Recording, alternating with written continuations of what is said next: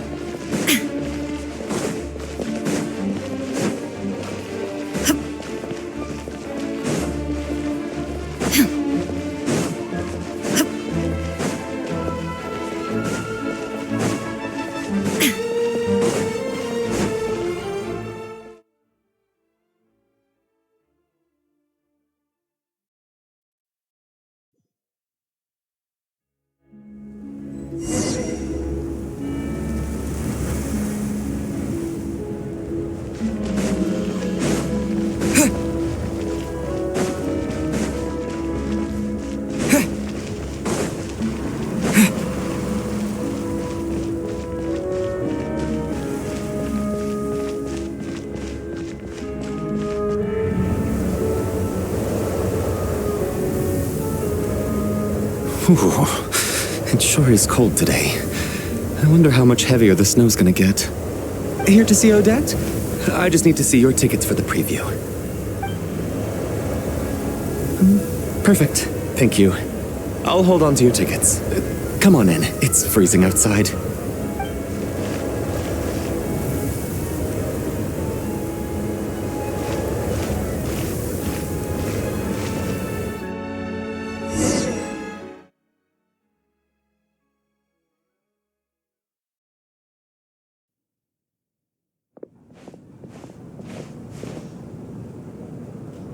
I think I'll leave the Lelic question until after the show's over.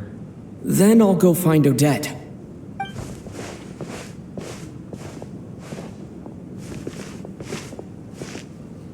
Child said he was originally going to come with Tonya.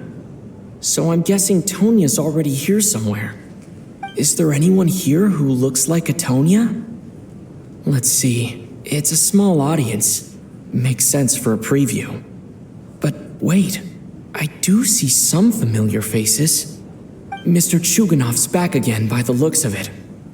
Oh, and is that Mitya? And that Fatui officer, Valeri. Guess he must be playing cat and mouse with Mitya again. Oh no, it looks like the show's starting and I still haven't found Tonya. Never mind. I'll just have to take a seat for now and see if I can catch her afterwards.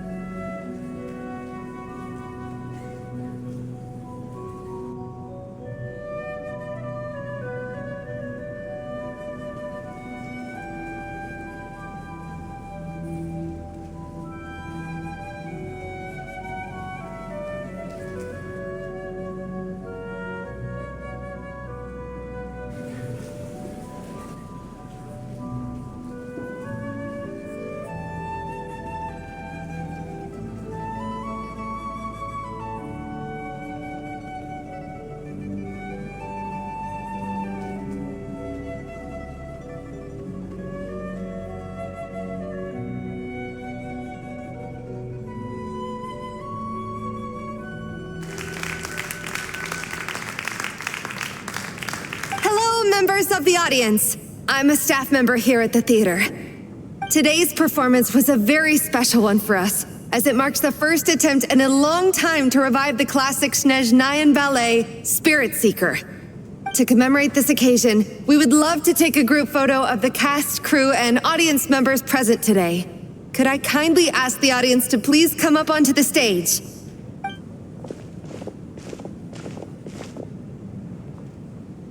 All right, everyone, huddle in a little more. Now, look at the camera. 1, 2, 3.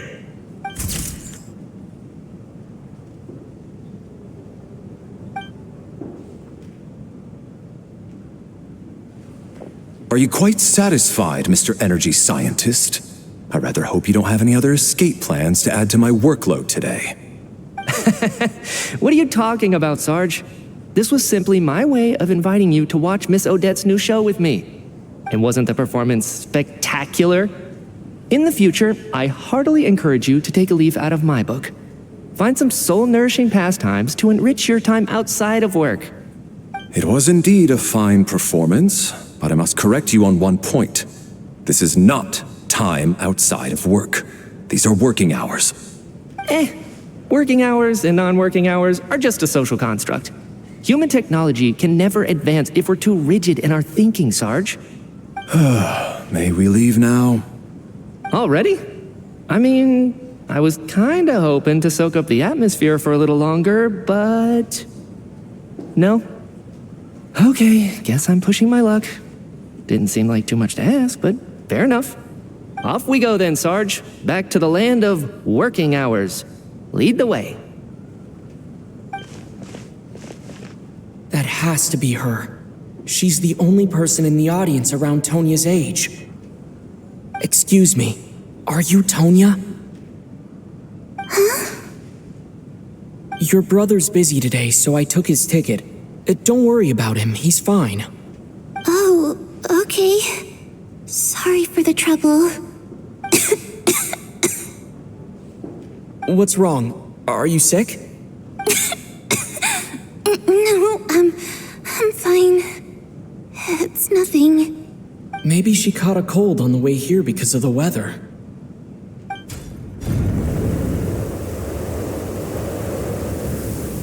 I haven't seen snow like this in a long, long time. It's most unusual. I know. It's completely white out there. You can barely see a thing. I've never seen such heavy snow in my life. Let's wait it out for now. You'd be lucky not to freeze to death in this weather, let alone find your way. Well, look at that. Maybe we shouldn't be in such a rush to get back after all. What do you think? Let's wait and see. Why do you need to take it so seriously? Fate has given us this wonderful chance to take a break. We owe it to ourselves to make the most of it. Come to think of it, there's a small inn not far from here that always keeps plenty of extra blankets on hand for guests.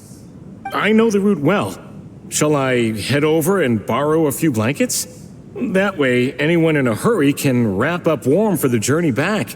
Just remember to return them next time you're over this way. Sir, there's really no need to go to all that trouble. Hey, it's no trouble at all. Wait here, I'll be right back. What a kind gentleman. Very good. My wife and daughter are waiting for me at home, so I shall be heading back as soon as I get my blanket. So... Are you expecting us to go back to the Armory Palace wrapped in blankets too? Don't worry about that. I made arrangements in advance. Should I not return to the Armory Palace within 3.5 hours after Operation Showtime begins, an armed squad will be sent to collect us. They will escort us back. You are one of our key military personnel, so any weather-related risks must be eliminated. Operation Showtime? So, wait.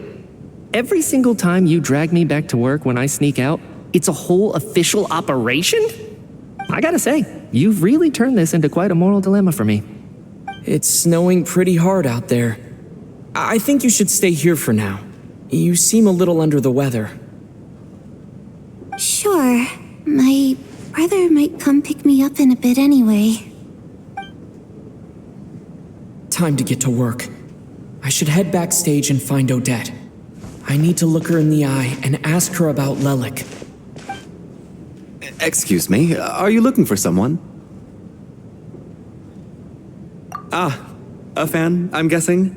Today is just a dress rehearsal, so Miss Odette won't be meeting with fans. She's taking a well-earned rest right now. Sorry, but that area is currently off limits to everyone except the cast and crew. Bad timing, I guess. Well, I might as well stick around. I doubt a...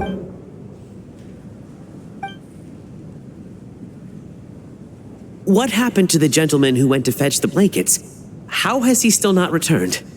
I was thinking the same thing. It's still snowing very hard. Do you think something might have happened to him? Whatever the reason for his delay, I must say I hate nothing more than people who make empty promises and fail to deliver. Well, I have to treat my employees like that on occasion, but that's different.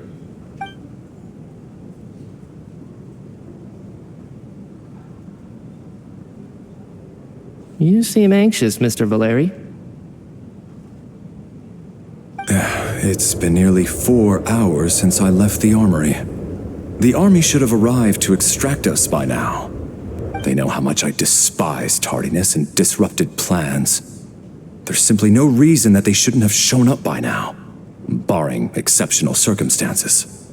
Surely a snowstorm like this one counts as such. Few things in this world can stop the Snezhnayan army, Mr. Mitya. And a snowstorm is certainly not one of them. Why don't you go out and take a look? They might be right outside, waiting for your orders before they dare come in. An absurd hypothesis. I have no intention of leaving your side for even a moment until I have escorted you back to the Armory Palace. This doesn't look like an ordinary snowstorm to me.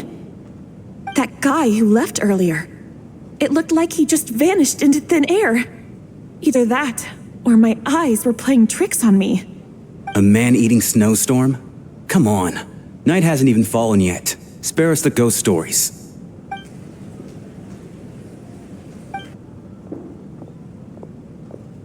Traveler, didn't know you were coming today. How come you didn't say anything? Oh, right. I assumed you were looking for me and Vodenitsa. Odette's still backstage. Whoa, that's quite a snowstorm out there. I've been working backstage this whole time, so I didn't even notice. No wonder the audience hasn't left yet. Is weather like this rare, even in Snezhnaya? Yeah, snow like this. I'm sure I've seen it out in the wild before, but never in the city. Actually, I take that back. I don't think I've seen snow this bad even in the wild.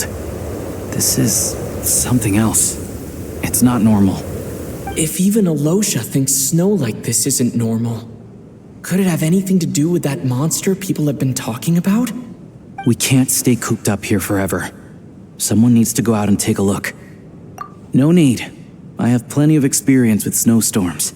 Besides, I work here while you're an audience member. I should be the one to do it.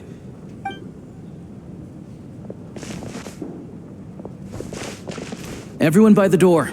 Careful not to let the snow soak into your shoes. In a snowstorm, you gotta look after your toes above all else. Heading out, my man? Be careful. I've been told the snowstorm eats people alive. Thanks for the advice. I am planning to be careful. I just want to take a quick look at the situation out there.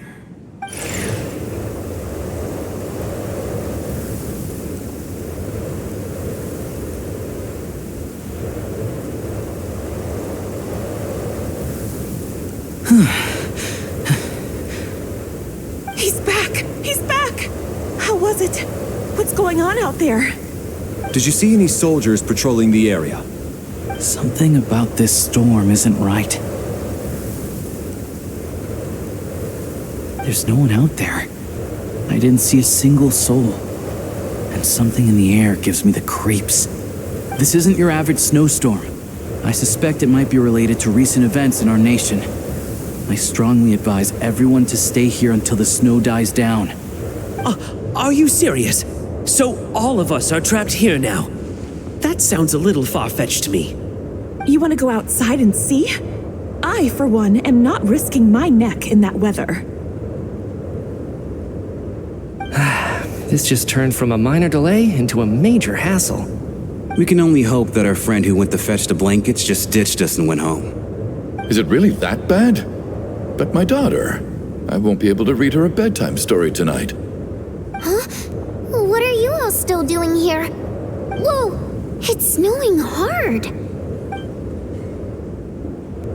So now we're stuck here? Oh, this is terrible! Luckily, It was just a dress rehearsal today, so there aren't too many people here. On the bright side, the theater's always well stocked with supplies. If the snow still doesn't let up as we get into the evening, you can spend the night here, everyone. At least, I assume that's all right? Odette? Fine by me. This seems like a sensible backup plan under the circumstances. My thanks to the theater for being so accommodating. What are you staring outside and praying for, my man? You anxious to get home too? Oh, Your Majesty the Tsaritsa, I beg you, please do not let tonight's snowstorm stop. This is a golden opportunity to spend the night under the same roof as the 2 top stars in all of Snezhnaya. It's a once-in-a-lifetime experience. I think I've changed my mind. Sir, if you so much as look at us funny, you'll be seeing stars in a whole other way. Behave yourself, or you'll be begging for that blizzard. It's getting colder. We need to keep the indoor temperature up.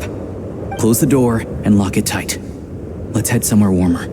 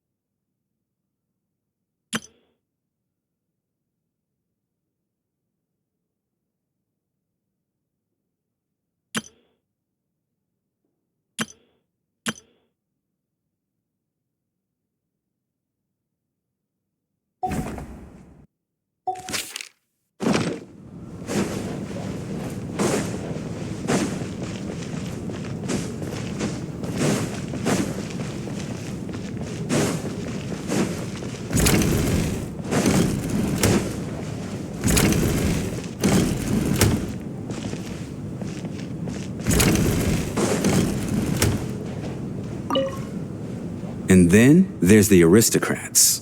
Easiest of all to deal with. You don't need to use any force whatsoever. All you have to do is show them the rope you plan to tie them up with. Do you know why? I don't. Do tell. Because nothing horrifies them more than the thought of a cheap, coarse rope leaving creases on their precious million more coat. They'll do whatever you ask to avoid that fate. Unexpected, but funny nonetheless. Tell me another one. Well, look at that. I got myself a new listener. Hey there. Let me introduce myself. The name's Shram, and I'm a mercenary. The kind that gets paid to do odd jobs for rich folks. And I am Chuganov, an entrepreneur. If my name is unfamiliar to you, you will no doubt have heard of my factory, the renowned Iskra manufacturing plant. Are you really that famous, Mr. Chuganov? How come I've never heard your name before? Excuse me? Is that a joke? Or are you being serious? Oh, I'll have to ask my rope later. It's probably tied up more entrepreneurs than I've ever heard of.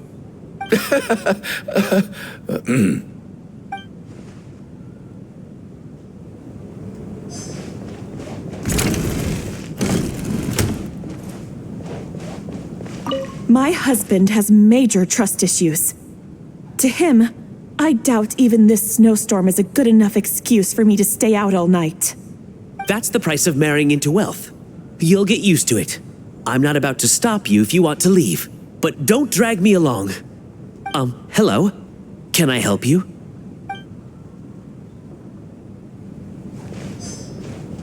How are you feeling, Tonya? I'm fine. Sorry to worry you. I'm used to it by this point. I take medicine for it. My brother usually helps to get it ready for me. Child must take great care of his sister. He's never mentioned Tonya's illness, though. You know, I actually find this whole thing kind of exciting. Stuck in a strange place thanks to a snowstorm. Having to spend the night with a bunch of interesting characters. Kids, huh? My brother always says I'm not mature enough. Maybe he's right.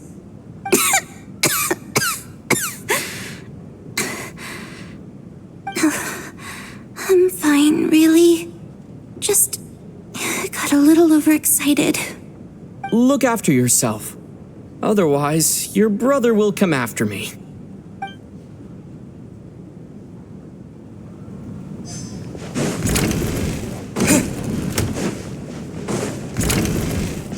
This is highly irregular.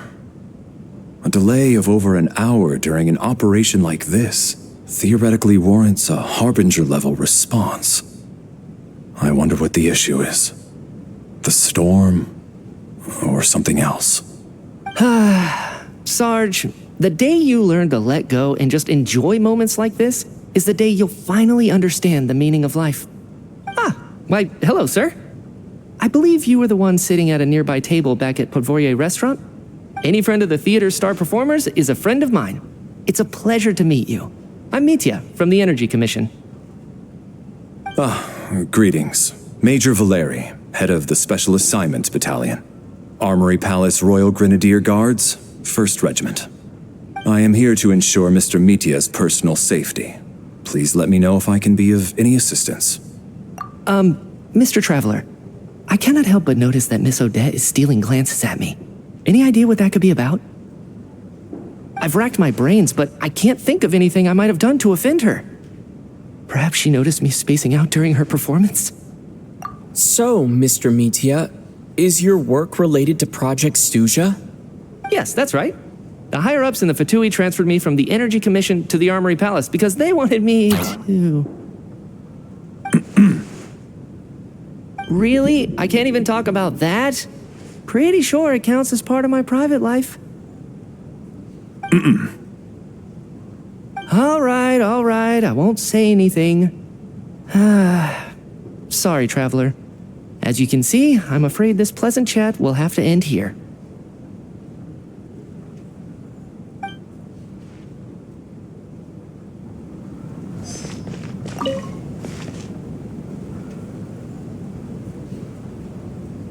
I don't think it's ever been this lively backstage before. I didn't know you were coming today.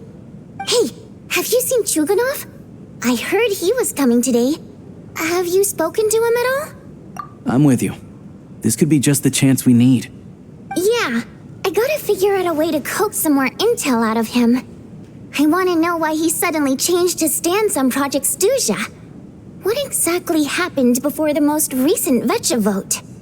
For the Rokad, or just out of personal interest? Shh! There are other people around. Don't say the R word.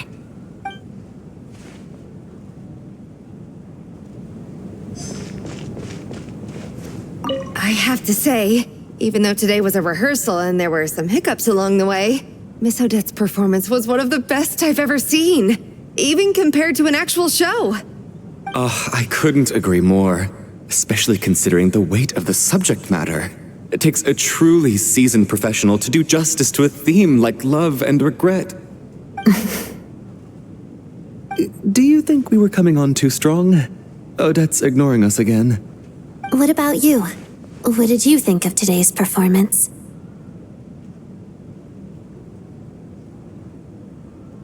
Oh my, that's very flattering of you.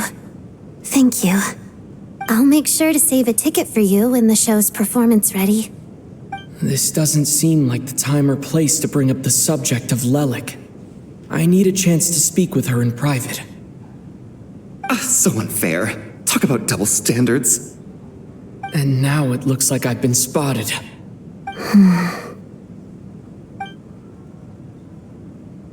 You know Mitya too? No, I don't. I just have a feeling that he might be dangerous.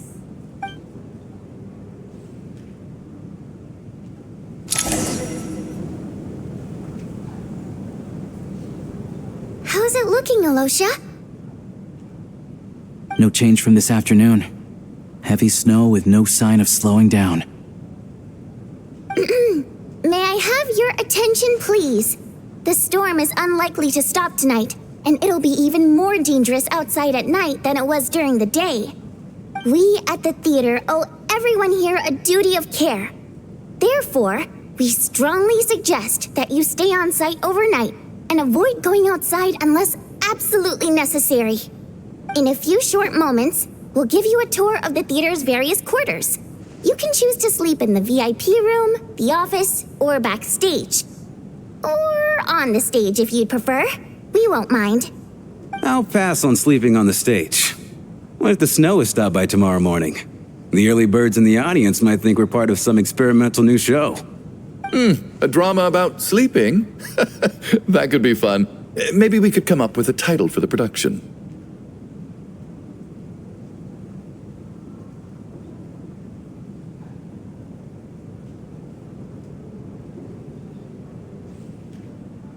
What? Gotta admit, I didn't get that one.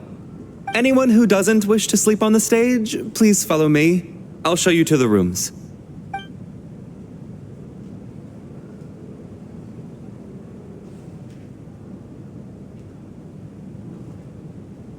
I guess I'll call it a night. Though I feel like I won't sleep very well without Paimon here. I'm sure she'll be worried that I haven't made it back yet. But as long as she looks out the window, she'll probably realize what's holding me up. I wonder if she's feeling any better yet. At least she hasn't been getting any worse. Still, I should try and get back first thing tomorrow morning.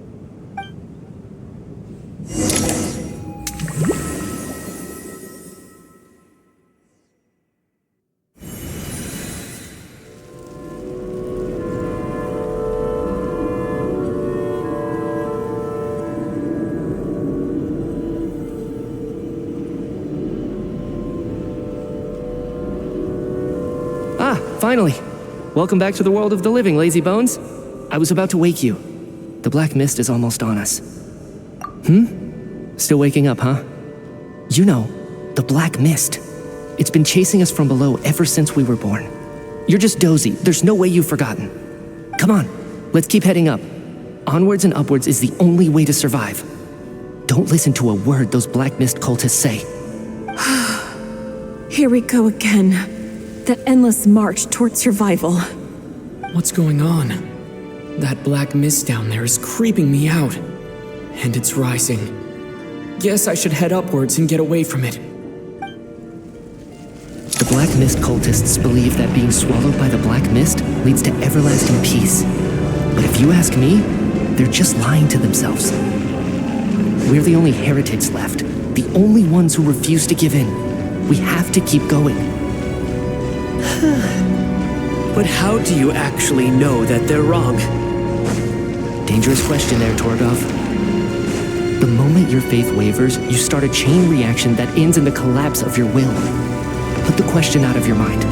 Stay strong and believe that the black mist means certain death. Okay, but it's not my mind that's the problem. My body's about to give up on me. It's already starting to falter. I can't do this anymore. I've had enough of being forever on the run. What's the point of it all? All this will pass eventually, I promise. Keep fighting. It will be worth it.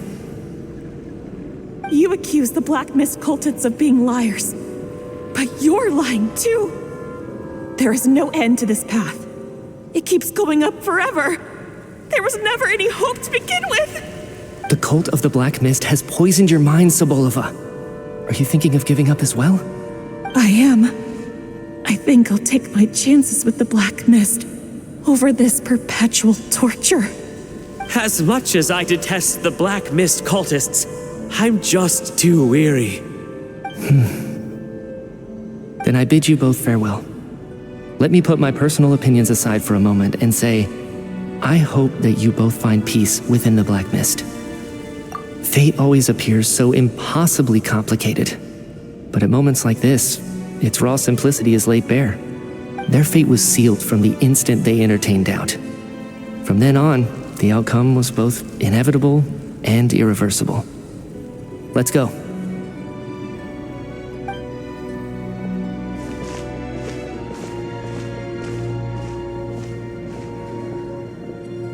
Torgov and Sobolova are gone. I never thought the day would come when even they would be swallowed by the Black Mist. It's just you and me now. Yes, it looks like it's satisfied. For now. This happens from time to time, but it won't be long before the Black Mist starts chasing survivors once again. No one knows how to stop its advance for good. Well, we should make the most of the precious moments of rest that those two bought for us.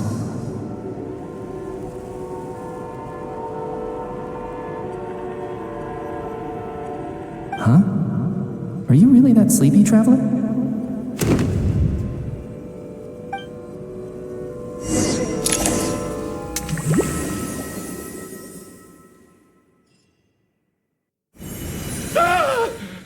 Help! Somebody, come quick! What is it, Chuganov? What's wrong? Huh? Is it morning already? What's all the commotion? Sounds like it's coming from next door. I should check and see what's going on.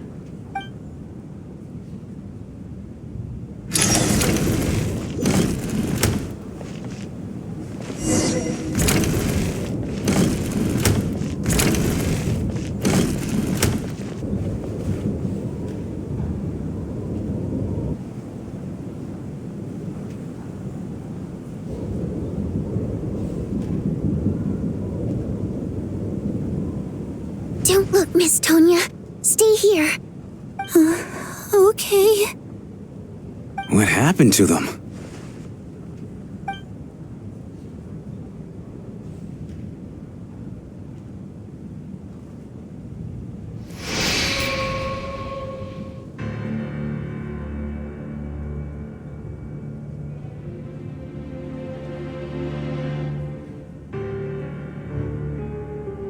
These two people have passed away.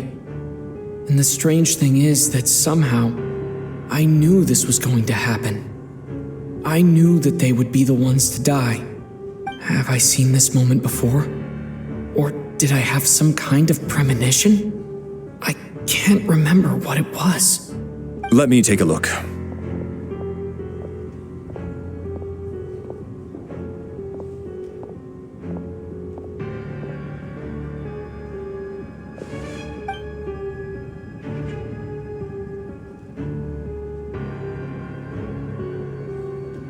No vital signs in either of them. They're dead. The cause of death, however, remains unclear.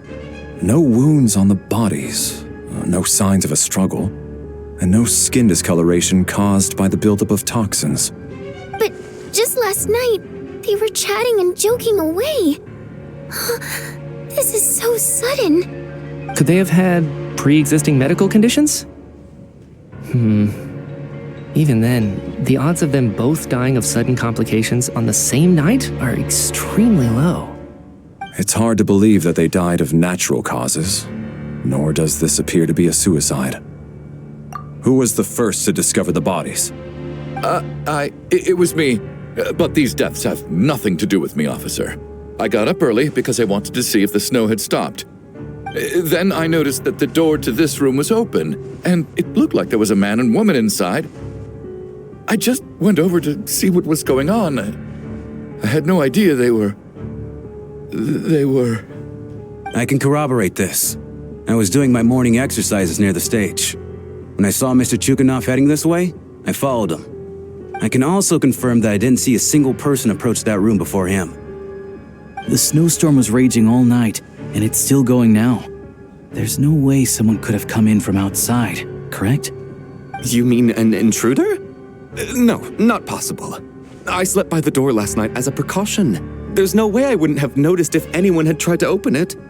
Everyone, split into pairs and search the theater for anyone in hiding or any signs of suspicious activity. I'll follow up with a full search of my own shortly.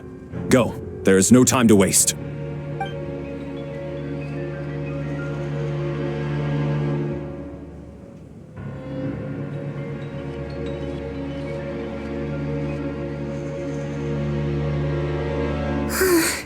Nothing on your end either? Backstage is clear. No signs of suspicious activity. We checked the basement. Also clear. I don't think there's anywhere here that a living person could hide. Are we certain that the theater doesn't have a back door? Or any tunnel or passageway wide enough for a person to fit through? No, there's nothing like that. If people were sneaking in through some secret tunnel to avoid buying a ticket, we'd have sealed it off ages ago. I also checked the windows. All of them are locked from the inside, and there's no sign of anyone entering or leaving. It sounds like we can safely rule out the intruder theory. If anyone came in during the night in this weather, there'd be no way for them to avoid leaving footprints or water stains. This can only mean one thing. It's like one of those murder mysteries you see in novels and plays, isn't it? The ones where the killer is one of us. We can't quite jump to that conclusion just yet. Could he be right? It's hard to imagine something like that happening in real life. Set in a theater during a snowstorm, a murder takes place, and the killer is among us. It's such a classic trope that it seems unbelievable. Looking at who the killer targeted and the clean entry and exit, it all adds up. I know what this is. It's obvious now that I think about it. What is? What have you figured out? Both victims were wealthy, well-known local merchants. And the door was deliberately left open so I would discover the bodies and witness the crime scene first thing in the morning. Such ruthless methods. This was your doing, wasn't it, Lelik? Lelik? You mean Lelik is among us, and he's the killer? Lelik. I know this code name. Member of the Rokot, anti-Project Stuja. Always works alone. I've read the case files at the Armory Palace. Walk me through your reasoning, Mr. Chuganov. What do you know about Lelik?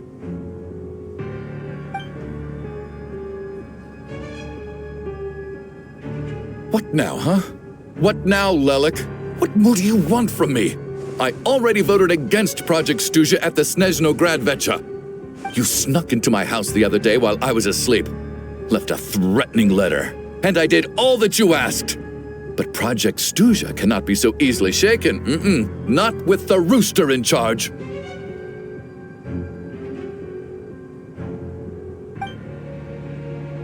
So he really was threatened by Lelik. That makes sense. And now you're resorting to murder to threaten me. Isn't that right? I knew it. The Rokot despises the rich. The lives of the wealthy are but refuse in your eyes. Show yourself! Which one of you is Lelik, Tell me! I'll do whatever you want! Just stop playing these mind games!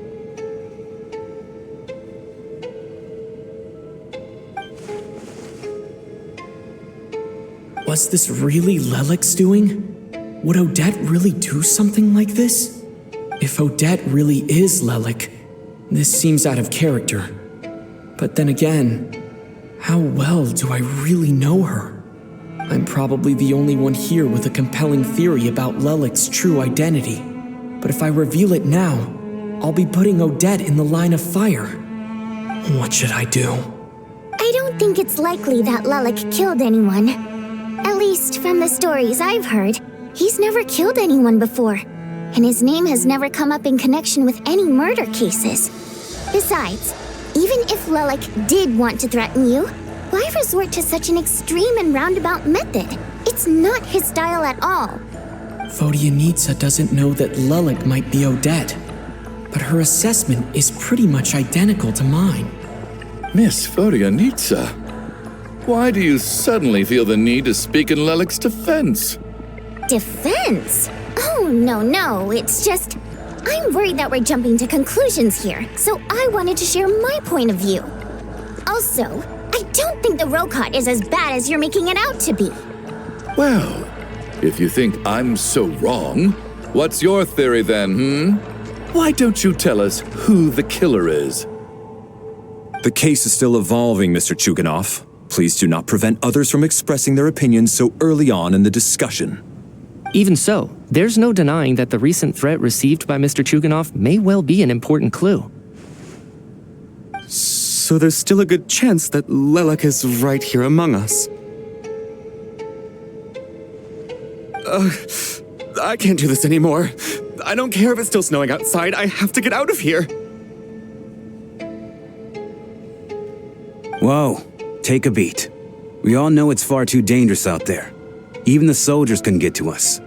Go out that door, and you might not live to tell the tale. And whoever this Lelik is, they're surely not going to murder anyone in broad daylight. Be sensible, my man. You're safer inside. As much as I regret having to say this, I'd like everyone to cooperate and refrain from exiting the premises until further notice. Because as things stand, every one of us is now a suspect. Unless anyone has further information to share, let's adjourn for now. Feel free to keep searching for clues, but make sure you don't go off alone.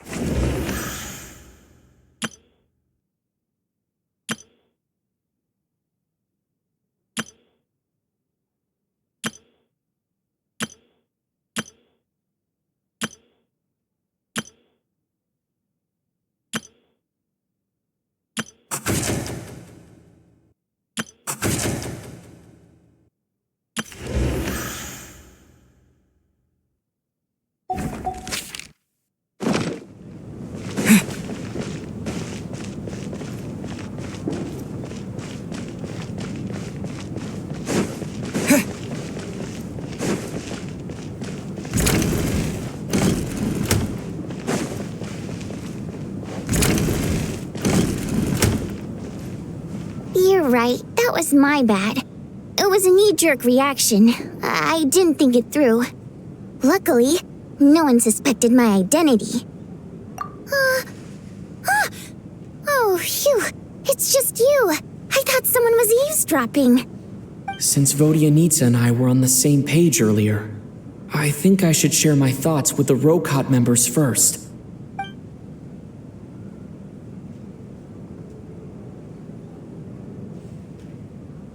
Whoa. Are you serious? I don't know if this counts as gossip, but it's definitely on track to be the juiciest this whole year. Odette? Really? Odette? Oh God, how dumb does this make me look? Lelik has been right under my nose this whole time, and I didn't notice a thing. Actually, it's exactly what you'd expect. Sometimes, hiding in plain sight is the best strategy. And now that you mention it, the more I think about it, the more sense it seems to make. It all adds up. What are we up to now? 1, 2, 3, 4... Odette's identities. She's my coworker, specifically a ballerina, and also a Fatous, a member of the Rokot. Now, Lelik. It must be so exhausting. I just want to give her a hug. I guess since I've always known her as a member of the Fatui, it never even crossed my mind that she could be involved with the Rokot, let alone be Lelik. I don't understand. If she's with the Fatui, What reason could she have for being so opposed to Project Stusha? Probably best if you ask her that in person. Well, since you waited until now to bring this up instead of announcing it to everyone earlier, does that mean we're all on the same page here? Yeah. Lilac may not follow orders from the Rokot leadership, but as far as I'm concerned, she's never crossed the line. If anything, her actions benefit the poor. We need to confront her face to face. Do you think she'd really admit to being Lilac? I don't know. We'll have to see how it goes. For now, we'll work on the assumption that she didn't kill anyone, and see how much she's willing to tell us.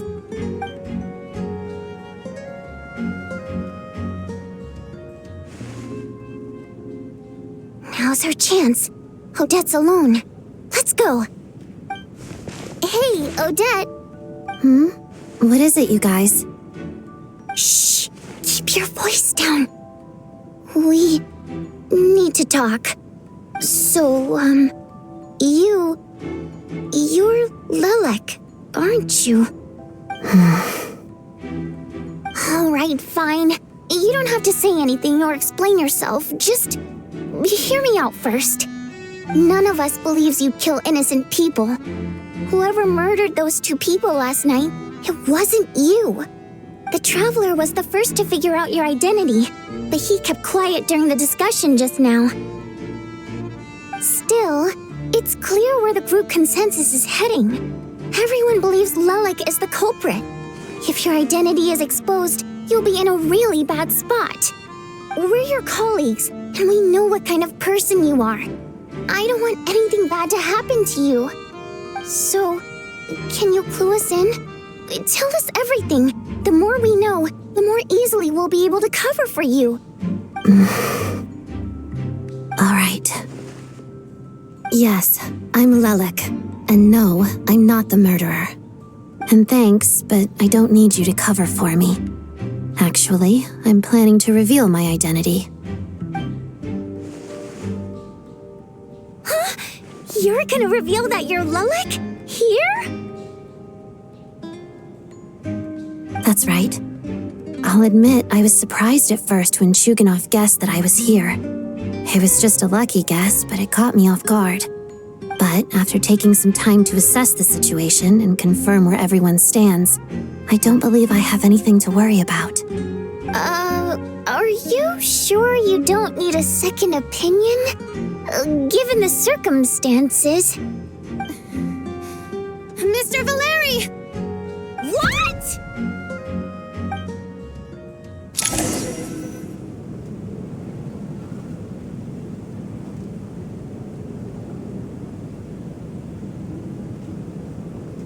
So, Odette is Lilac? I don't know what game you're playing, but you've got a lot of nerve. It's just one identity. So what if it's exposed? I can disappear and adopt a new identity anytime I please. I made my peace with this when I chose to become Lilac. But more importantly, I promise I am not the murderer, which means that someone else is. So, if anyone still insists that I did this, you'd best produce the evidence now. Otherwise, I suggest that you bite your tongue. Because if you really believe I killed 2 people without making a sound or leaving a trace, pointing fingers at me would surely only make you my next target. Is this really the truth, Miss Odette? That's confidence, all right. I believe you. A real no-nonsense attitude. I can see why Marionette said that she's on track to inherit the title of the Fair Lady. Are you seriously buying this? Hey, officer! She just admitted to being Lilac. Aren't you going to do something about this? I do have one question, Miss Odette. Why have you chosen this moment to come forward and reveal your identity? If I didn't say anything, everyone would be focusing all their efforts on finding Lilac. And that is exactly what the real culprit wants. I don't want to be the scapegoat who lets the murderer get away with this crime. Despite all the accusations, she made the smart choice. A remarkable display of rational thinking under pressure. Clearly, Odette's talent extends far beyond the art of dance. She thought so far ahead. Ugh, why do I always feel like I'm one step behind her in everything? You've convinced me. Dealing with the murder case remains the top priority right now. Let's put the name Lelik and all related incidents aside until further notice. Nevertheless, the group still considers you the prime suspect. I assume you have no quarrel with that, Miss Odette? I understand. You're welcome to keep an eye on me around the clock. I have no objections. Mr. Chuganov? For my wife and daughter's sake, I'll let you off the hook for now. But don't think you're forgiven for breaking into my house and threatening me. Just wait till we get out of here, Lelik. We'll settle the score then.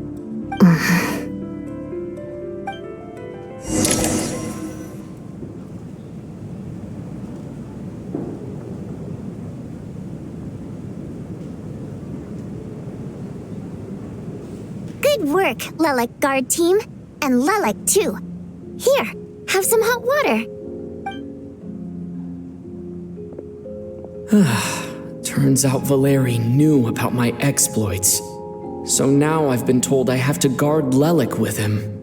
Shouldn't you be facing my way if you're guarding me? At the moment, it looks more like you're my bodyguards. If the true culprit is indeed still at large, as you have claimed, we must keep our guard up against them also. Don't worry, Tonya. We'll get through this. Once the snow stops, the officials will step in. The investigation will get easier, and then we'll be safe. But once the snow stops, won't everyone just leave? You're gonna miss us, huh? Well, some of us work at the theaters, so we'll still be here. I'll even give you a special backstage pass. Really, Miss Vodyanitsa?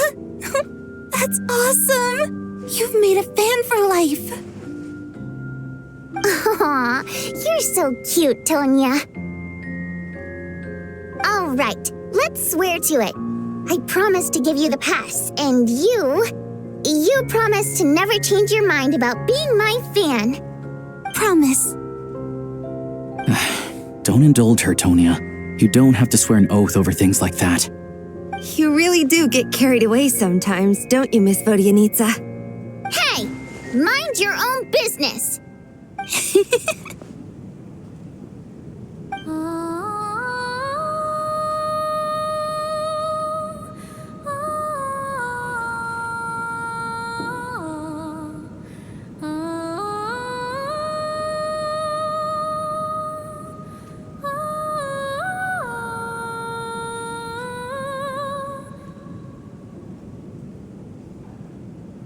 Don't be nervous, Miss Water Imp.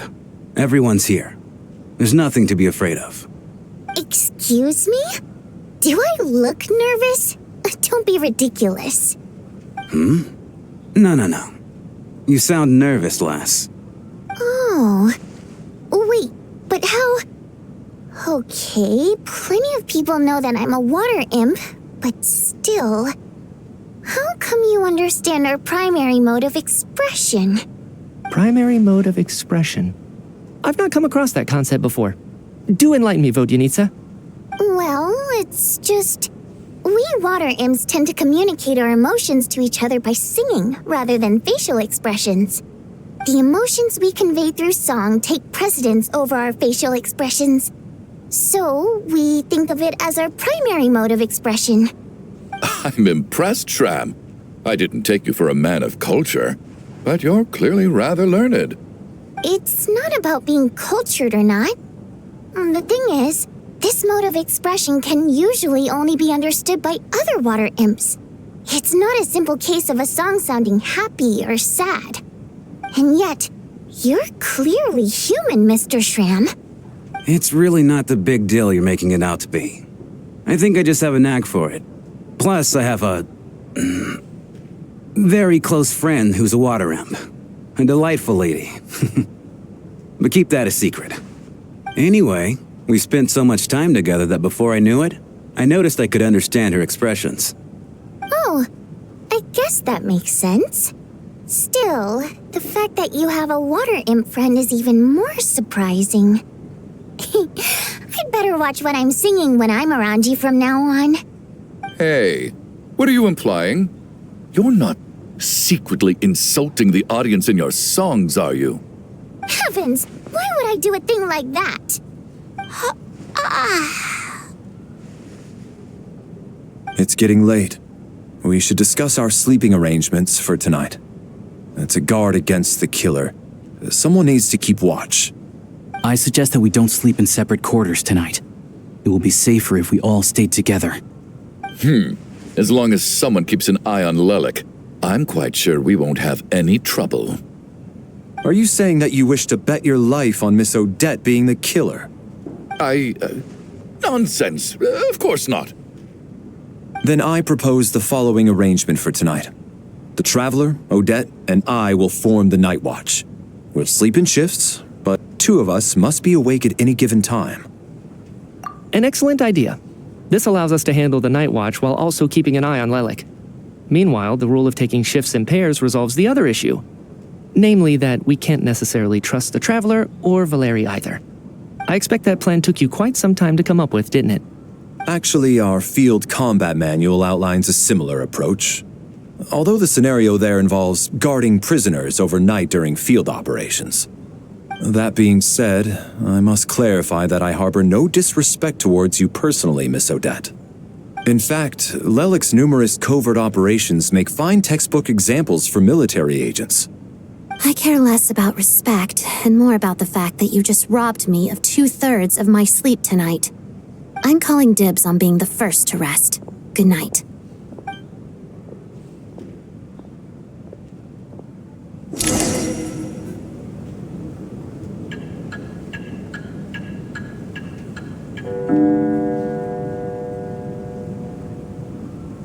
It's almost time. We should wake Odette. How are you faring? Oh, not going to argue with that. I'll take a quick nap. If you start to feel sleepy, wake me up anytime. It's finally time for Odette and I to share the night watch. I should wake her up.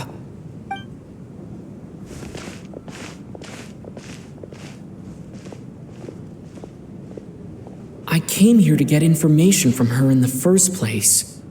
Maybe I should think about what questions I want to ask before she wakes up. How long are you gonna keep staring at me? Couldn't sleep. My mind's been running haywire. Plus, there's something I've been meaning to talk to you about. I had a hunch that you wanted a conversation too. Let's take this chance to clear the air, shall we?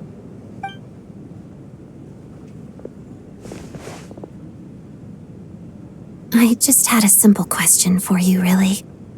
It's, Rosaline. In her final moments, did she have any last words or anything? I see. Well, that was all.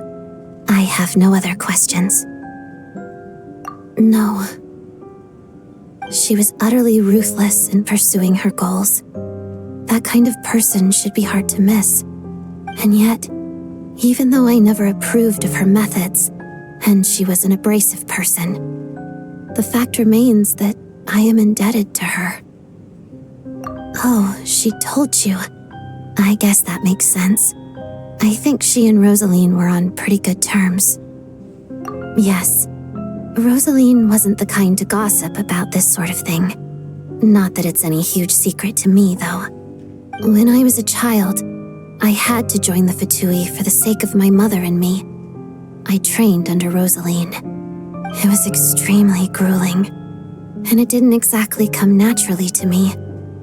All I could do was try to ignore the biting cold and practice. I was a newcomer who'd managed to make a good first impression on a harbinger. There was pressure to live up to her expectations, to be worthy of the fair lady's reputation. Every day was a struggle against the cold, pain, and fatigue. And most nights, I struggled to fall asleep. After enduring all that, I've become almost immune to the sensation of pain. I suppose that was the cost of survival. Surely, any child who had to experience that would grow to hate her lot in life, don't you think? So, I put an equal amount of effort into my ballet. Because in my young mind, that was the only way to defy my fate. It was my way of telling her, the Fatui's demands and your expectations of me are not what I wish for. One day, I will leave. I think she probably blamed my poor performance in training on my passion for ballet. She knew my heart wasn't in it. One time, when I was secretly practicing a dance at night, she suddenly showed up. I knew she was there to catch me red-handed. I told her, "You don't deserve to watch the dance I learned from my mother." She looked stunned. I guess she was surprised that I lashed out first, before she had the chance. But strangely enough, on that occasion, she wasn't fierce with me like she was during training. Instead, she fell silent for a moment, and then left. After that, she never interfered with my dancing or asked me how it was going. She never came to watch me dance again either. Not even once. She was. But even now, whenever I take out this core Ignis, I can't help but think of that night. Of the look on her face. Sort of. Although gift might be too kind a term. This is her flame sealed within ice. A symbol of her favor, yes, but also our way of keeping an eye on people. She knew the location of every piece of core Ignis. If any recipient started acting suspiciously, she'd be on to them immediately. Trust her to make even a mark of approval feel suffocating. So, when news of Rosaline's death reached Snezhnaya, many people immediately crushed their core Ignis. It gave them a profound sense of relief, like they'd broken free from her shackles. But I kept mine. With my sensitivity to pain being as dull as it is, the warmth from this core Ignis is one of the few things I can still feel clearly. I still wonder, did she really come to stop me that night? I wasn't sure, but I was scared. So I said some really awful things. I guess she didn't leave anything behind. Not that I expected her to. It's fine. It's just a bit of a shame that we couldn't settle our differences before the end. She did. Are you sure she was talking about this event? No, she didn't. I didn't even find out that she'd gone to Mondstadt until a while after she'd left. Wait, in that case... Okay, I will. Thanks for letting me know. There's something I'm trying to figure out. I'm beginning to suspect that Paimon's mystery illness is being caused by the energy research behind Project Stuja. Paimon's very important to me, so I have to get to the bottom of this. I figured that since you're Lelik, you might know something about all this. The ultimate goal of this energy experiment is to create a weapon for the final battle. The weapon's construction was completed in Nocturne. Now, all that remains is to arm it with a sufficiently powerful energy.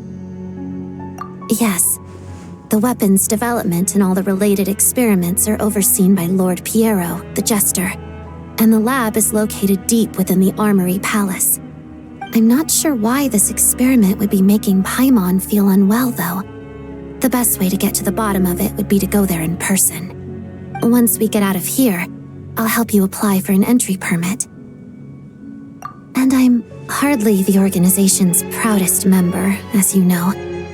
You answered my question about Rosaline. I want to do you a favor in return. It's that simple.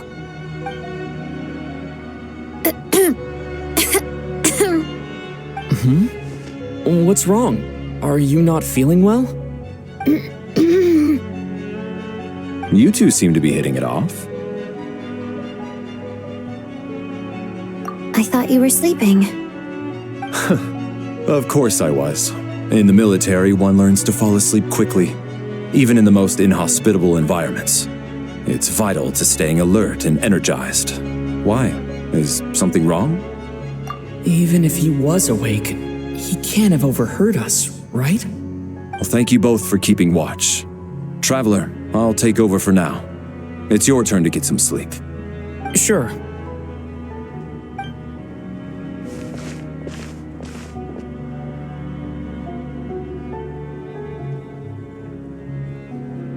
This is our second night here, but at least I found out a little more about Paimon's condition. I hope she's been sleeping well the past couple of days.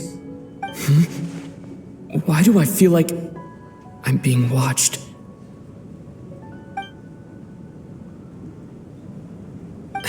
Seriously? Is this payback for when I stared at her earlier? But I thought she was asleep. Never mind. I'd better try and get some sleep myself.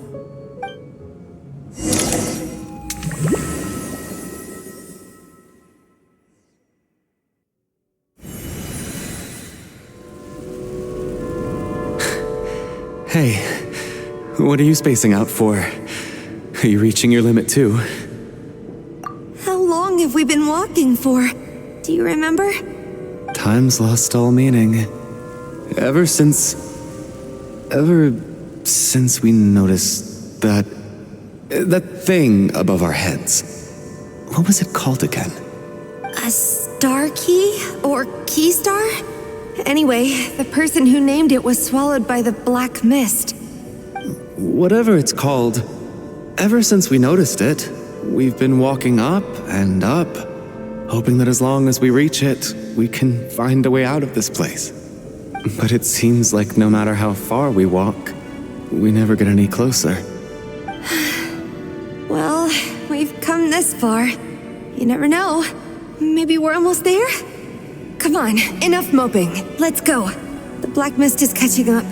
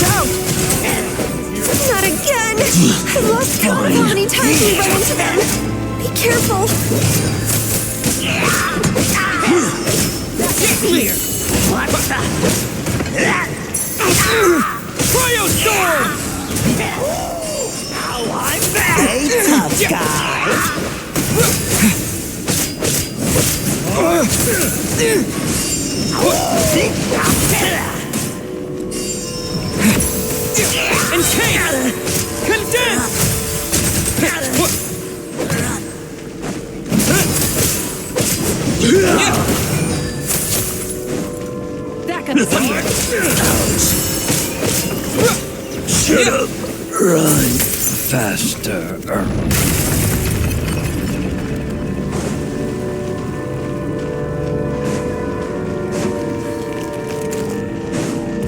Here they come again! Get ready!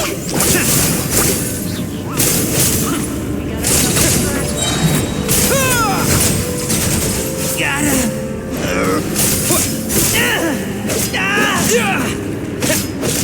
Cryostorm!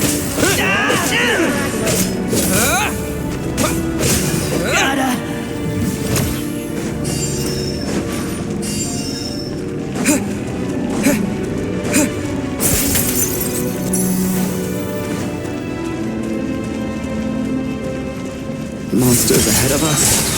The black mist behind us. It feels like there's no escape. Fine. Enough!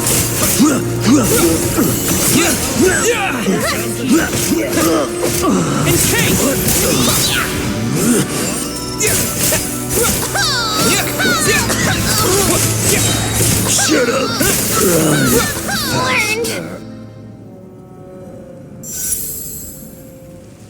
Are you hurt, Cooler? No, I'm fine. It's just... suddenly I don't want to walk any further. I get you. In fact, I reached my limit a long time ago. Sometimes it feels like there's hope where there shouldn't be. Yeah. The hope that the star gives us is the only thing keeping us going. But I'm not sure it's real at all. It may just be a collective illusion. Otherwise, why would it always be out of reach?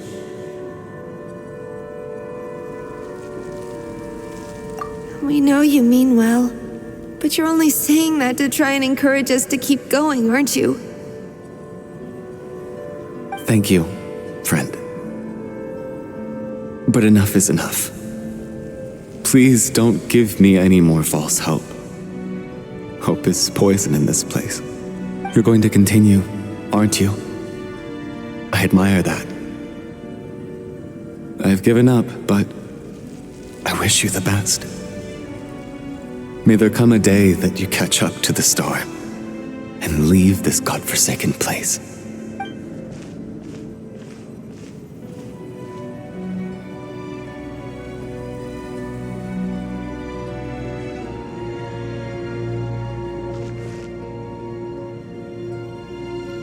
It's not an illusion. We really are getting closer to the star. Congratulations. You're the first person to make it here. I'm the star's envoy. The black mist has stopped rising. Its hunger is satisfied for now, having devoured your two companions. This is a good opportunity. I'll let you get some rest before we continue.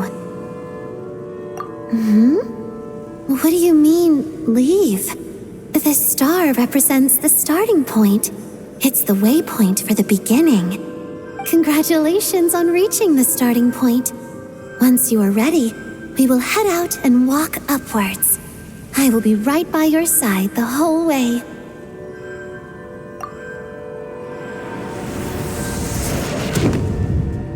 Huh? What's wrong? Hey, don't give up before the journey's even begun.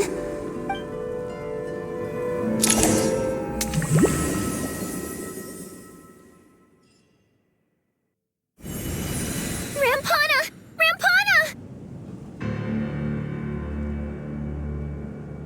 Is that Vodyanitsa's voice?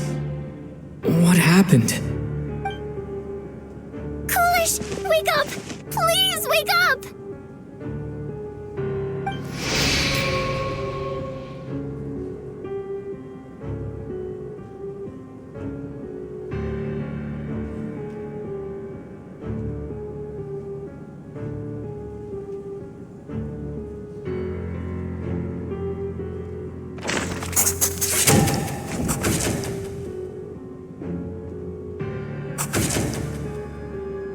The situation is identical to that of the two casualties yesterday. We cannot ascertain the cause of death.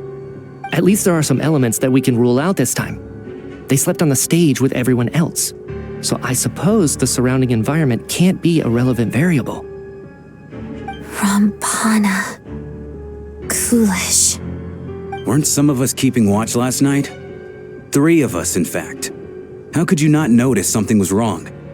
I'm as confused as you are. Certainly nothing unusual happened on my watch. Likewise, and from what I've observed so far, both Miss Odette and the Traveler can be trusted. To be honest, I didn't get a wink of sleep last night. I couldn't help but think I was the target, so I just laid there with my eyes closed. I heard the Traveler and Lelik chatting, but otherwise I don't recall hearing any commotion during the night. Me too. I didn't want to wake everyone up, so I was concentrating hard, trying not to cough. I hardly slept at all. If anything had happened, I'm sure I would have noticed. Then, what could possibly be causing this? Once was bad enough. I can't believe it happened again. I worked closely with Rampana and Coolish for so long. I never imagined that one day they'd... And on this stage of all places... Voronitsa... 4 victims in just 2 days, and we still don't have a single lead. I need to get to the bottom of this as soon as possible. And above all, keep Tonya safe. I'd never be able to look Child in the eye again otherwise. Still snowing? Yes, I just checked. Still no sign of anyone outside either. So we only have ourselves to rely on. If you ask me, this killer can clearly strike whenever they please. The Night Watch was a useless endeavor from the start. Lelik must be an expert in poisoning. Clearly she used some poison that can't be detected on the corpse. Here we go again. Listen, I was already thinking to myself last night, was Lelik's reason for revealing her identity the real story? Well, now I have my answer. It most certainly was not. She's been playing us for fools. You get off on this, don't you? Revealing your identity, only to carry on with your killing spree? That's a hideous thought. One that only a hideous mind like yours could dream up. How dare you? That's enough! Yesterday, you named Lelik as a suspect because the victims were both wealthy merchants. Lelik might have had a motive then, but today's victims were just ordinary people. Not to mention that they were colleagues of Odette and mine. What reason would she have to murder them? Let me guess, just to scare you? Who knows? Maybe you don't know her as well as you think. I implore you all to ask yourselves, how many people are there really in this world that have what it takes to kill another person? Not many, I'd wager. Lelik is well known to be a ruthless operator, and now she has revealed her identity. How could it be any more obvious? Everything you've said so far is still just conjecture, which doesn't constitute a concrete lead. You need to back up your claims with some evidence. How can you defend her, officer? What did she say to you while you were on Night Watch? Maybe I shouldn't be so surprised. You military types are always colluding with criminals to target the rich.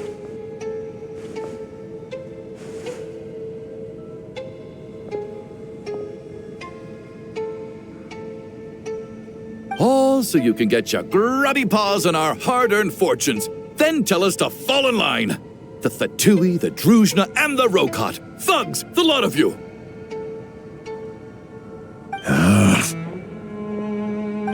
Don't you dare!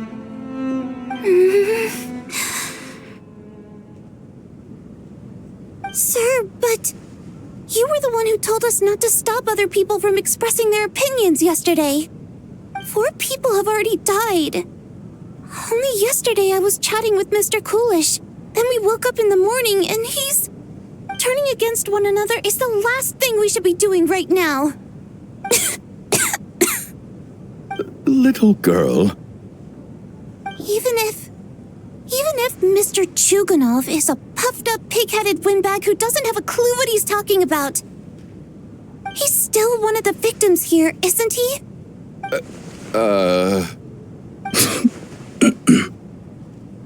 Quite. I had no intention of resorting to violence. But you're right, Miss Tonya. I ought not prevent him from speaking his mind. In any case, I believe Mr. Chuganov has calmed down a little now. We may resume our discussion. I don't think there's any need for that. What is there to discuss? Nothing about this situation is normal. Did you have an idea, Mitya? You're the brainiac here, right? Come on, clue us in. I've been mulling something over. All the leads we have so far concern things from outside the theater. Miss Odette's alter ego, the threats Mr. Chuganov received. But then there's the 2 double murder crime scenes themselves, which have given us absolutely nothing to go on whatsoever. That's highly unusual. Even with the most careful killers, there's always some evidence left behind. So what are you suggesting? I think this could be a supernatural event. It isn't characteristic of human-on-human homicide at all. Correct me if I'm wrong, but Aren't you supposed to be a scientist? That doesn't sound like a conclusion someone like you is supposed to make. I got into scientific research because of my insatiable curiosity. But if the present situation defies all known scientific explanations, I don't mind shifting my curiosity toward the paranormal instead. Now that you mention it, I remember when I first came to the theater. I heard rumors about this place being haunted. Haunted? Yeah, I think I heard the same thing. But I mean, they're only rumors, right? We've worked here for years. Surely we would have noticed any spooky goings-on by now. Well, this has taken an unexpected turn. A haunted theater? If Paimon were here, she'd probably be hiding behind me in fear right now. Why don't we take this opportunity to look for clues again with a more open mind? Maybe a different perspective will help us see something different. Very well. Whether it's criminals or ghosts we're looking for, the same rules apply. Everyone needs to tread carefully. I'll move the bodies into the same room for now.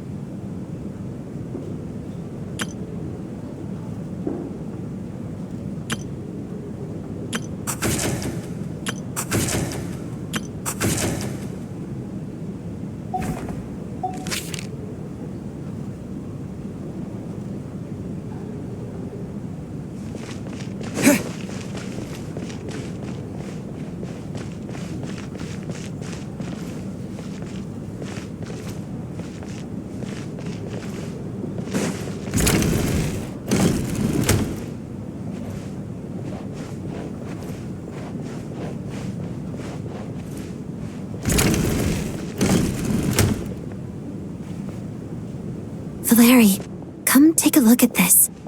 You too, traveler. Some sort of notebook. What is it for? It's the on-duty logbook for the theater. Kulish was the main person to use it. He mostly used it to record any unusual incidents during a show, audience numbers, exit times, and so on. Yes, he'd always have this logbook with him when he checked tickets at the entrance. This should confirm a lot of key details about the recent show.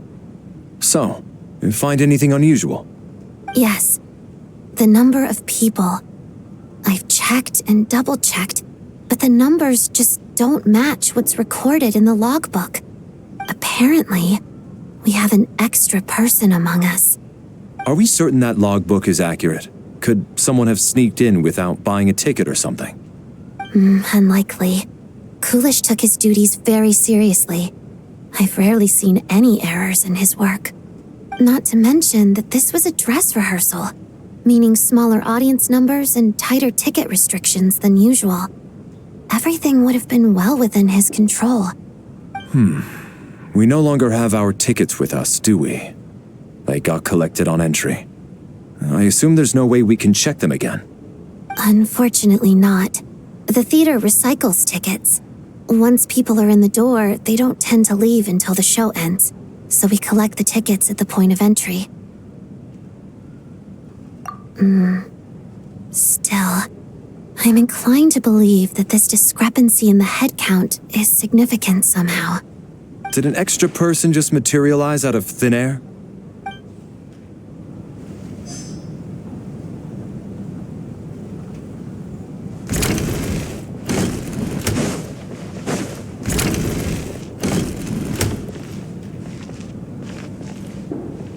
Tonya, did you find anything?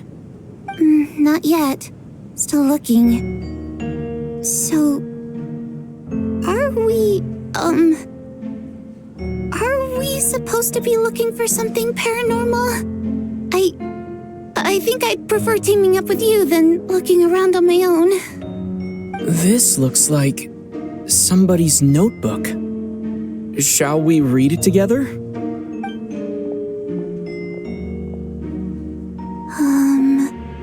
Well, it doesn't look scary or anything, so I guess it should be fine.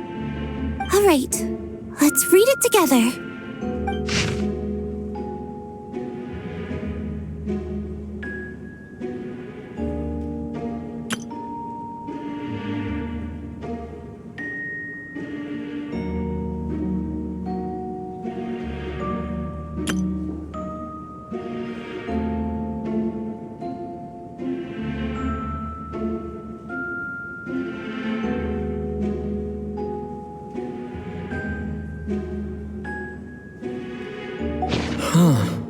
This has to be Vodyanitsa's writing, surely.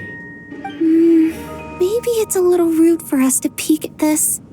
I feel like I just read someone's secret diary by accident. It sounds like she's writing this for her parents, right? I don't understand. Why put this stuff in a notebook instead of mailing it in a letter? Because her water imp parents belong to the aristocracy, who were driven out of Snezhnaya by the Tsaritsa long ago. And now they live somewhere new, where the postman can't get to.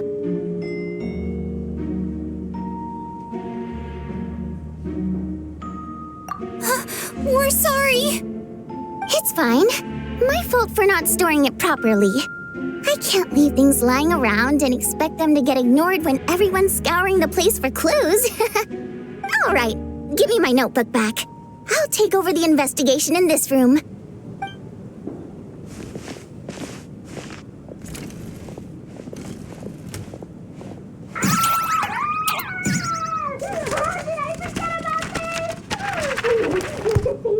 Oh, God, and this one... Oh, my. Why am I so embarrassing?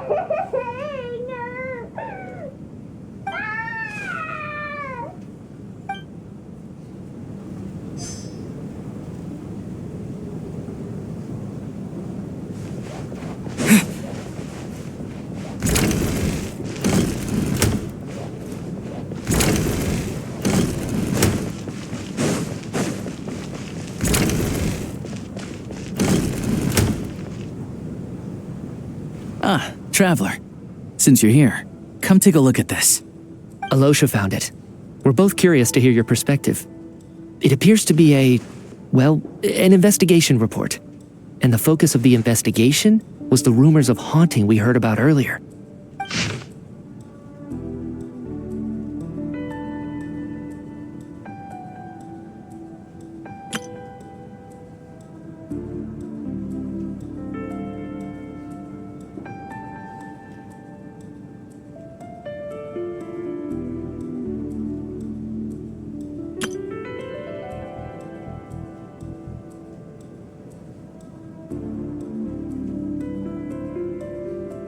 An investigation report, huh?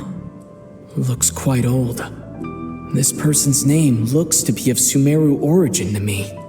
Was the investigator from Sumeru?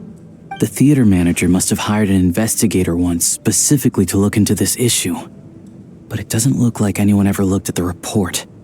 Presumably, the manager wanted to know if the supposed haunting was dangerous while also being fearful of word getting out in case it affected the theater's business. Anyway, the bottom line is, the haunting is actually real after all. It's caused by an obstruction in the ley lines. Is there any chance this is the key to finally making some progress with the murder cases? Ley line problems are pretty unexceptional to me by this point. And while it certainly offers an explanation for the ghosts, it's hard to imagine what connection it could have to these two murder cases. Some of the language that appears at the very end of the report caught my eye. Angel civilization, ley line renovation? My area of research doesn't touch on any of that, so it's completely outside of my wheelhouse. Huh? A piece of paper just fell out from the report. It landed right by your feet.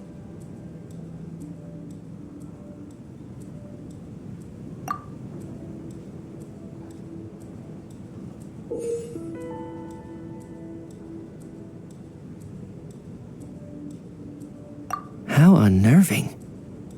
It was tucked inside the report, so it must be a note left by the author. Death is near. Is that supposed to be what's going on here? With us in the theater? But if so, how did the author foresee it?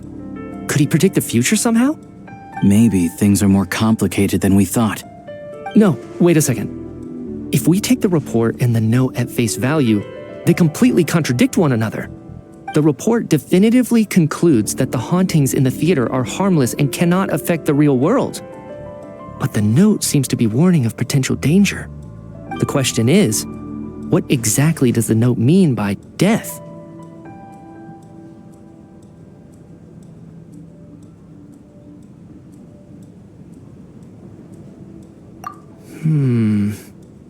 The various ways we could interpret this keyword lead in completely different directions. Let's pause our analysis here for now. I think we need more information.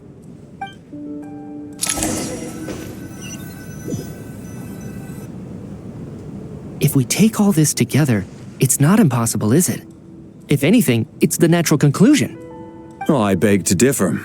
This sounds to me like a product of a researcher's vivid imagination. And perhaps it's because I'm still viewing this through the lens of a typical murder investigation. But still, I'm struggling to be persuaded by your theory. Does it really sound that far-fetched? Alright, well, let's treat that as speculation for now. I do agree with what you've said, so let's go with your idea for now.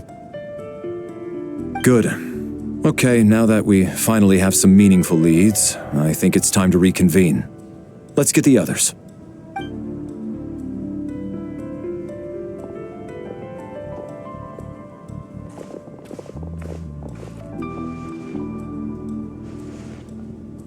So, that's about everything we've discovered so far.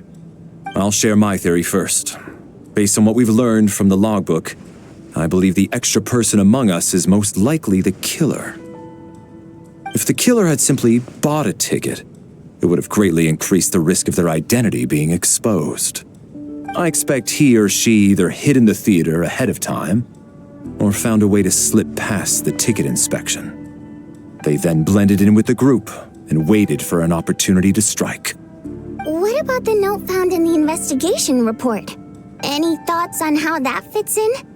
The killer may have simply planted it there as some sort of sick joke. I've seen my fair share of psychopathic killers. They love playing cryptic mind games. So, it has nothing to do with the haunting of the theater after all. This theory makes sense to me. If we have an audience member unaccounted for, chances are they didn't come here to watch the show. Could it really be that simple? So, in other words, all we have to do is find out who got in here without a ticket, and all our problems will be solved? Then let me make one thing clear. All the theater staff should be well aware that I came here for the rehearsal legitimately, yes? There's no way I'm the one who didn't have a ticket. It's true. I hear you used every trick in the book to get a hold of that ticket, too. Everything short of throwing a temper tantrum and rolling around on the floor at the entrance. I most certainly did not degrade myself in such a way. Probably a stupid question, but I might as well ask. Did anyone here get in without having their ticket checked? Guess it was naive of me to expect them to just admit to it. Especially after the unprompted Lelic reveal. Once was already a miracle. Twice would be unfathomable.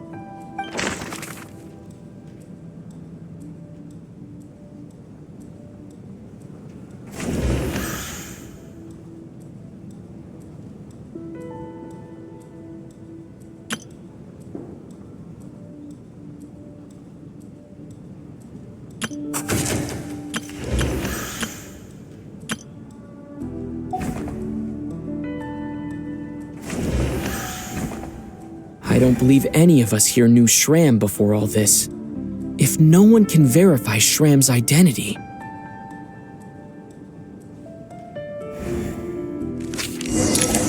Mr. Shram, did you really go through the ticket inspection to get in here? Huh? Me? Why am I being singled out, my friend? Do I seem that suspicious? It's not that you stand out as suspicious. more that everyone else has been ruled out as trustworthy. Okay. Well, we spent the best part of 2 days together now, so I'm sure you can all tell what kind of person I am. I'm a true gentleman. I never dream of doing something like sneaking to the theater without a ticket. Yeah, I have no doubt that you're a good person. But the problem is, none of us here actually know you, so no one can say for sure that you are who you claim to be.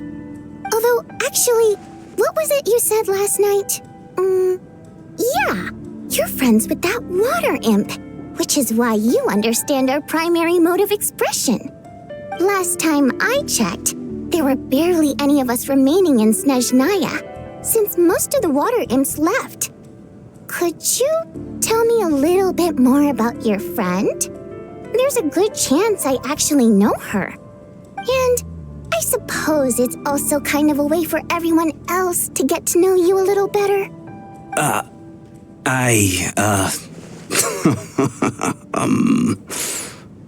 Good grief. Are you blushing? Pull yourself together, man. Stop giggling like a teenage boy. It's revolting. Hey, revolting is a little strong. All right, fine. I'll admit it. That water imp friend of mine, the truth is, we're dating. I was just a bodyguard hired by our family.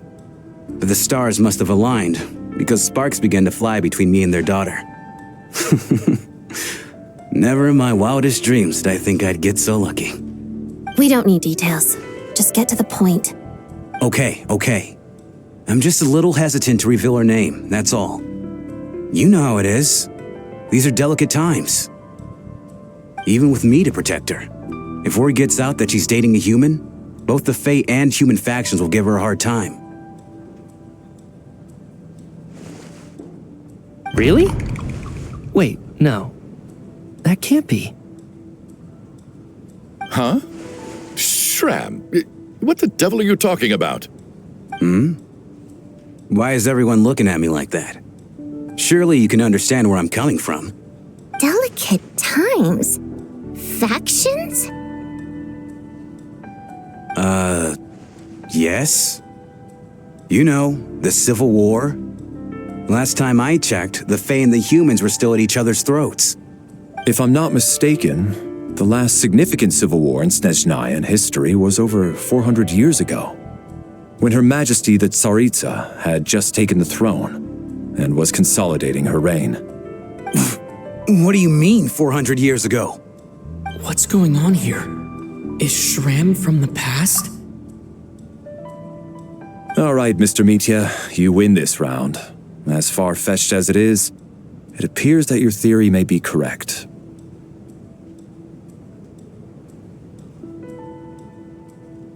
I'm just as amazed as you are. I didn't even believe it myself, to be honest. Is someone going to explain what's going on here? From the look on your face, you figured it out too, haven't you, Traveler?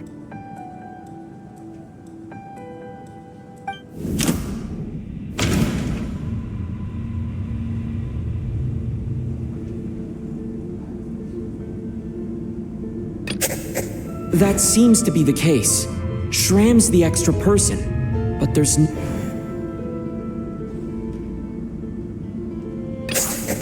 The theater's ley lines have been modified to block souls within its grounds from returning to them. Some souls can even wander this place forever.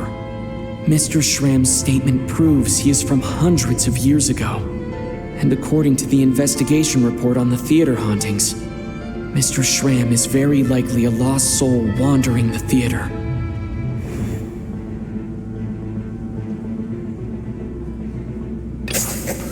For some unknown reason, the soul that has been wandering the theater due to the ley line issues has joined our group and blended in. Yeah, that must be the immediate reason why the ticket count doesn't match the number of people present.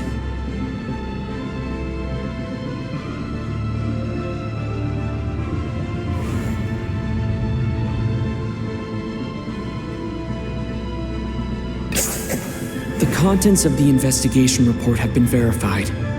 There are indeed ley line issues and wandering souls in the theater. Death, likely symbolizes the deceased. Mr. Schramm, for instance. Death is near. That must mean that there's a dead person in our midst. That's the truth, isn't it? Yeah, the logic is clear now. The investigation report said that there would be souls stuck wandering around the theater because the ley lines were cut off. Mr. Schramm must be one such soul who died in the theater a long time ago. In which case, that also makes him our extra person. So when the note said death is near, it must have been referring to death as in the deceased, people who died a long time ago. Someone who died a long time ago. In short, there's a dead person among us. The extra person we've been searching for is a ghost from the past. You mean I'm a ghost? No. Don't make jokes like that, my man. There must be some mistake. But even if I was dead, I know for a fact I didn't kill anyone these past 2 nights. Yeah, even if all that's true, the report also said the souls inside the theater can't affect reality, right? They're harmless. Then what if the problem isn't the souls at all, but the ley lines themselves? The ley lines have a powerful ability to attract and devour souls. Let's say that the ley lines are like a black hole, constantly seeking to engulf souls. But the souls that don't want to return are trying to avoid being sucked in. Why does this analogy sound so familiar? What happens when the black hole can't achieve its goal? I'm only speculating here, but what if it ended up swallowing innocent souls by mistake, or intentionally taking other souls to compensate? That could explain why we weren't able to determine a cause of death. If you're right, and their souls were devoured by the ley lines, it does make some sense. It does seem to explain a lot of the things we couldn't make sense of. Does that mean it's true? Except there's no concrete evidence. Mitya's relying on a lot of logical leaps. Still, it seems like the best explanation we have under the circumstances. All right, so how could Schramm not know that he's dead? Seems a little unlikely that he hasn't noticed anything unusual even after several days interacting with us. On the contrary, it's perfectly normal for a soul to wander the theater for centuries without questioning their existence or reason for being there. It's simply what's natural for them.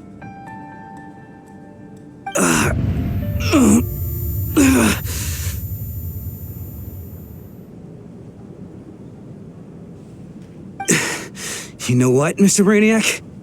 I think you might actually be right after all. I'm trying to remember and... even though my head feels like it's going to explode, I think...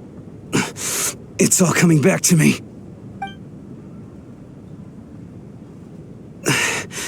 I was the one who didn't want to remember my own death, so I forced myself to forget. Well, I'm sure those are painful memories. My lady and I snuck out to go on a date one day. We bought tickets for the theater. It wasn't really my thing, but I was just happy to be together. All of a sudden, a group of people burst into the theater, shouting for all the water imps to get out, performers and audience members included. It was clear the conflict between humans and Fae had reached a boiling point. This time, the extremists were even coming after the water imps who had nothing to do with the war. I thought I could pull one over on them, so I took off my jacket, draped it over my lady, and tried to sneak out amid the chaos. But I got caught. They started shouting, calling me a traitor to humanity. But I was going to do whatever it took to buy our chance to escape, no matter how many people stood in my way. I had to, both as their bodyguard and out of love. It's all right, friend. You can stop there if you want. You don't need to dig all that up again. It's just... even now, I'm still struggling to accept the truth. How could I be dead? I'm sorry, everyone. If I'd known I was a dead man walking, I wouldn't have dragged you down with me. If I'm the cause of all this death, then punish me however you see fit. But, Mr. Shrim... No. I refuse to be a burden. I know what I have to do. You said I've been wandering the theater for centuries, right?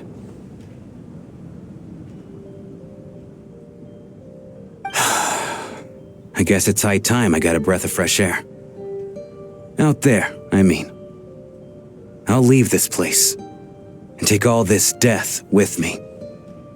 Go out on my own terms. Mr. Shram, I'm sure we can figure out a different course of action.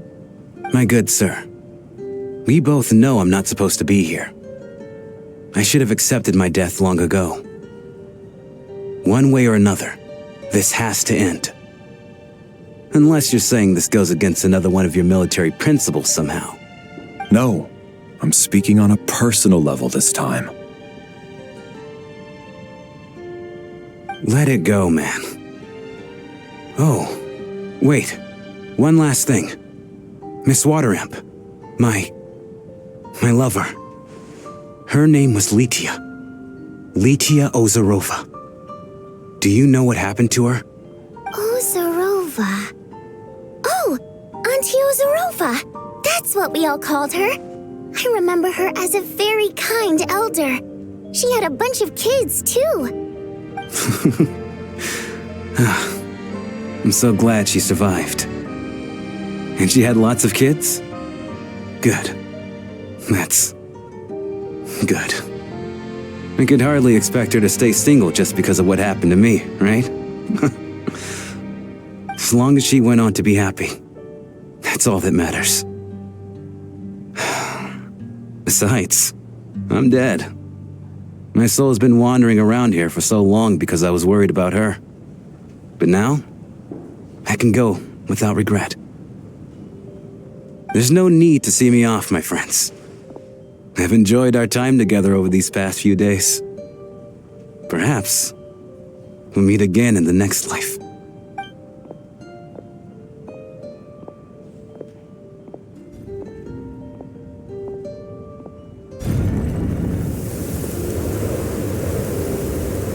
Take care, my man. I knew Mr. Shrim was already dead, but... I still feel so sad.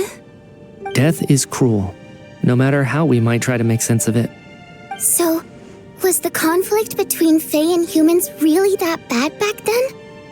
I was only little, so I don't remember much. It's terrible to think that so many innocent people had their lives turned upside down. Even the historical records about that time period don't say much about it. All people know is that the Tsaritsa founded the Fatui, drove out most of the Fae aristocracy without explanation, then used her terrifying power to suppress the humans.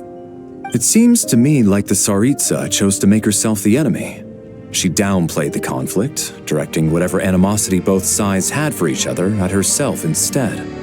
That's also why, despite how brutal the conflict was at the time, there hasn't been much lingering tension between humans and Fae since. Things have been fairly harmonious for the past few centuries. So, the Tsaritsa banished the Fae to protect the Fae living in the city? She offered herself up to be hated in exchange for peace. Maybe it's not quite as bad as it sounds. I don't think Her Majesty is too concerned if mortals hate her or not. And besides, there are very few who truly do. All this time, I had no idea. All right.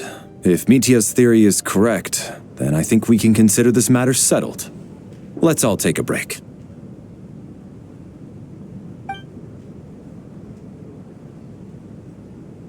Ugh, if only this blasted storm wasn't still raging on.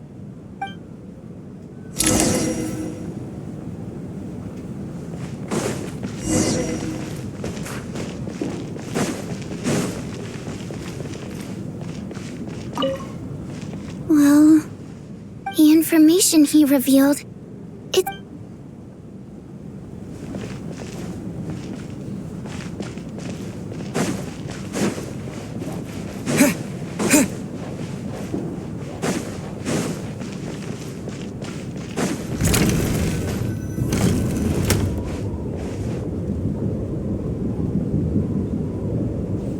Looks like now we can just rest until the snowstorm stops. I still can't believe Shram turned out to be a ghost who'd been in the theater for hundreds of years. To think he was dead this whole time. What a strange turn of events. Knock, knock. Huh? Knock, knock. You know the door isn't closed, right? You don't have to knock. Think of it as a signal then. When I'm entering someone else's room and I knock, I'm here as Odette. If I don't knock, it's Lelik. Thanks. So, why did you come to find me? Is there something I can help with? Vodyanitsa said you knew about my secret identity from the start. But when everyone was discussing who Lelik could be, you were worried that revealing what you knew would be unfair to me, so you kept it to yourself, right? Yes, I'm extremely grateful for that. It's nothing. I mean, you didn't hold what happened with Signora against me, so I should thank you for that as well. Actually, there's something else as well. I found myself in a situation similar to the one you were in when you helped conceal my identity. So I thought I'd come and ask you for advice. It's about Mitya. Before all of this, the last time I saw him, he was dead. As I'm sure you know, my goal as Lelik was to stop Project Stuja.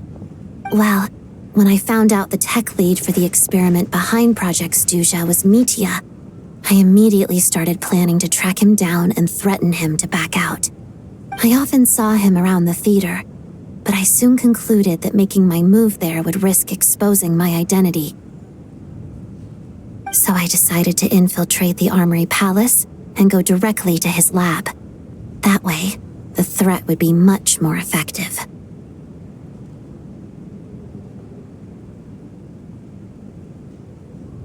Well, I suppose there was a bit of luck involved, but I am a Fatus, so I already had some familiarity with the building's layout.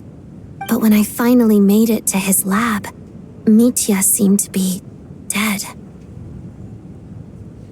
I checked his breathing and his pulse. He had no vital signs whatsoever. I'm certain of that.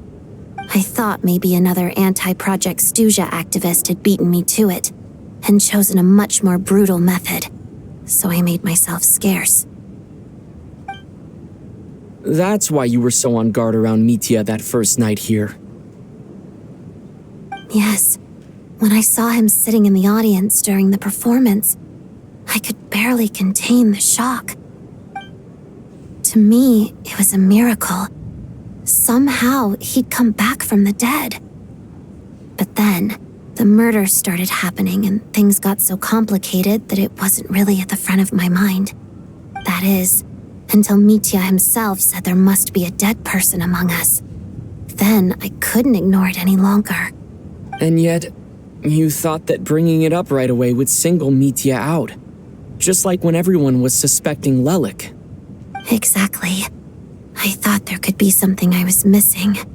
Besides, we soon figured out that Mr. Shram was a ghost, and we knew there was only one extra person, so we thought he had to be the one. But now, it seems like there's another candidate. I understand why you kept it to yourself. There was so much information being thrown around during that discussion. Bringing up Mitya would have just introduced more confusion. So, what do you think we should do? Let me confirm one thing first. When was it that you found Mitya dead?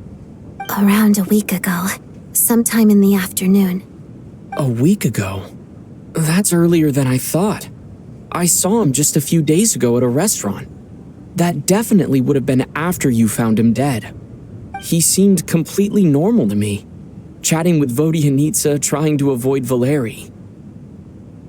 So he was definitely alive on that day. Huh. Well, all I can say is I know what I saw. Here's a thought. The reason we even suspected a dead person could be among us was because of the problem with the theater's ley lines. But Mitya's death happened inside the Armory Palace. The ley lines affecting the theater shouldn't reach that far. You're right. I guess he doesn't fit the profile of the person we were searching for. I think the chances of it being him are very low. Surely he can't have died for real in the Armory Palace. Unless... Unless what? Unless he really did come back from the dead. You're right. Do you think we need to disclose this to the others? Huh, what's this? A private meet and greet? Where do I line up? That's not what's going on here. Well, I was just making the rounds. Thought I'd try to lighten the mood a bit. Vodyanitsa's handing out food if you're hungry.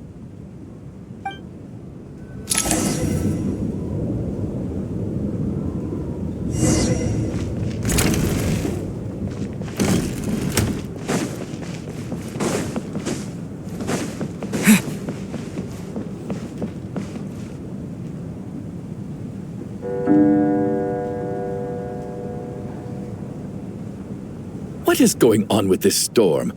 Could it be connected to that monster that just arrived in Snezhnaya? I almost hope it is. Her Majesty the Tsaritsa left to vanquish that beast herself. We just need to wait for her triumphant return. Do you think people still feel the cold after they die? I'm wondering about Shram. Oh, maybe we should have given him a coat before he went out there.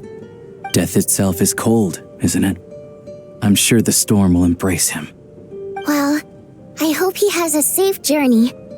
I'm going to miss him, I think. It's not like we can blame him for Rampana and Kulish's deaths. Thinking back on it, we barely made it out alive ourselves. Once we get out of here, how are we going to explain what happened to their families?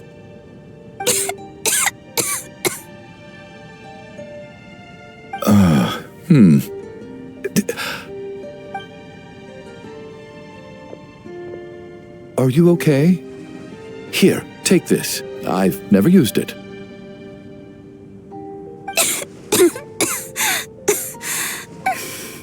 Thanks. Look who's Mr. Nice Guy all of a sudden. Is it because Tonya stood up for you this morning? At least you know how to return a favor. Yeah, without Tonya, who knows how badly he would have been hurt. I told you already, I never intended to resort to violence. Duh, bunch of rascals. Little girl? I was rather surprised when you spoke up for me this morning. I didn't think I had many admirers here, so, thank you. Oh, no need to thank me. I said some bad stuff about you too. I've been, too embarrassed to admit it, but, you remind me a lot of my daughter. So kind to everyone, but never lets her old man off the hook. Unless my wife and I are having a fight, then she's always on my side. Especially when she was little. Every time I took her out...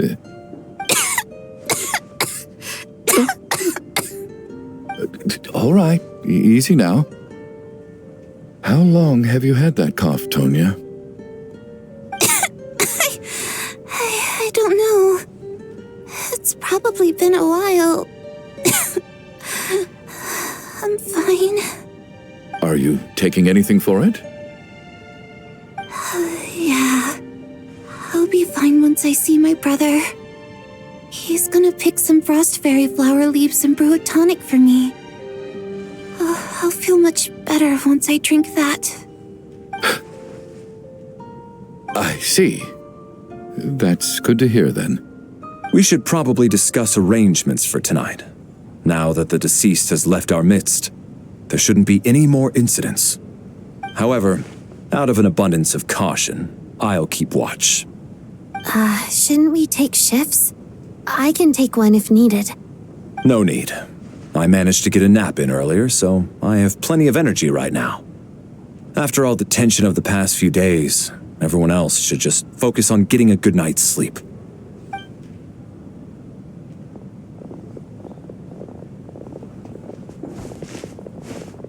what a long day.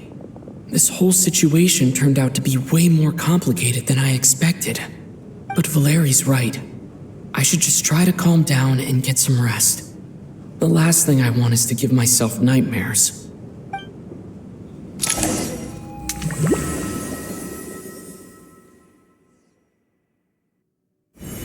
He's awake! He's awake! Get over here, you big lug, and take a look! If you must call me something, call me Mr. Door. The Black Mist is coming. You need to go. Are you all right? Can you walk? We just got attacked by monsters on our way up. That Mr. Door fellow protected us. He just seemed to come out of nowhere. Not much of a talker, but when it comes to taking down monsters, that man doesn't hold back. Curses! The Black Mist is catching up to us. We need to keep going. Mr. Door, I don't believe I've ever seen you around here before. Why is that? There's no need to try to get to know me. Looking for trouble? Quick, get rid of them! I can just push these ones off. Oh, well, anyway, we're lucky to have you here. Thanks for saving us earlier. No need to thank me. This is where my duty lies.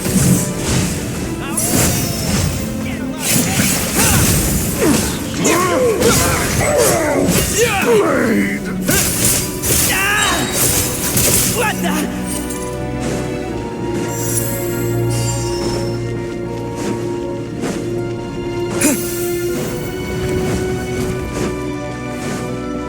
And so we're doing this for her.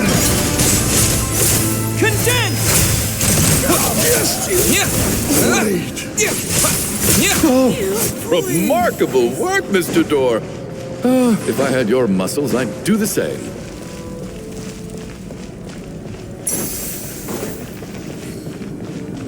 Are none of these doors the one you're looking for? No.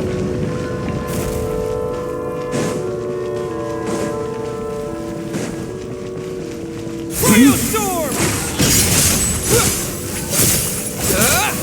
How about this?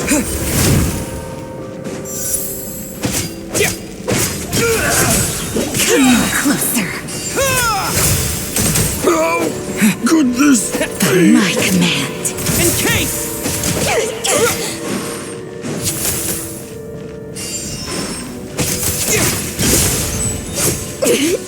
Impossible.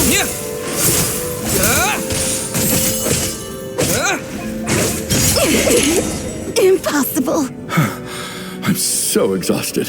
And the Black Mist is still rising. Oh. Wait, look! There's more monsters down there. Are they coming from within the Black Mist? No! They're gaining on us. Quick, keep going, or they'll be at our heels any second.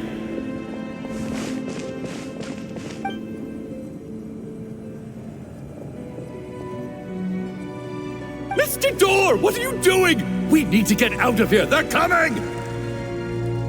Found it. This is my door.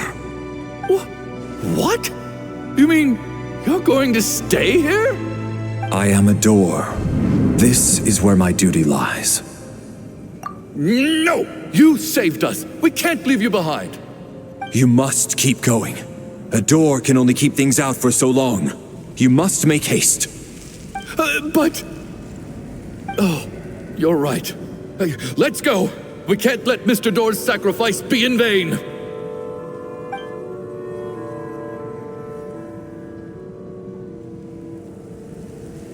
The Black Mist isn't moving anymore.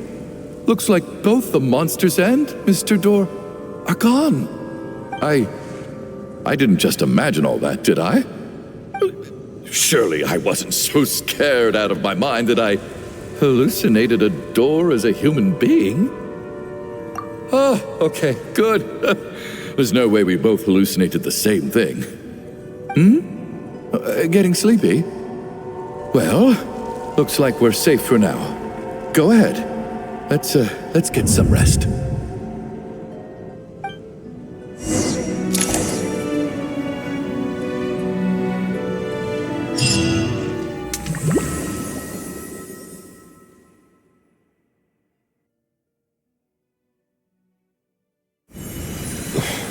time is it? Is it morning? I think I had a nightmare. I guess everyone's still asleep? These past 2 days have been exhausting. Valeri's keeping watch though, so he's probably the only one awake. Valeri?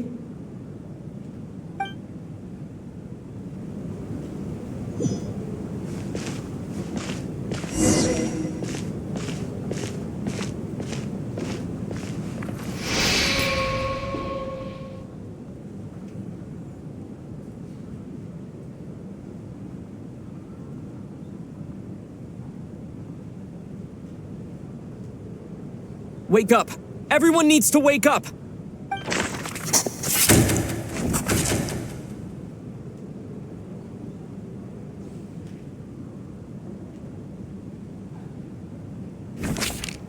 Just like the last 2 nights.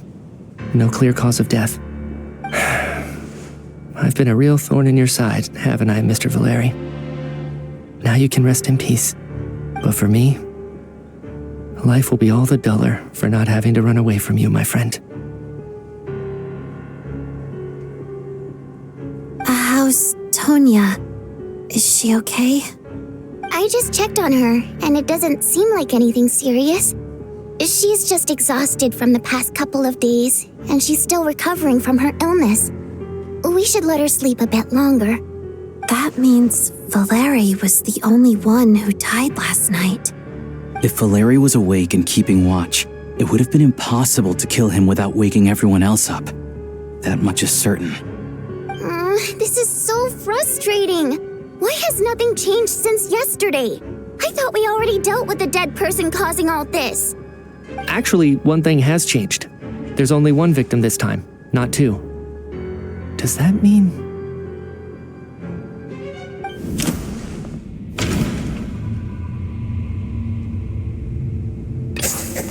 After the deceased Shram left, there was one less victim last night.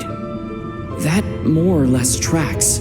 It's a reasonable conclusion, considering the only variable that changed. The number of people who die each night is equivalent to the number of dead among us. That's your theory, right? Exactly. We identified Mr. Shram, and the night after he left, the death toll dropped from 2 to 1. By that logic, there must be one more dead person left among us. Another one? But there was only one person unaccounted for in the ticket checks, right? The head count should match up now. Having an extra person was definitely a cause for alarm, but being one person short isn't nearly as unusual. Someone could have left in the middle of the show, or made it out before the storm hit. One more dead person among us. If Mitya's theory is right, then what Odette told me seems a lot more relevant. It's just, at the time, we had no reason to think there was more than one dead person. If only we'd taken it more seriously as a possibility, maybe this could have been avoided. I'm sorry. This is my fault. I had information that could have been helpful, but I held back. I should have brought it up right away. I'm partly to blame as well. I was too quick to dismiss Odette's concerns. What is this about? What have you two been getting up to behind my back? Sounds like there's some big news you've been keeping from the rest of us. Well, we're all ears.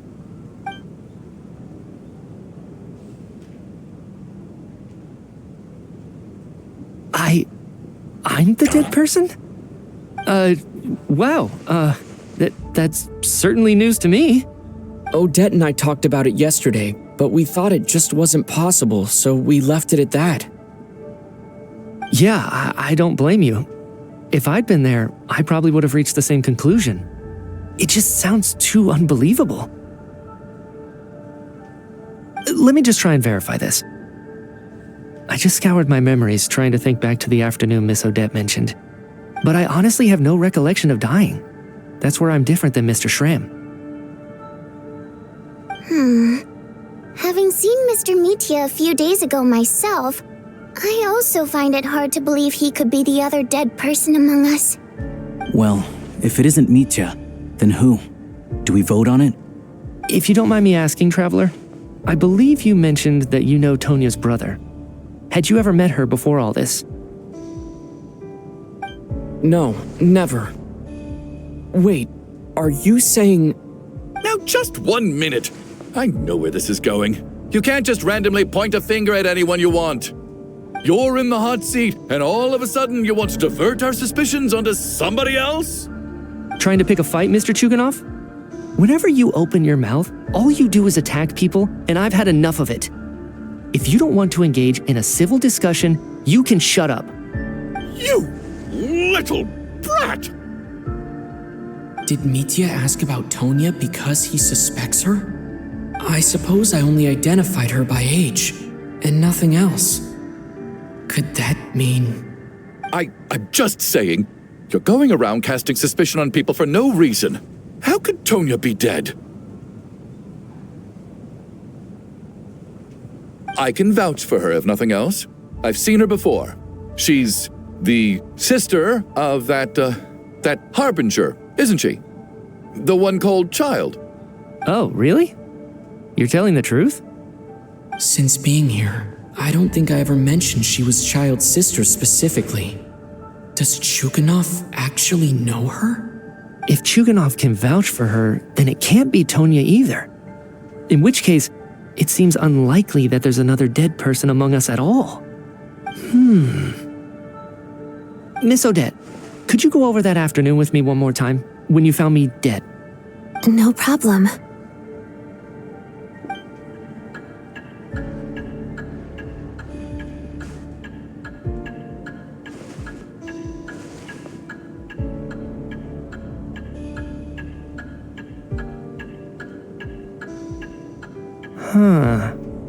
No matter how hard I try, I just can't remember anything about dying.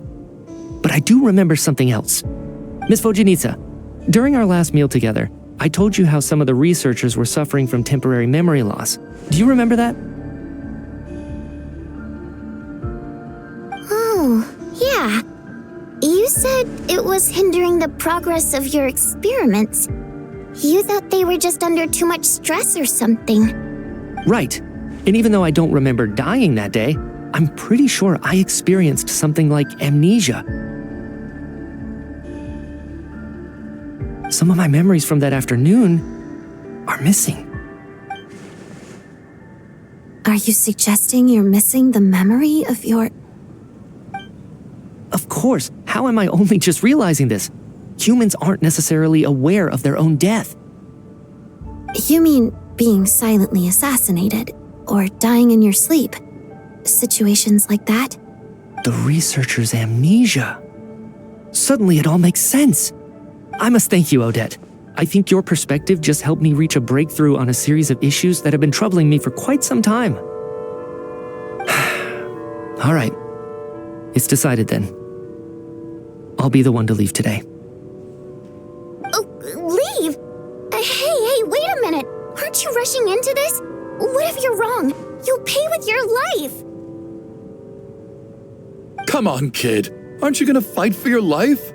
This seems like a rash decision. I have other reasons beyond what's been discussed. In fact, thinking back, I remember during Miss Odette's performance, while I was sitting in the audience stalls, a brilliant new idea for my research popped into my mind. But then, my train of thought suddenly cut off. I can't remember it now at all, and I didn't take any notes. I guess that must be another instance of temporary amnesia. No. Hold on. I see where you're going with this. You're suggesting that each instance of temporary amnesia is a death, right? There's a glaringly obvious flaw in that idea, no? How can one person die so many times? I believe Miss Odette's account. During the period where my memory is blank, I must have been either dead or in a similar state. All it would take is for the same thing to happen in the theater, and I would come under the effect of the ley lines in this vicinity. This increases the likelihood of me being the deceased, does it not? But... There's no evidence to suggest that anyone other than me is a candidate for the deceased. So allow me, as a scientist, to treat this as an experiment. Please relax, everyone. I don't think things are as bad as they may seem. If I really am the deceased, then to leave the theater will be a relief for me. If, on the other hand, I'm still alive right now, well, apparently you've all witnessed my resurrection recently anyway. Who's to say I won't return from the dead again this time? Mitya's right. This is the only thing we can try right now. I think he's deliberately downplaying the gravity of the situation, though. He probably doesn't want to burden everyone. What is a scientist if not someone who gambles on experiment after experiment in an attempt to obtain the truth? With this snowstorm, the ley line phenomenon, ghosts of the dead, and my amnesia, we've been paralyzed by not knowing and powerless to do anything about it. It's a terrible feeling. But if I do get resurrected, you can be sure that I'll come back with the truth of all this. Just you wait.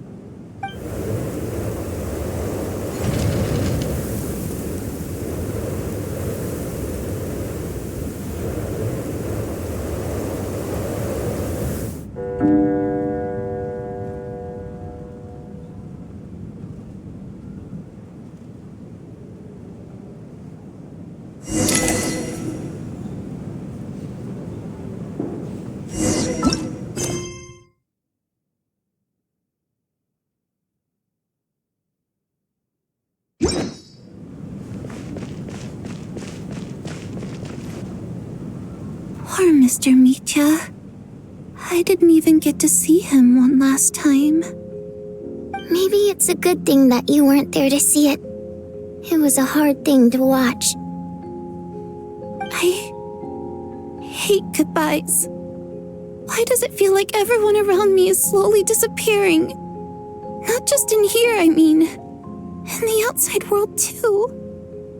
Maybe it's the realization that, at the end of life, everyone has to face it alone. Come to think of it, the main reason we're still alive right now is pure luck. Each morning here, for every one of us, there's the chance that we might not wake up. You could take it a step further and say that the same is true outside, too. Who can ever be 100% sure when they drift off to sleep that they'll open their eyes again in the morning? If I make it out of here, I'm going to cherish every moment that I'm awake and live without any regrets. Without regrets? I feel like a strange sense of anxiety has been quietly growing inside me over the last 2 days. Are you okay? You look really glum. If something's bugging you, let's talk about it. There's only a few of us left here now. After everything we've been through, what's the point in keeping things bottled up? I have a travel companion named Paimon. Alosha and Odette have met her before. She's been feeling unwell recently. You're worried about her, aren't you? That makes sense. We've been trapped in here for days. To be honest, I used to feel like I was just a spectator in this world, watching everything that happens from the sidelines. Maybe it's because I'm a descender. A descender? But with Paimon by my side, over time, I slowly felt my connection to this world growing stronger. She loves eating, sleeping, and having fun, but she's also a great guide. It's her authenticity that makes this whole world feel more real for me. Over the last few days that we've been apart, I've often caught myself wondering, what would Paimon say if she were here right now?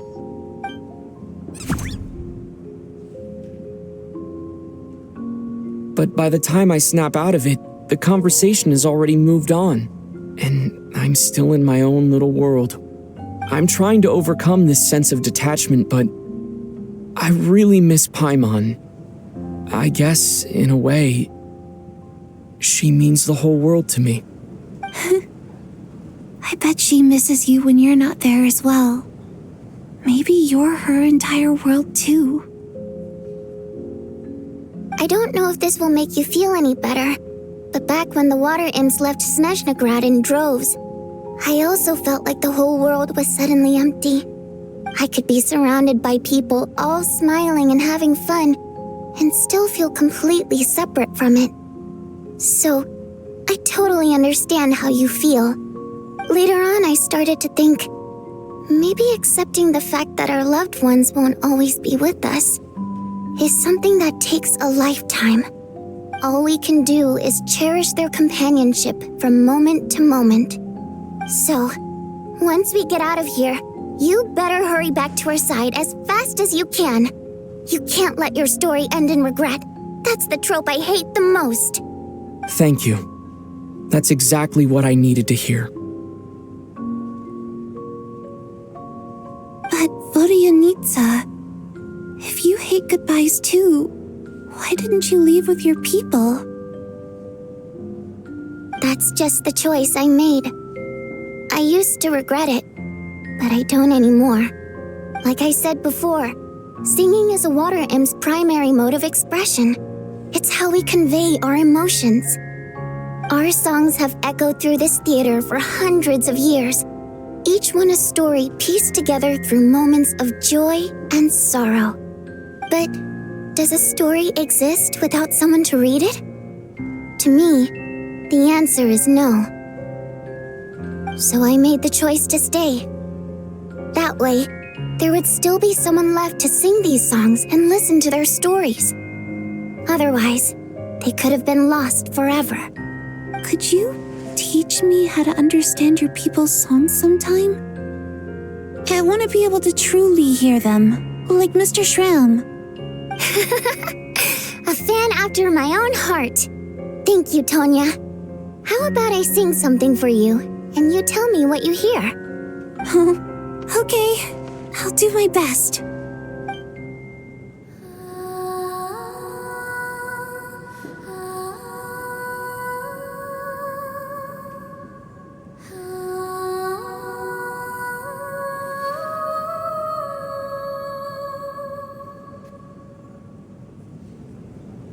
I've never heard that one before.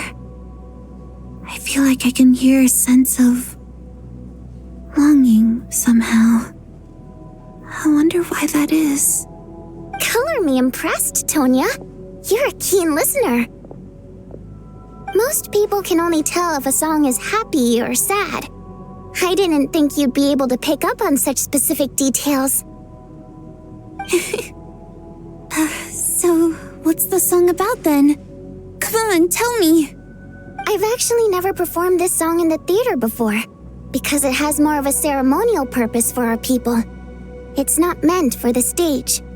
It means something like, may those we have lost watch over us and follow this song back home in the night, so that we might be reunited once more. No wonder I could hear that sense of longing. You sing it for loved ones who have passed away. I hope it reaches them. It's getting late, Tonya, and you're not well. We should all turn in early. I suppose there's no reason to keep watch tonight. Okay, but, before I go to bed, could you sing that song a couple more times for me, Vodyanitsa? Of course. Anything for my #1 fan.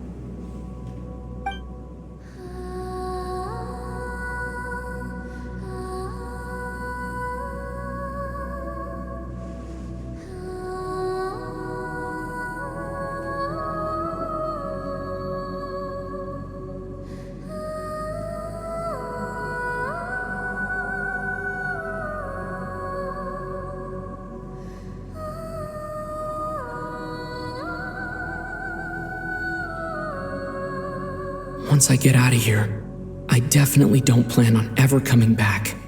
But I guess that means I'll never get to hear Vodyanitsa sing again. That's a sad thought. Before I fall asleep, I should cherish this moment of companionship while it lasts.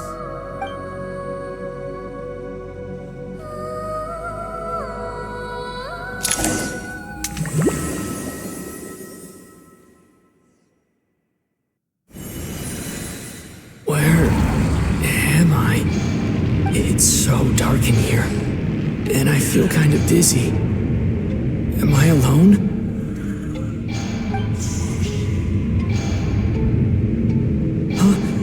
was that noise?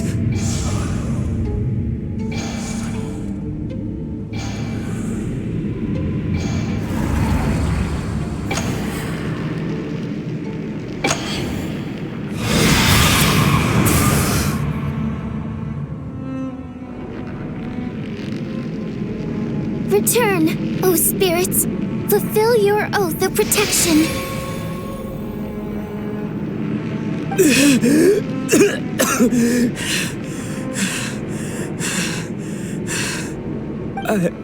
I'm alive? What just happened? No time for questions. Quick, over here. Turn on the switch. We need to bring back the light.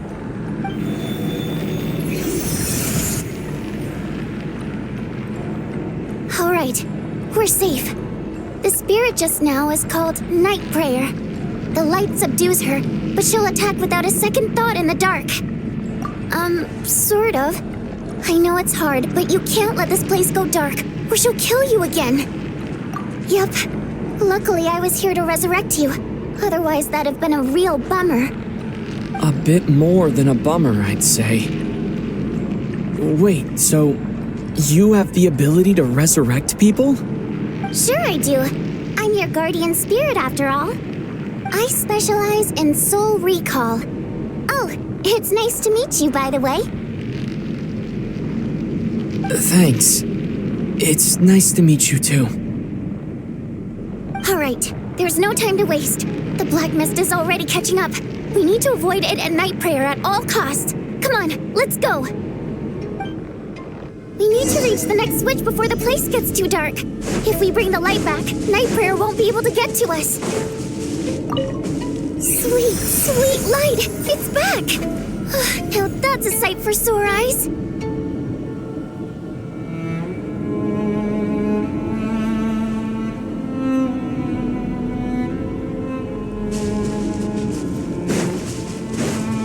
Hush! It's Night Prayer. We need to move quick, but don't let her notice you. Look out!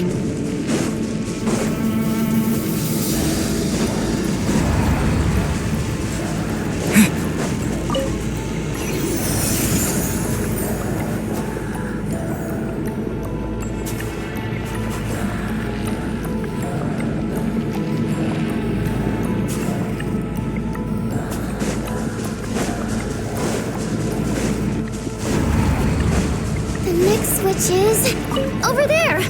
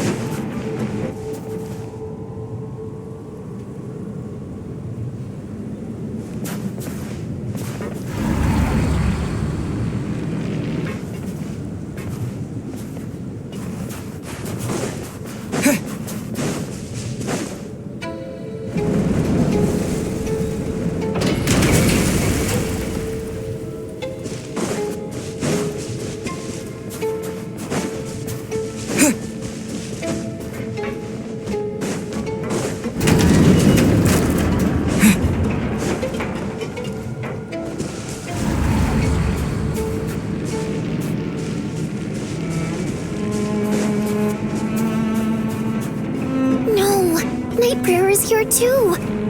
This can't be the only path. Let's head up there and take a look.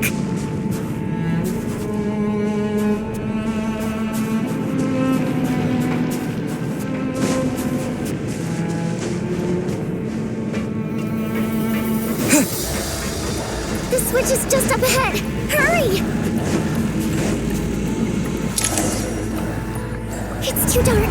We're not gonna make it. Come on, faster!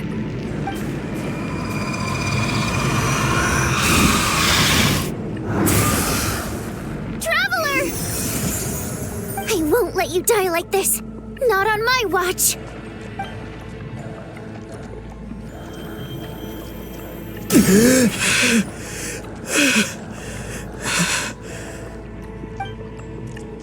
Even though it's not permanent, Dying is definitely not a pleasant experience. Great. You're back. Yeah, thanks to you. Time for you to get out of here. Quick, before the light runs out. What about you? You're not coming with me? I can't. I've already been used up. A guardian spirit's skills are finite. I can only resurrect someone so many times. I might not look any different, but my essence has been exhausted. Now, I will slowly start to fade away. I can go no further. The black mist is where I belong.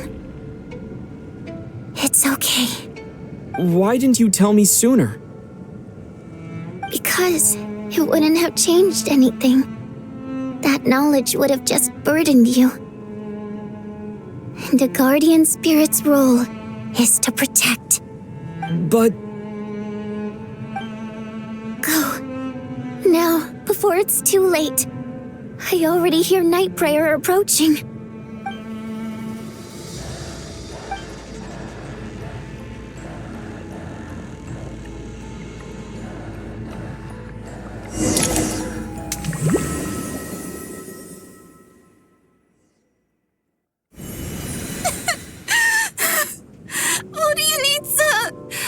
How could this happen?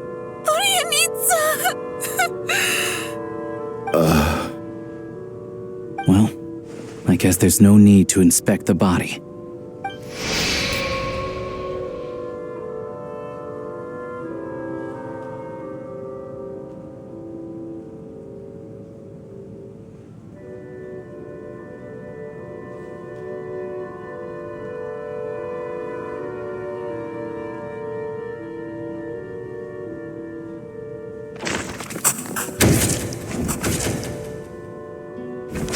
Wasn't supposed to happen.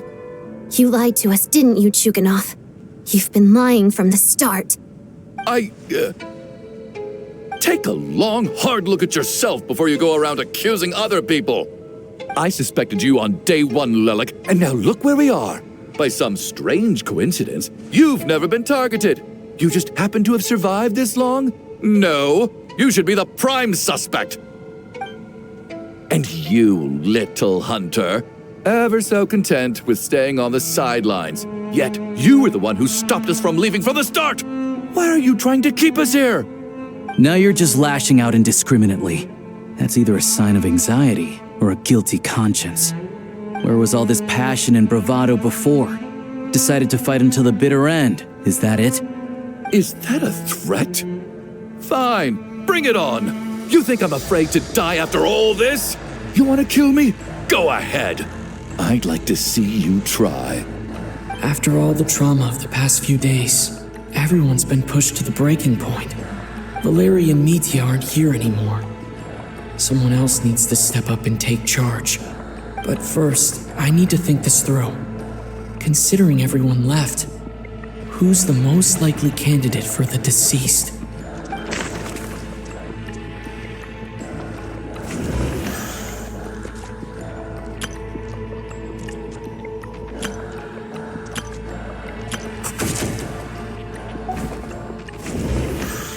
I clearly remember Mr. Chuganov from the first time I visited the theater. Of those who remain, the only person we've never met before is Tonya. There is room to doubt her true identity. People are easily misled by first impressions. Now that I think about it, child sister was in fact a label I imposed on her due to my own assumptions. But Mr. Chuganov vouched for Tonya's identity yesterday, with basically no other possibilities left. Could it be?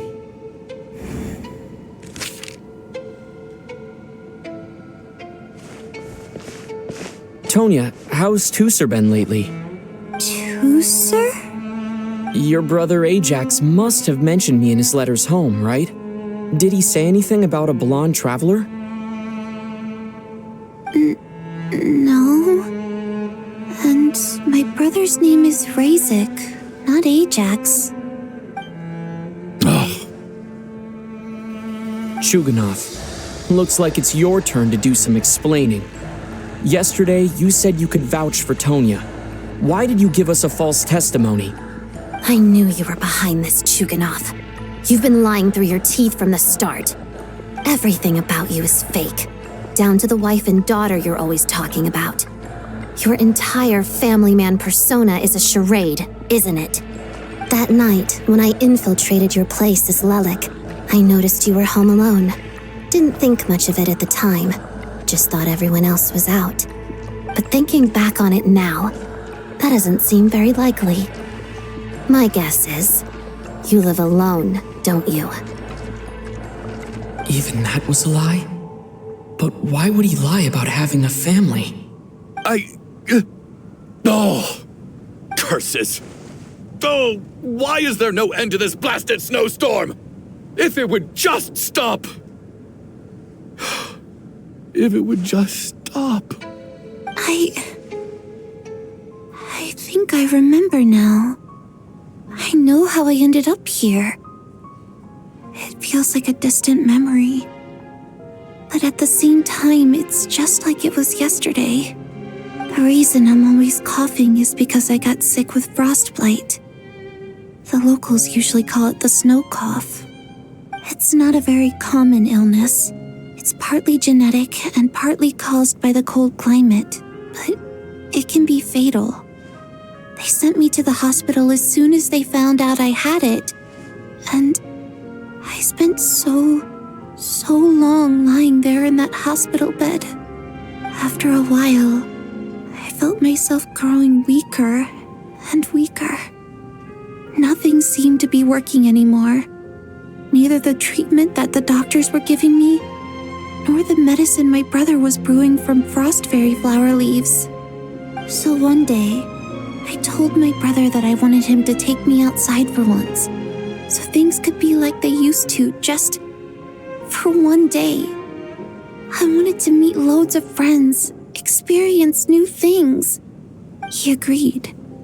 He snuck me out of the hospital, and we escaped. We got to the theater, bought tickets, and went inside. Oh, it was all so exciting. I remember the show very clearly.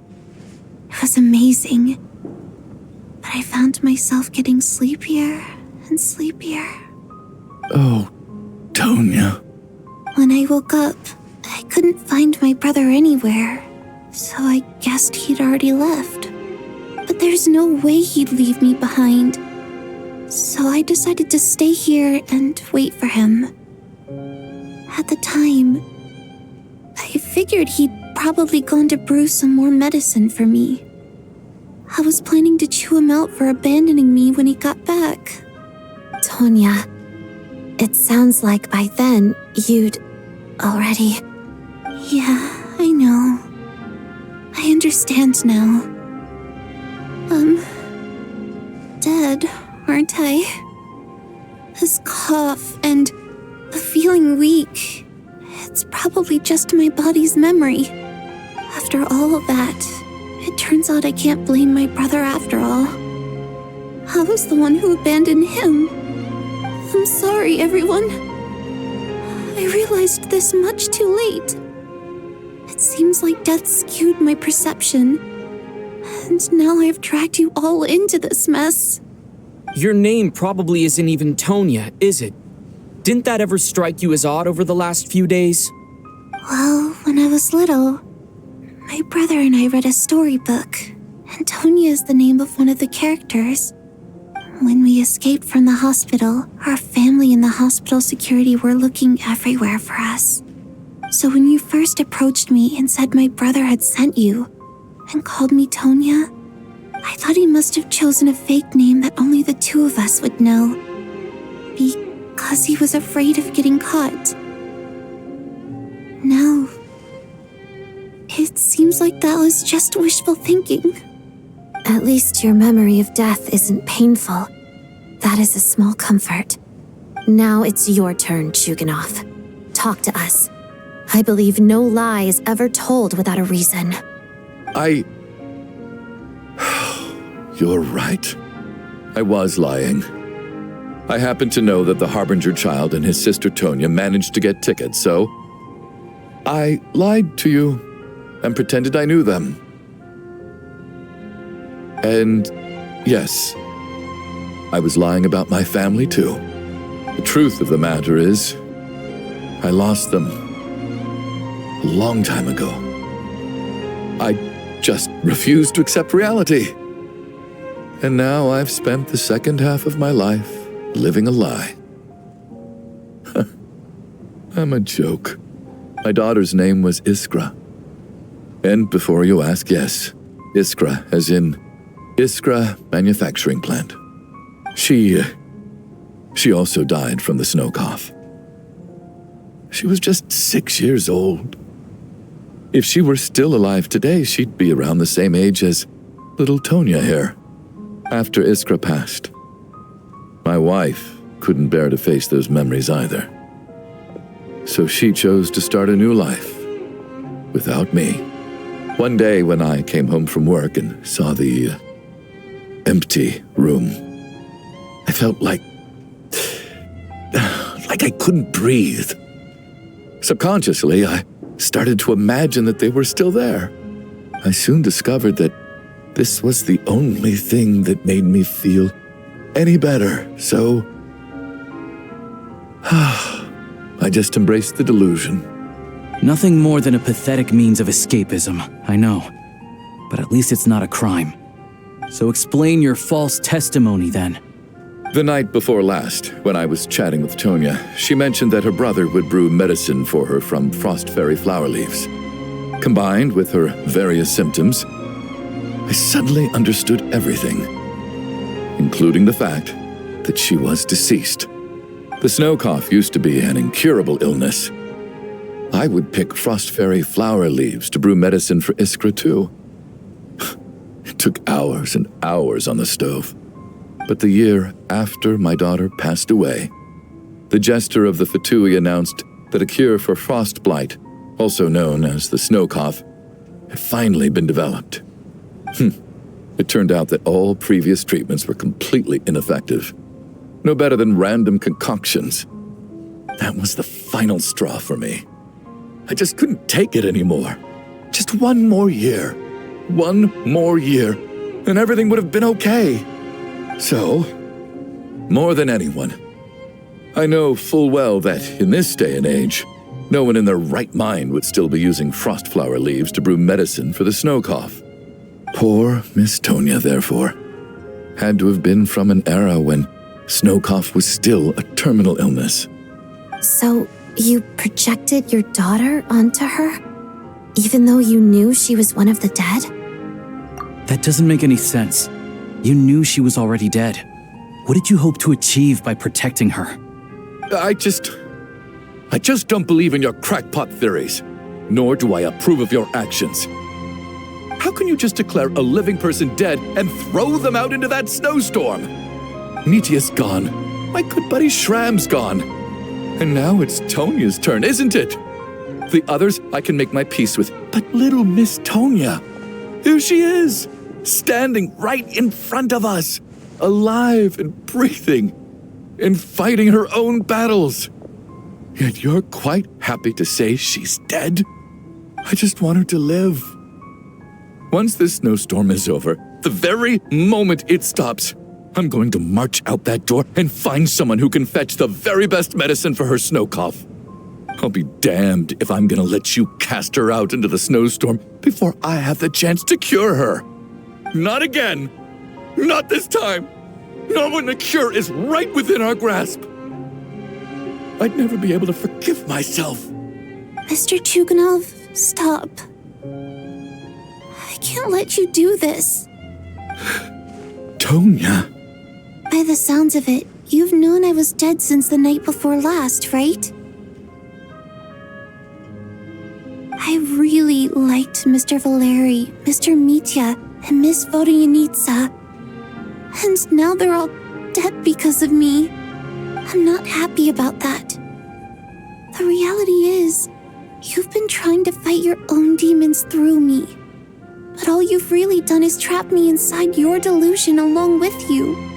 No! Listen to me. I want to save you. I do! Well, at this point, I'm quite sure that I'm dead. I don't need to be saved.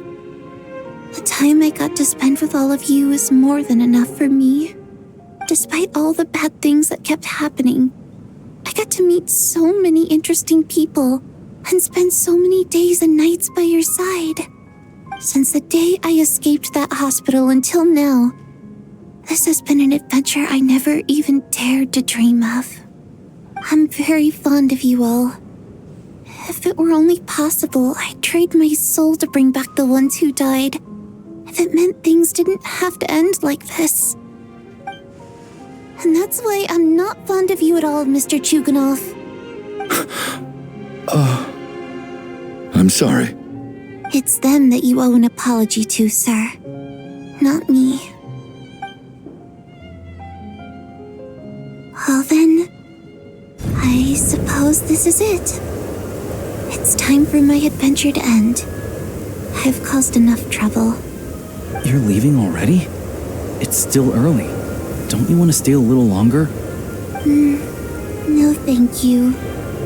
Oh, and by the way,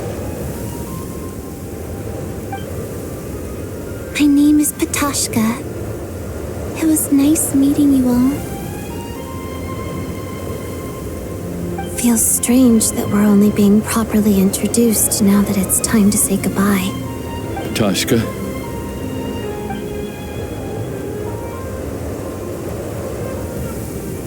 What are you doing, Chuganov? Are you crazy?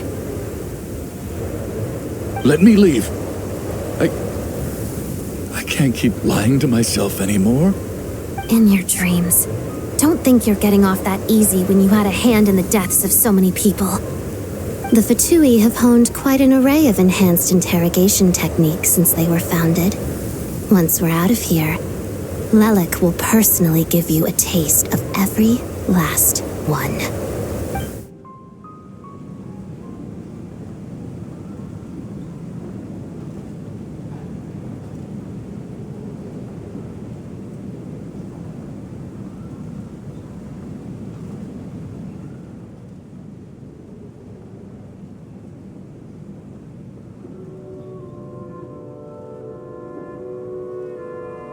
I think we should leave.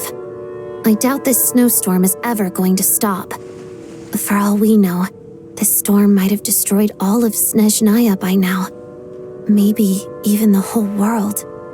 Wait, we finally solved the mystery of the haunted theater today. Maybe let's at least try to enjoy tonight? Fair enough. I don't particularly feel like dying in Chuganov's company anyway. And yet you won't let me die first. Hey, Chuganov, on a serious note, if we do make it out of here, you should close down that factory of yours. A lot of people are freezing thanks to you. Is this really the time to be discussing my factory? All right, fine. I'll shut it down. Doesn't matter to me anymore. Am I hearing things? Or was that a knock at the door? There it is again. But I don't understand. The snowstorm hasn't stopped, has it? Should we open the door? Is this it? Is this nightmare finally over? If the last few days are anything to go by, I probably shouldn't be getting my hopes up. Whatever lies beyond that door at this moment, it could be something even more terrifying than everything we've been through so far.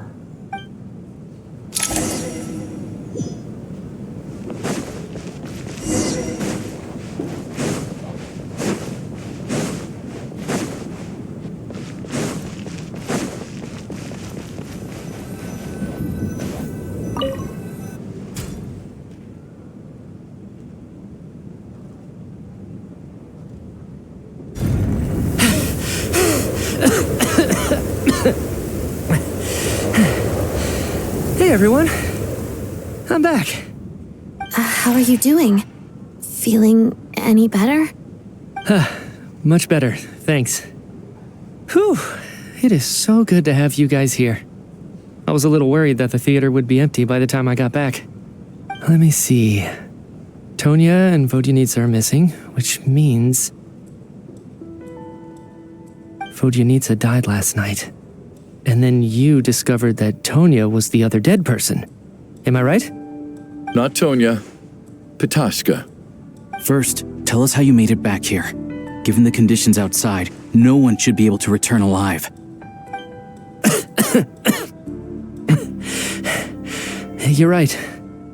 The thing that got me back safely was a song. I heard someone singing.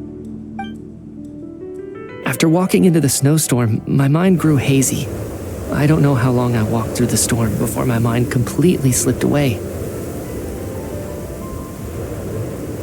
Then, suddenly, I heard the sound of singing. The voice instantly brought me back to my senses, and I regained consciousness.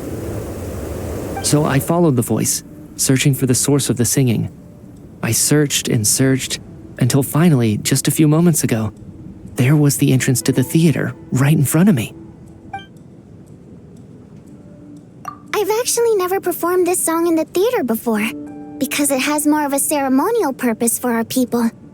It's not meant for the stage. It means something like, "May those we have lost watch over us, and follow this song back home in the night, so that we might be reunited once more." That must have been Vodyanitsa's Requiem. Who knew it actually worked? That song is meant to guide the souls of the dead. Mitya, that must mean that you... Huh. No kidding. Seemed like I guessed right then. This is what I've been so desperate to tell you about. When I first stepped out of the theater, I was still quite lucid. My memory of it is still pretty intact. I remember the outside world being completely different than what I'd expected. It was like this was a world where only the snowstorm existed. There wasn't a trace of any humans or buildings ever having been there. I don't know how else to describe it, except to say that it just didn't seem like the real world. And as for the Requiem, if I was guided here by Vodyanitsa's song, it can only mean that I must already be dead. And this is my soul, not my body. But I didn't experience a clear moment of death while I was out there. Nor do I feel any different now than before I walked into the snowstorm. You don't seem any different to me either. In fact, this is something I've been wondering about for a while now. If souls aren't physical, shouldn't they lack tangible form? Both Shram and Pitashka were clearly deceased, and yet their souls didn't look or feel like ghosts at all. They were visible, tangible, no different than you or me. This raises a truly terrible thought. Is that really what Mitya is suggesting?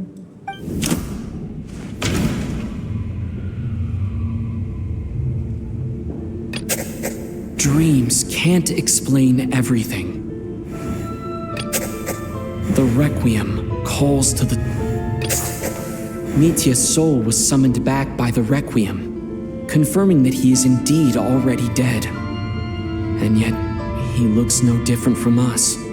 Of course, if even the long-deceased like Mr. Shram can blend in with us undetected, then maybe we've all been dead from the very start.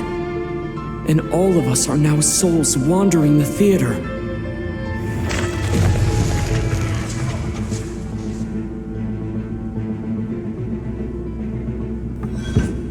Yes. I think that this is probably the afterlife. What did you say?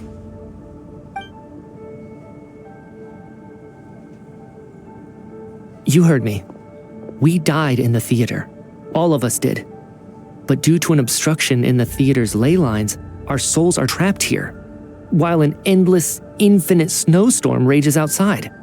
It's ironic, really. All that time, we were working so hard to figure out who the deceased among us were, when the truth was, we were all deceased. The only difference being some of us died more recently than others. Do you remember that note, "Death is near"? Seems like we misunderstood what it meant after all. Death was nearer than we wanted to think all along. The note simply meant that all of us were already dead. So all our attempts to survive, our search for the deceased, it was all for nothing? Hard to say. At the very least, we hope 2 lost souls find clarity and go to where they belong. The presence of those 2 is probably what caused our souls to be drawn in by the ley lines.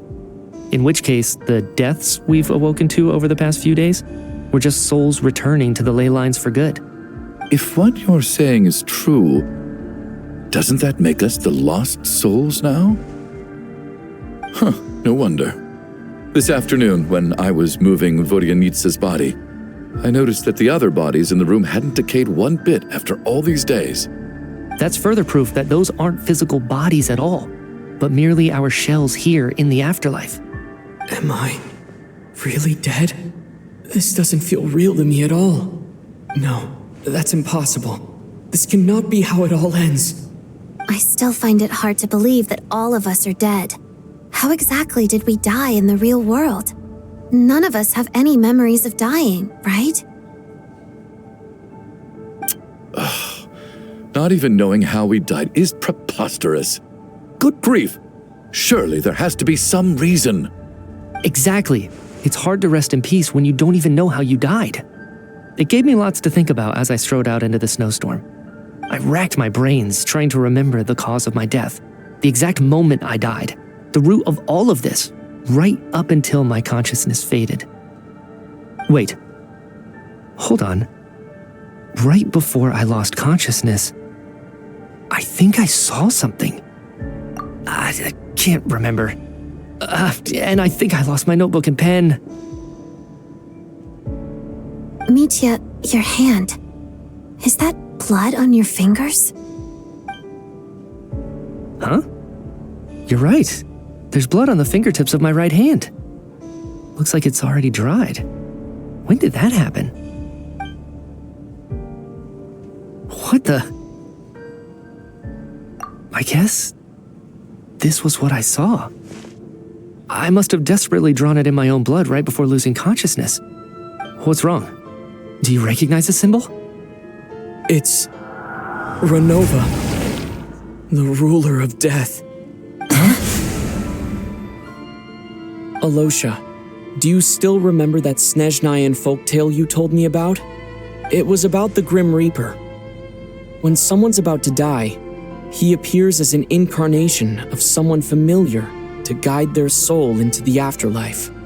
And as soon as you recognize his face, your life is over. I heard a similar tale when I was little. You think the Grim Reaper in this story refers to the ruler of death you mentioned? That's right. In which case, death is near could also mean that the Grim Reaper is here disguised in a familiar form. Death, the deceased, and the Grim Reaper? So it's a triple entendre. When I first saw this note, I thought it contradicted the investigation report. But now it seems like that was the whole intention. So the Grim Reaper deliberately misled us. Then, we started suspecting each other and searched for the deceased while they hid in plain sight. By that logic, the one person most likely to be the Grim Reaper incarnate is...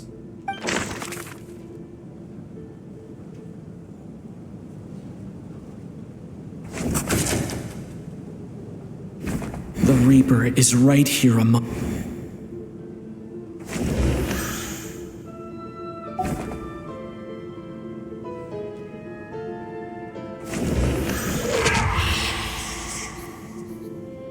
No doubt about it. It's Alosha. Looking back at how everyone has acted over the past few days, Alosha is most likely the Grim Reaper lurking among us.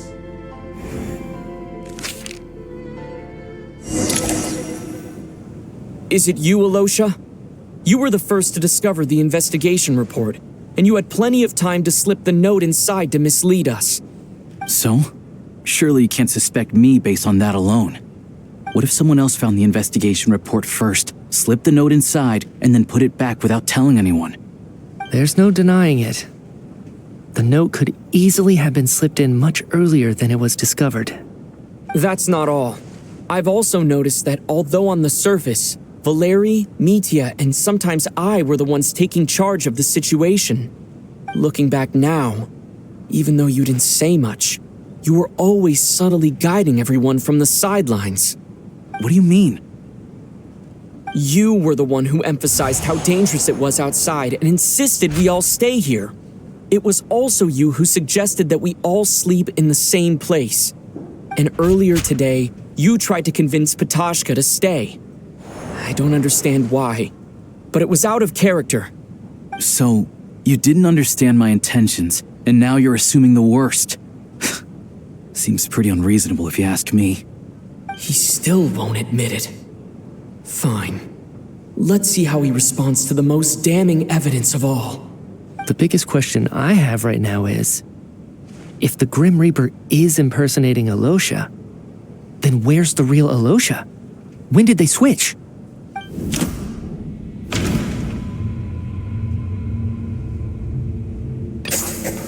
That's right. This was the moment. Right at the start, before any victims had even emerged, Alosha was switched with the Ruler of Death while everyone's guard was still down.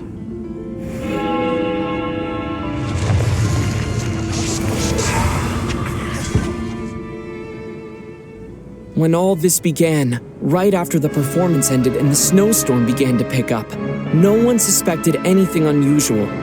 We just assumed we were snowed in. It wasn't until we discovered the bodies the morning after that we realized something out of the ordinary was going on. But it's clear now that the oddities actually started earlier than that, when Dimov walked into the snowstorm and never came back. Right. So Mr. Dimov was the first victim, not Sobolova and Torgov. And if we pinpoint that moment as the beginning of this incident, then one thing becomes clear. Alosha, you are the only person who walked into the snowstorm and came back without the help of Vodyanitsa's Requiem. More precisely, Alosha never came back at all. The one who came back was the Grim Reaper. Not bad. Well, since you've backed me into a corner, I suppose there's no point in keeping up the act anymore. Alosha? You're the Grim Reaper? I am no such tired cliché. Mortals should address me as the ruler of death.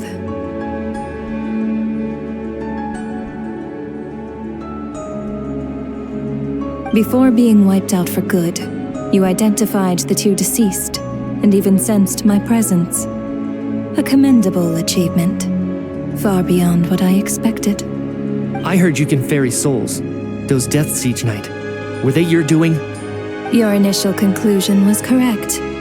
Due to the existence of the two deceased, the ley lines yearned to reclaim those long-lost souls. Every night they devoured an equal number of souls to fill the void. This required no intervention from me. Though, of course, ferrying souls is indeed my authority. Here, take a look.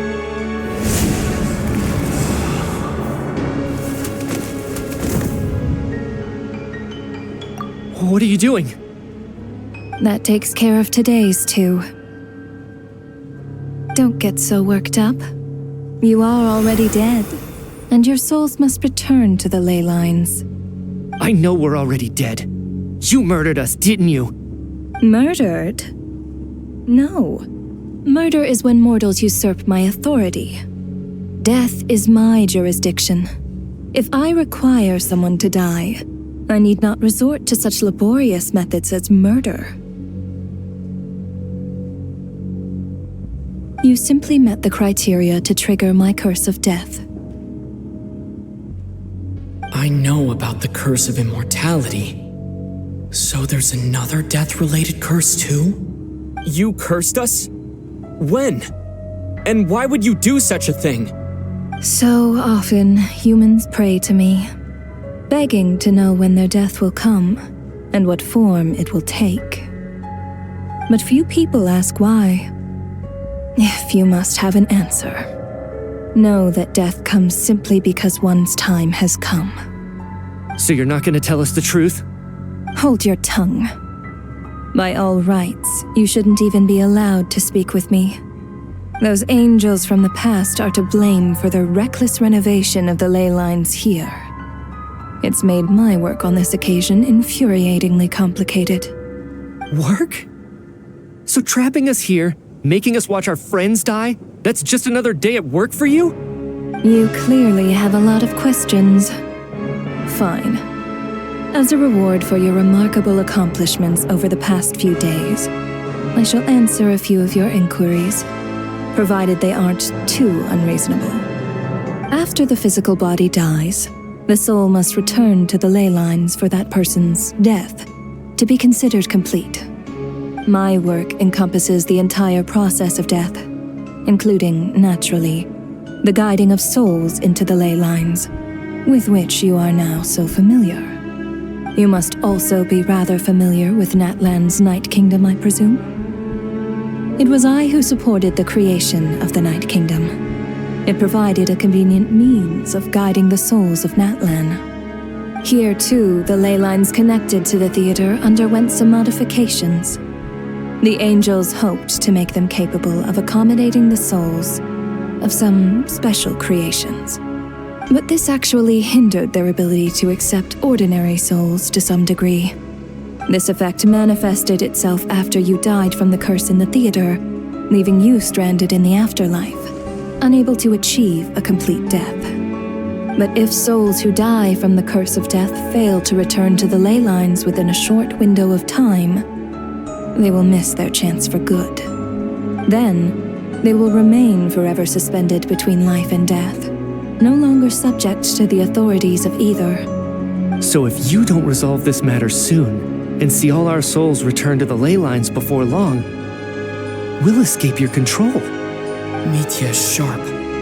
This must be what Renova was worried might happen, and the reason she got involved to begin with.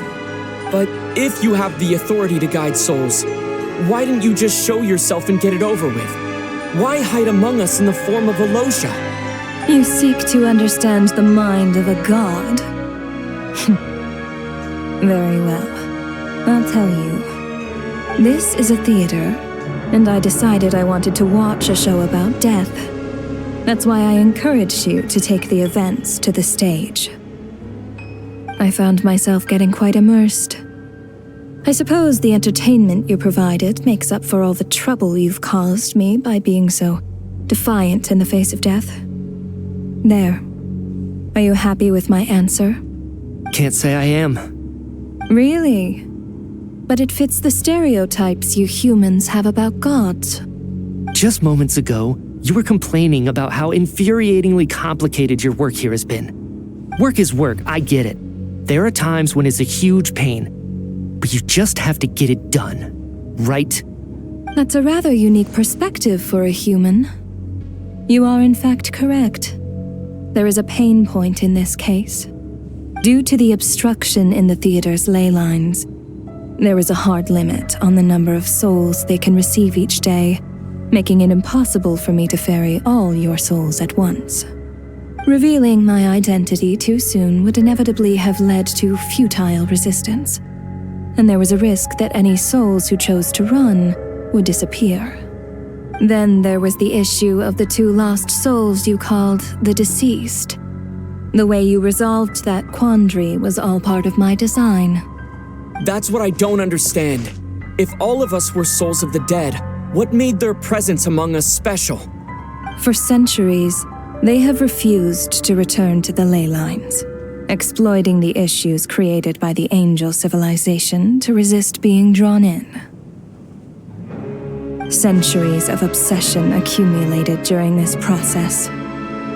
You may think of this obsession as the resentment of the dead, and in this quantity, it was a bomb that could have detonated at any moment. It reached the point where I could not afford to leave it unchecked. But the only way to fix it was to help them acknowledge their own deaths, make peace with their regrets, and willingly walk into the snowstorm. Only then, with my guidance, could they finally return to the ley lines. Otherwise, you would not like to know what the consequences would have been.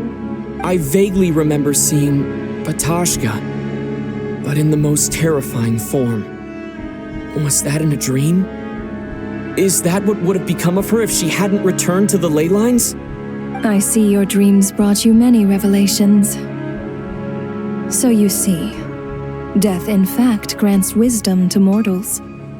Souls connect to all things in the world and see the chain of cause and effect between them. It's nothing unusual.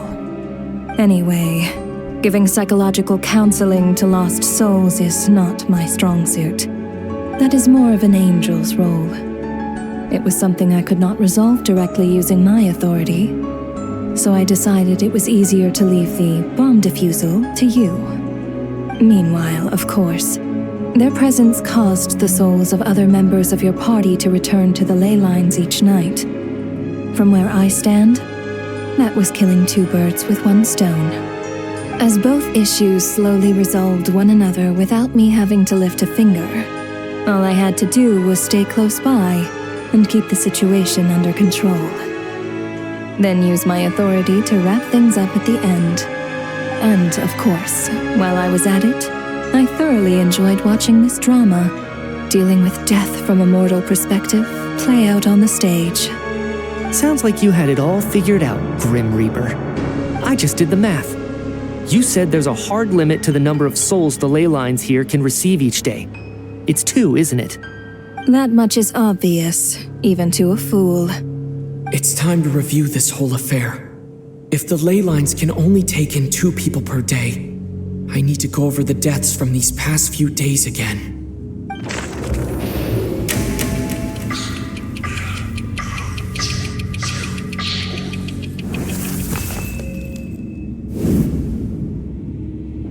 Looking back now, none of us had the faintest idea at the time. From the moment that staff member named Demoff walked into the snowstorm, the incident had already begun.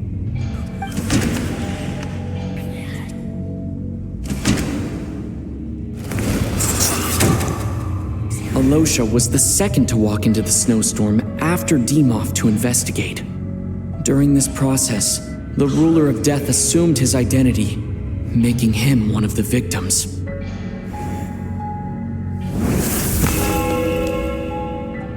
During our first night in the theater, everyone was caught up in the novelty of it all.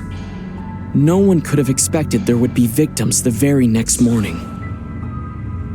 Despite all the confusion, and with the help of hindsight, we finally began to realize that something was amiss with the snowstorm.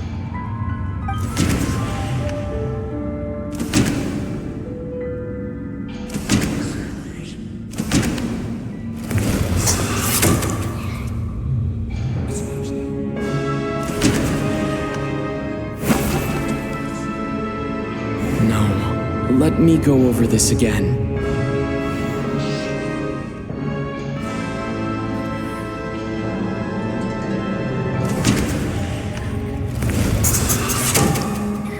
The ley lines devoured Torgov and Sobolova on the first night.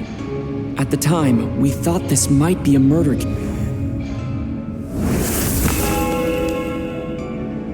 Odette and I spoke a lot that night. 3 people were on watch. But in the morning, we discovered that someone had fallen victim all the same.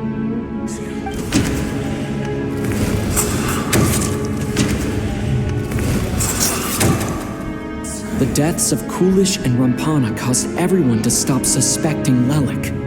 Unexplainable phenomena occurred one after another, leading Mitya to suspect that we were caught up in a supernatural event.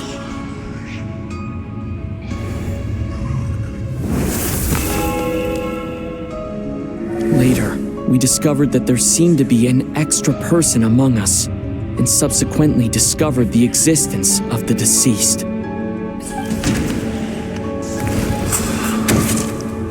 Mr. Schramm realized he was the deceased and walked into the snowstorm to return to the ley lines of his own accord. It turns out there really was a dead person among us.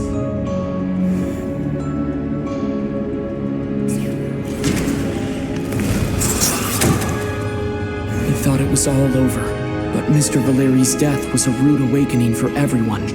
The ley lines consumed him during the night regardless. A lot happened today.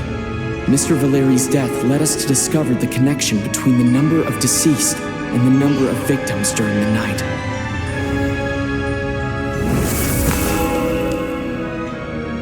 The fact that there was more than one deceased seemed to bring us back to square one. Odette revealed some information she had been keeping to herself.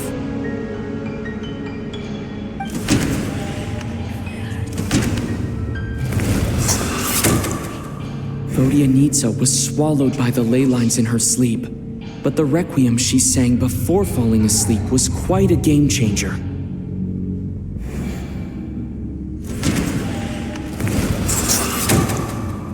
As it happened, Petashka filled the void left by Mitya's return from the ley lines by walking into the snowstorm this morning. The girl I thought was child sister Tonya turned out to be another of the theater's deceased. Come to think of it, Petashka was about to walk into the snowstorm at that time.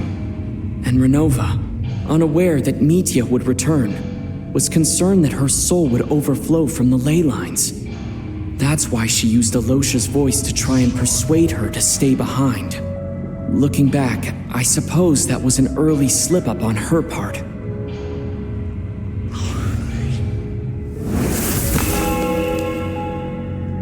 No one could have expected anyone who walked into the snowstorm to return. But just after nightfall, Mitya returned, bringing crucial information with him.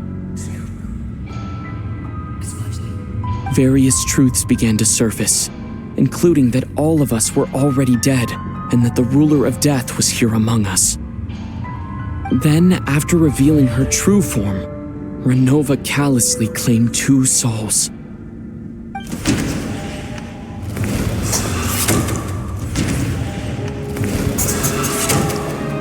In fact, everyone was already dead by the time we took the photo. And in the days since, we've experienced many more partings in the afterlife. Now, only Mitya and I remain. And the true culprit behind everything still stands before us. In Mitya's eyes, I see the same anger and frustration that I feel.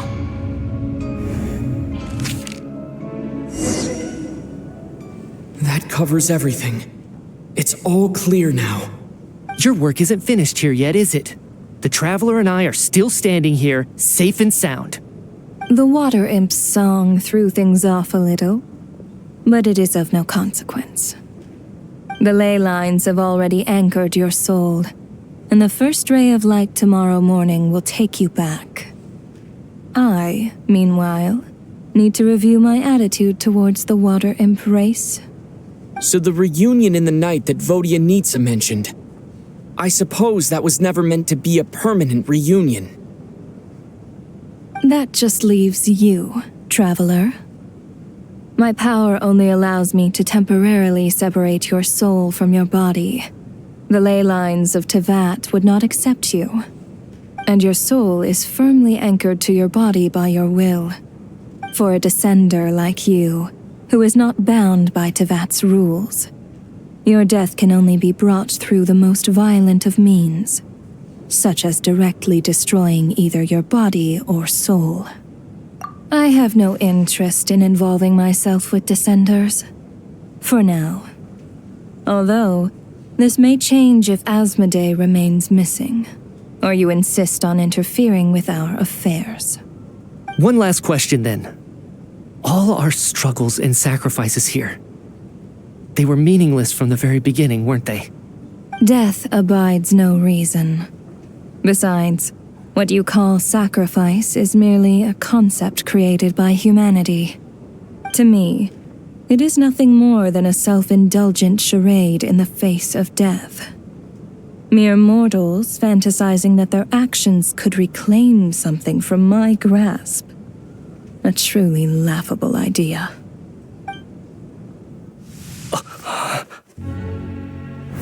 Grim Reaper, you really know how to get on my nerves.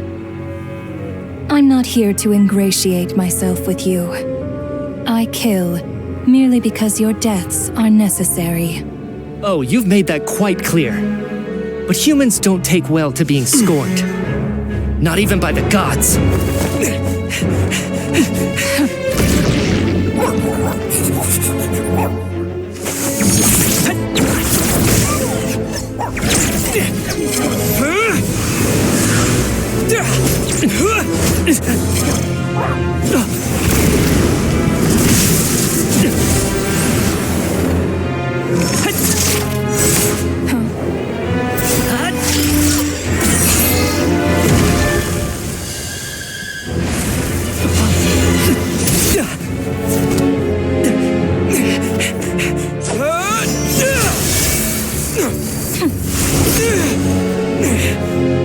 This is futile. You must know that you are powerless against me in my own domain. I suggest that you save your strength. For what? Maybe we can't change it. But if nothing else, we can at least teach you to have some respect for the dead. Audacious.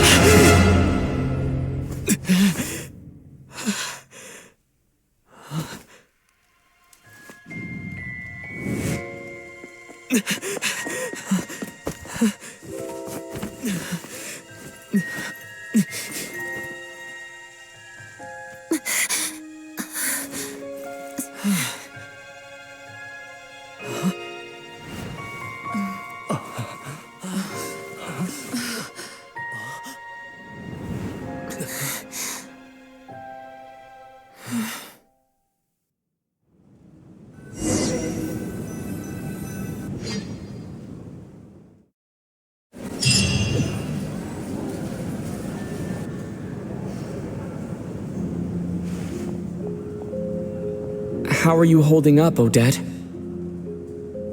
What happened to me? How much do you remember? What do you mean? Is the performance over? I can't seem to recall what happened. Has Odette already forgotten?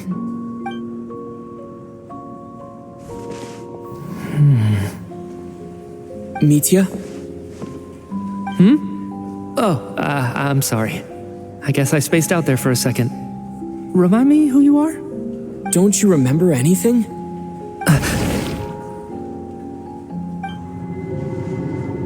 Yeah, I remember now, comrade. Looks like we guessed right. Just like me when Odette found me at the Armory Palace, for some reason, everyone killed by the Ruler of Death eventually came back to life. Just with one catch. They forgot what happened while they were dead. Odette and the others have already forgotten everything. Why were you able to remember this time? Could this be the reason? You said this is the Ruler of Death's symbol, right? I don't see anything there. You don't? Huh. Okay, I guess that makes sense. I carved this into my hand in the afterlife, so it's not visible in the physical world. Does that mean I carved this symbol into my soul? What an unsettling thought. Still, at least I get to remember what happened. I suppose it's a blessing in disguise. What about you, though? The Ruler of Death mentioned that you're a descender? Is that why you can remember? A full explanation would get complicated very quickly, but that's essentially it. Well then, now that it's all over, let's figure out what we've learned. The first thing I notice is that everything here is precisely as we left it, right before our deaths. This confirms that time passes differently in the afterlife than in the real world. They say that right before death, time slows down and your whole life flashes before your eyes. That must be how you know you have one foot in the afterlife by that point. Anyway, clearly the few days we spent in the afterlife probably only amounted to a few short minutes in the real world. This also aligns with previous reports of widespread temporary memory loss among the Armory Palace personnel. Now it seems likely that those were all brief deaths caused by the Grim Reaper's so-called curse of death. To those unaware of the truth, dying and coming back to life must feel similar to a short bout of catatonia.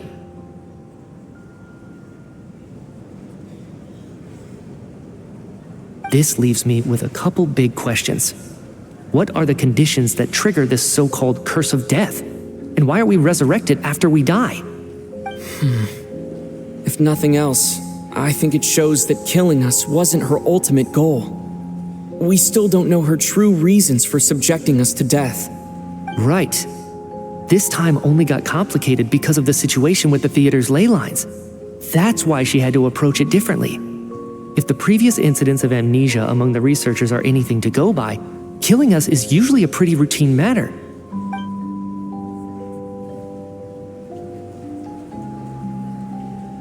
Come to think of it, wasn't I about to note something down before I died? I can't remember what it was, but I think it was something related to my research project. Sorry, Traveler. I'll catch up with you again later. Right now, I have to make a trip back to the Armory Palace. Sir, if I may, no one of your description has ever shown up in my investigations into Mr. Mitia's friends. Yet, you two seem very familiar with each other. Could you perhaps tell me where he was in such a rush to get to? And, by the way, have we ever crossed paths? Forgive the presumptuousness, but I feel a vague and indescribable sense of familiarity about you. I can explain everything. Could you help me gather everyone in the theater in one place?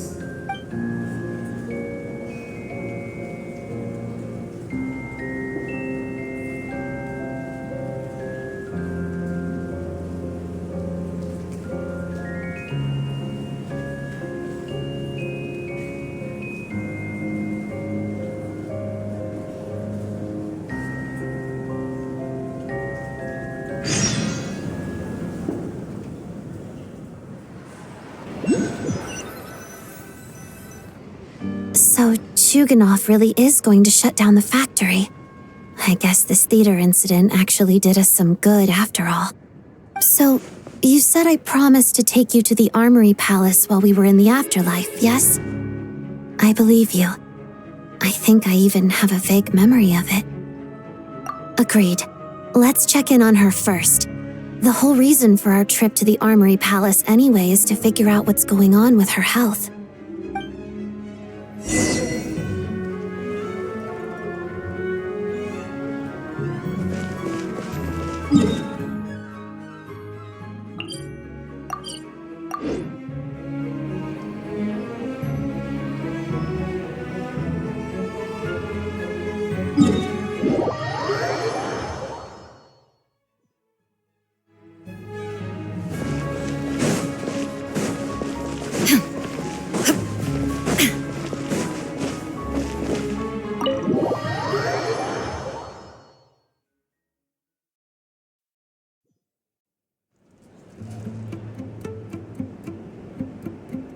I'm finally back, even though a long time has passed from my perspective.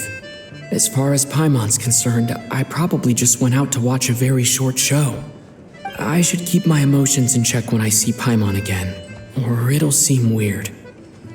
Wait, the atmosphere here feels off. Shh, stay quiet. Let's go inside and take a look. Have we still not been able to notify Child yet? We need new orders.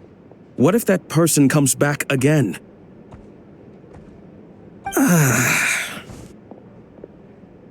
I'm so sorry.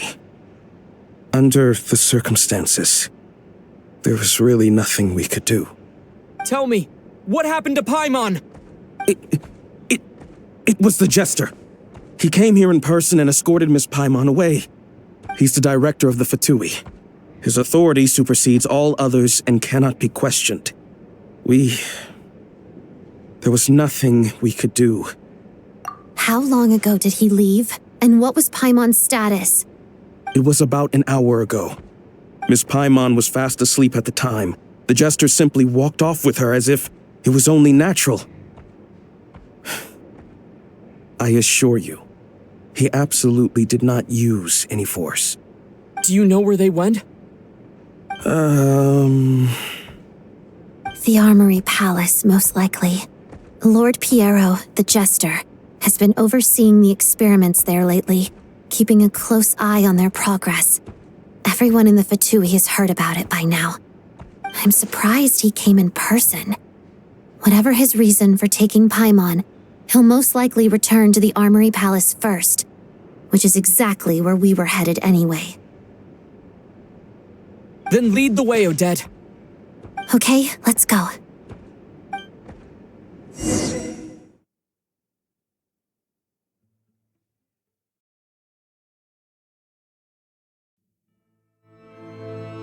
It's just up ahead. Quick, let's get inside. No, I'll go alone. You know I'm planning to force my way in. You're with the Fatui, so you should stay outside. I was hardly planning on taking you through the official channels anyway. I'm here to force my way in, just like you. I may be a Fatus, but I'm also Lelik, enemy of Project Stuja. Paimon's safety is paramount right now. With me around, you'll have an extra pair of hands. There might be devices inside that are easier for an insider to deal with. If you say so. Let's go. There's no time to hesitate.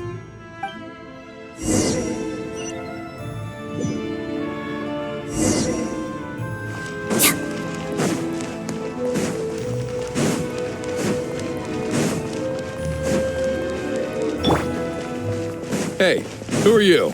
This part of the Armory Palace is under restricted access. What do you think you're doing? No questions, please. We're short on time.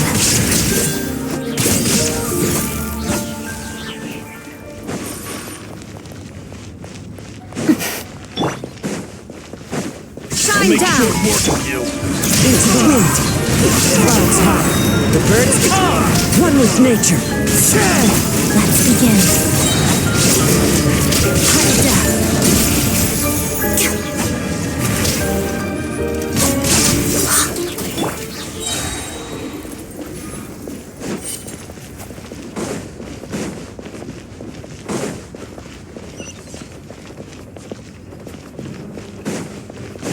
Fear the coming storm.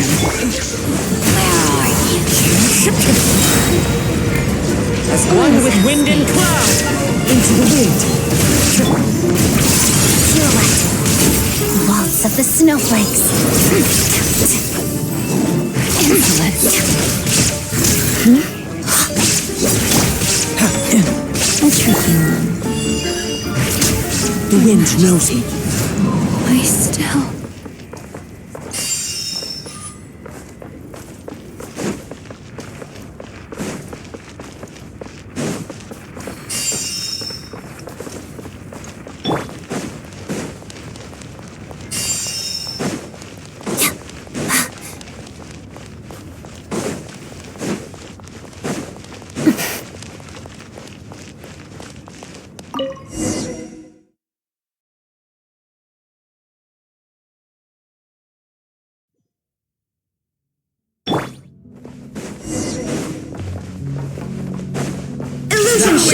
You have a pass? Where are you coming from? So, you're intruders, huh? Don't blame me for what happens next! Committed to memory.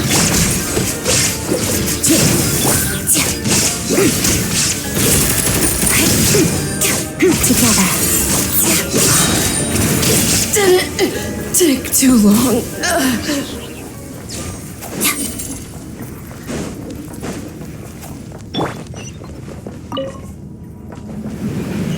The Armory Palace is hidden this deep in? This place is much bigger than I imagined. They're conducting top-secret research after all.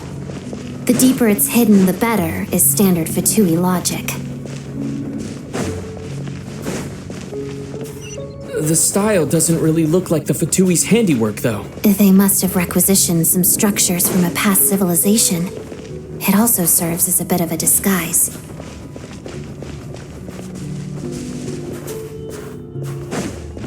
Looks like we're in for a Intruder! Stay alert! Fallen leaves, adorn my night! Into the wind!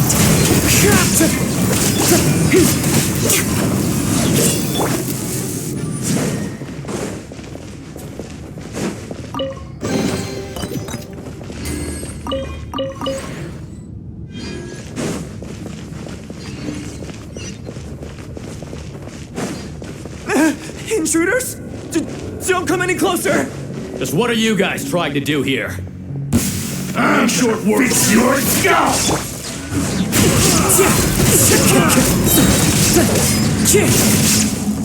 As one with wind and cloud, one with nature.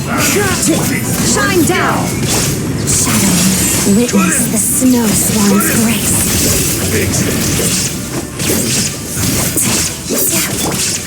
Riptide!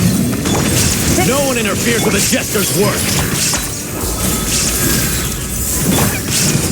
Now you shall perish!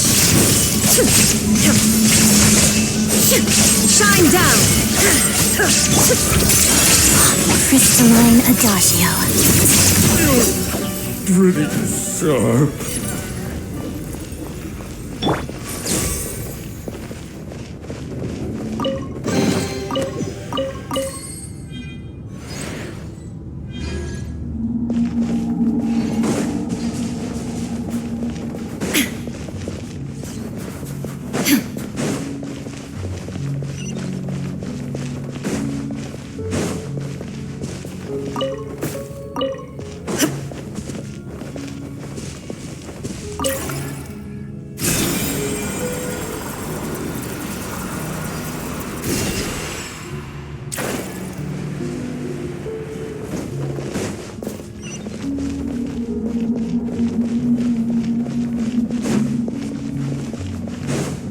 Looks like no one's guarding this place. There's something off about that decoration over there. Look out! Let's deal with these before we move on.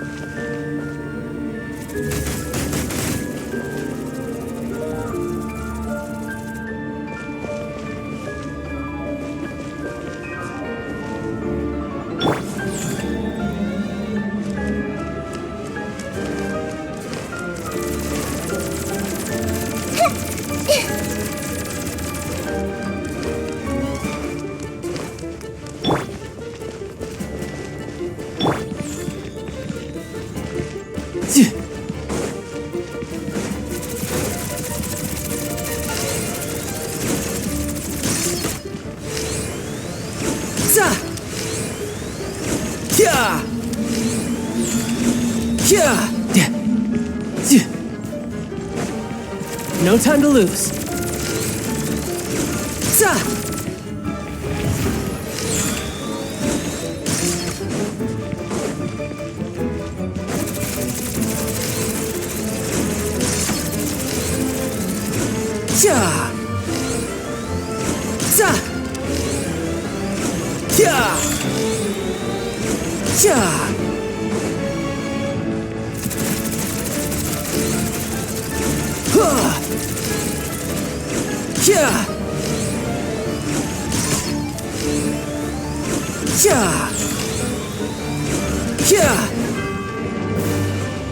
No time to lose.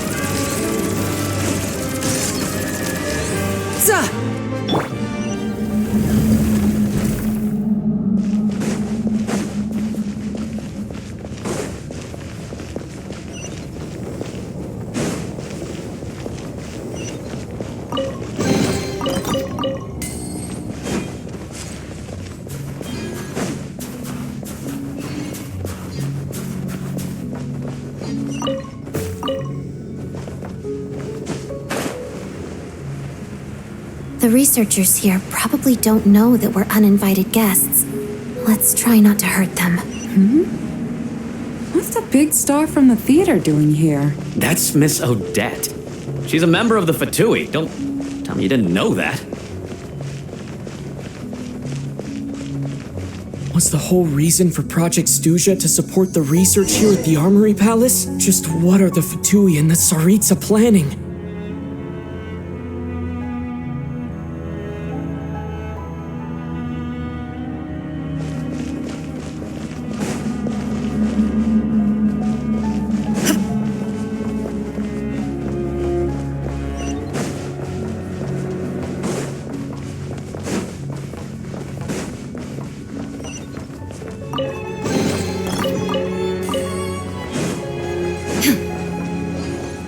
Whoa! Who are you? Never seen you around here before.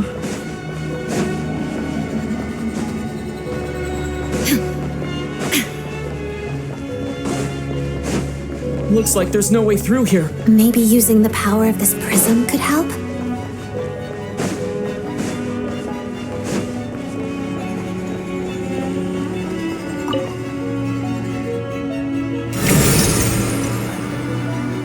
I think I see some images. It's the prism's power at play, causing images of the past to reappear, albeit only as illusion. Paimon. And the Jester. Is this another scene from the past? Yes. It looks quite old, though. I don't think it happened in the recent past.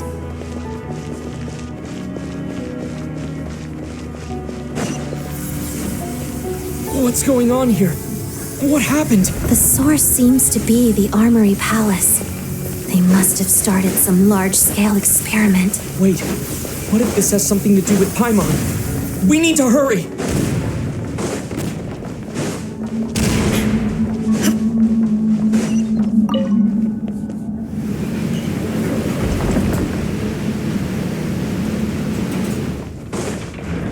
We're almost there. The Armory Palace is just up ahead. Paimon, please be okay. The wind knows me. Clouds high. The birds call into the wind. Ha! Brace yourself. This is gonna hurt. Let's begin. You're mine. One with nature. Torn to oblivion! It's fine.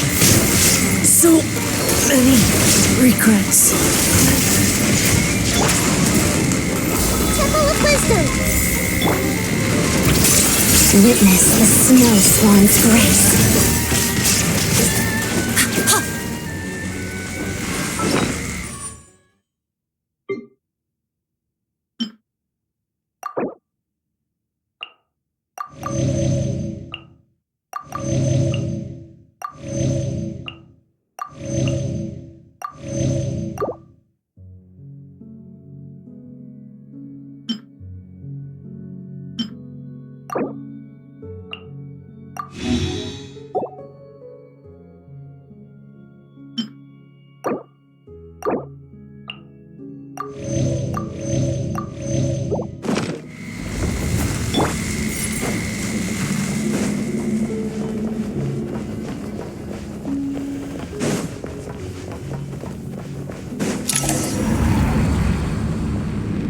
What's going on? Wait, I remember this feeling. It's the curse of death. No, not now. Why is the curse of death striking again already?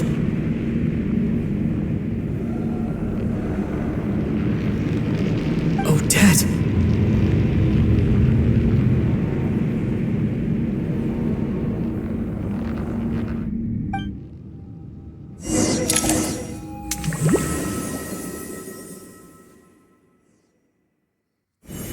Is this the afterlife again? I need to find a way back to reality. Is that Odette's core Ignis? Could that be what just woke me up?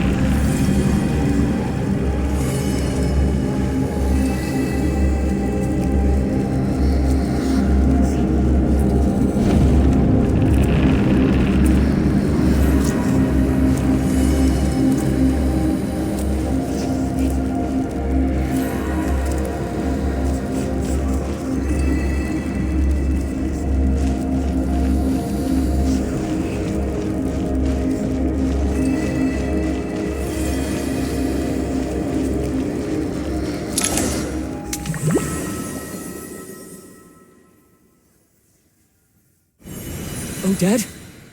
Odette! No signs of life. But past experience says that she should be resurrected before too long. Right? Did Odette intentionally use her core Ignis to guide my soul? I feel like something similar happened in a dream I had before. Thank you, Odette. If not for you, my soul wouldn't have found its way back to my body so quickly. And I might not have woken up so soon. But I'm sorry. I don't have time to protect you. I have to use the time you bought me to get Paimon back.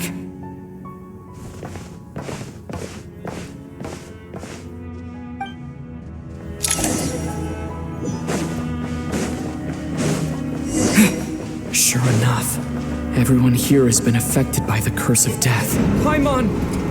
Paimon! No, wait. Paimon probably didn't escape Renova's curse either. She won't be able to respond to me right now. I'll have to find her myself.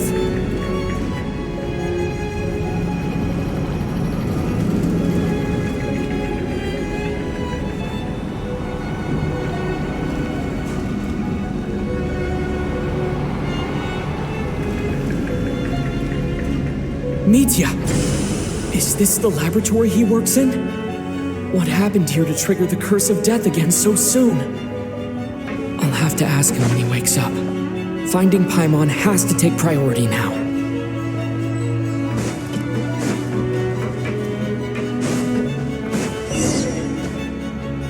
Found her! Paimon really is here!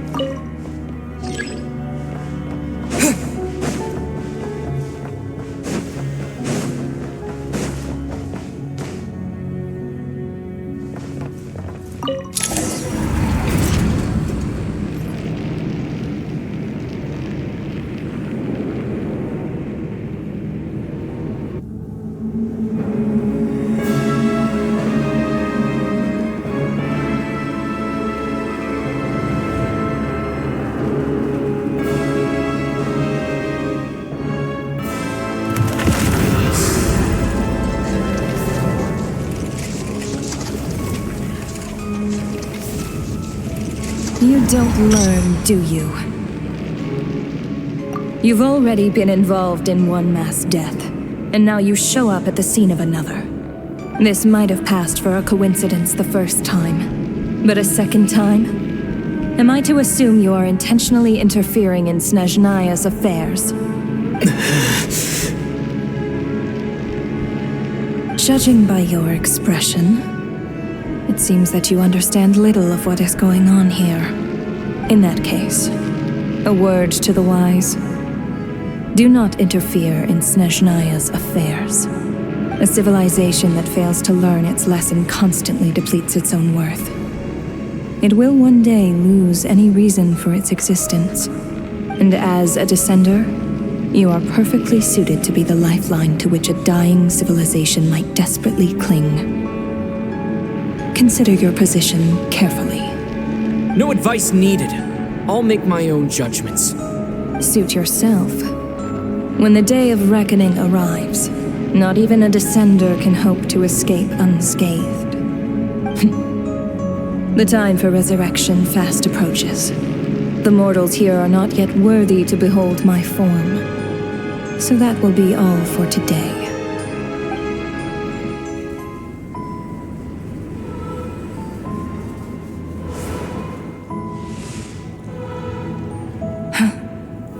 That thing is coming with me.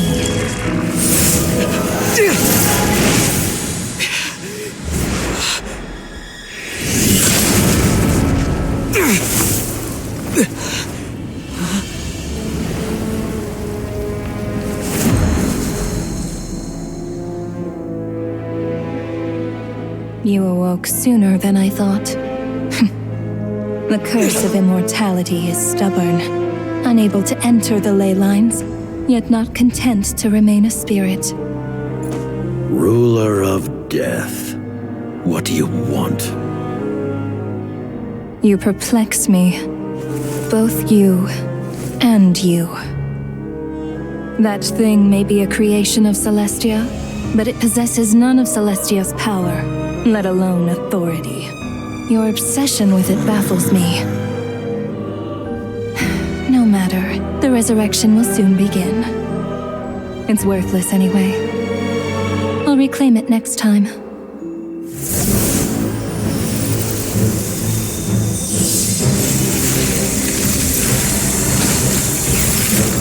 Hey, who says there will be a next time?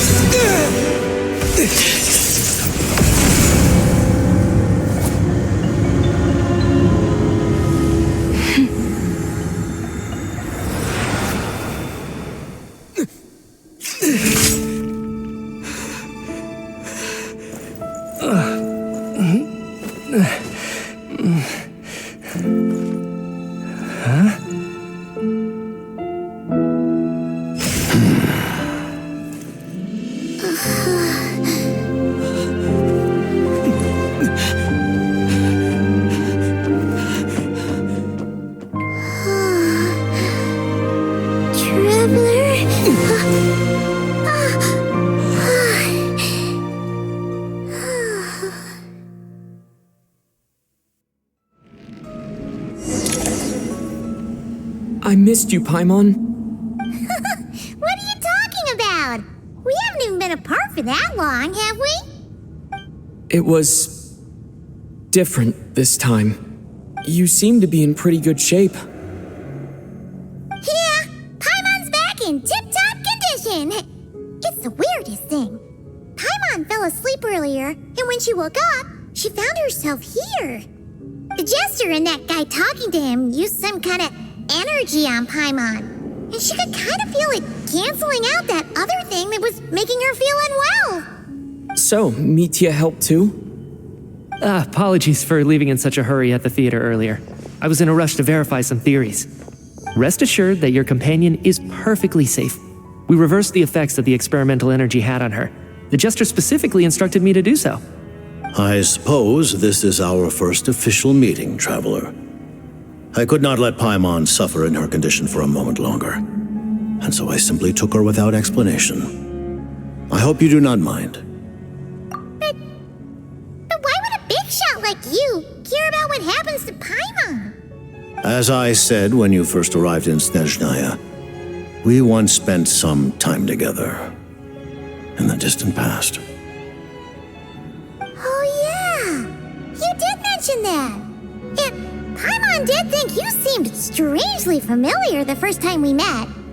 I'm afraid the reminiscing will have to wait. Mitya, let us continue with the report. What conclusions, if any, did you reach from conducting the final experiment of our energy research ahead of schedule? The good news is, my hypothesis regarding the ruler of death has been verified. As for the bad news, I recommend we suspend the experiments and Project Mistleton until further notice. Currently, we have no means with which to make a breakthrough. I say this purely as a scientist, guided by reason alone. I will trust your judgment.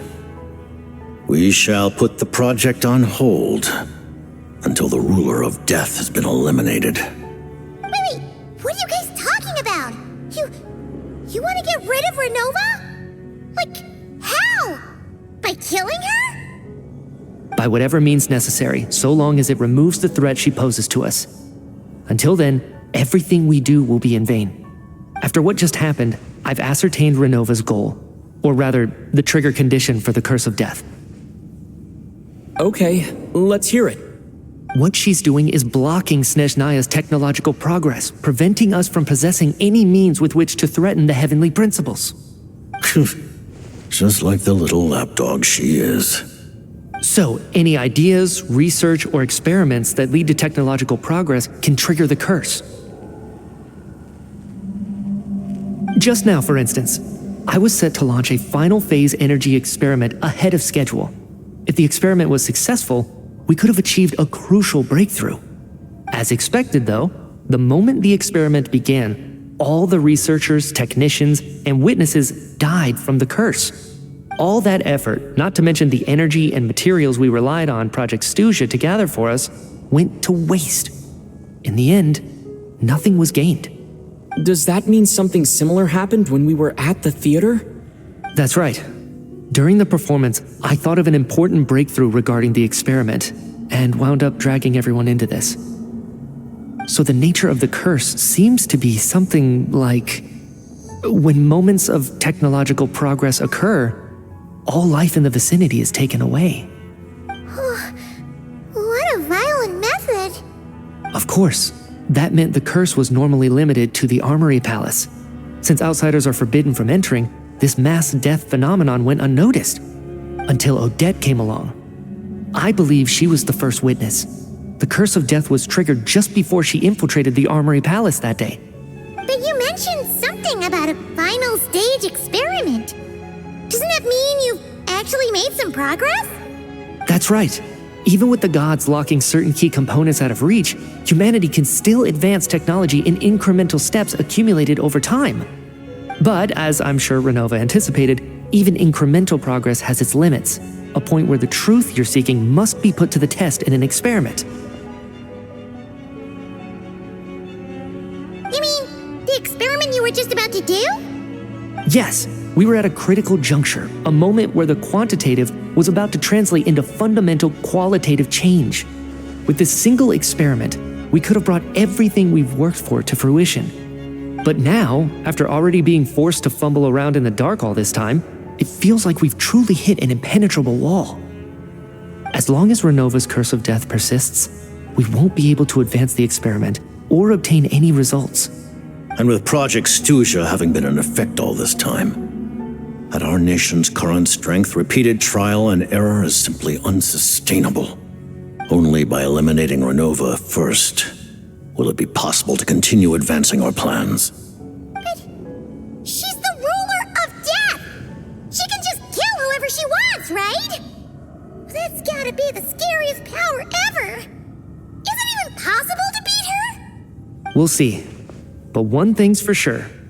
She definitely can't just do whatever she wants. The best proof of that is me, standing here, very much alive. You're saying... Wouldn't it be easier to just kill all of us researchers for good? Why resurrect us over and over again?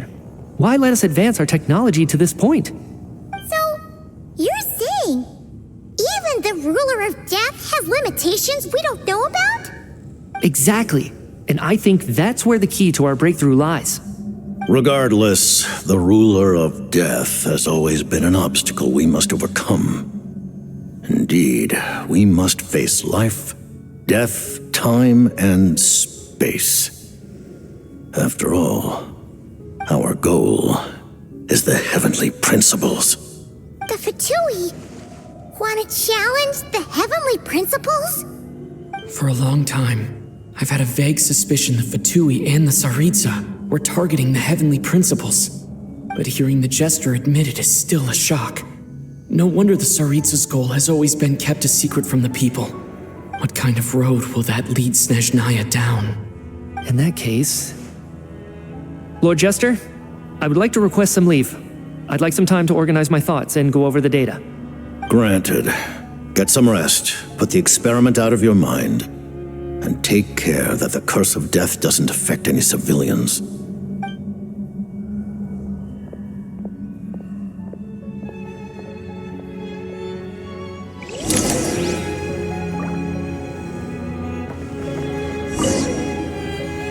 While there is yet time, allow me to offer you my hospitality, honored guest of Snezhnaya. Is there anything you wish to know?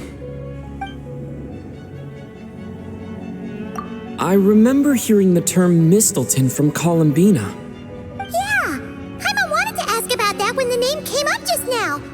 What is it? Paimon's heard of Project Stuja, but not this one. As you know, Project Stuja is a series of measures enacted to consolidate our nation's resources, the greater purpose of which is to serve Project Mistleton. Many of the things you have encountered thus far are essentially for the advancement of that project. This includes the Kuvaki Experimental Design Bureau in Nocturne. Researching Kuvaki was merely a facade. Its core objective was to use local resources and research findings to build Mistleton itself. And that's a weapon built for the final battle against the Heavenly Principles, isn't it? Huh? How did you know that? I was given some intel, and I made some deductions. Wait. You must mean that thing over there. Oh, Paimon's gotta take a closer look at this thing. Especially after you guys sent so many people to Nocturne to work on it. Kuvaki alone will not break through Celestia's defenses, let alone challenge the Heavenly Principles.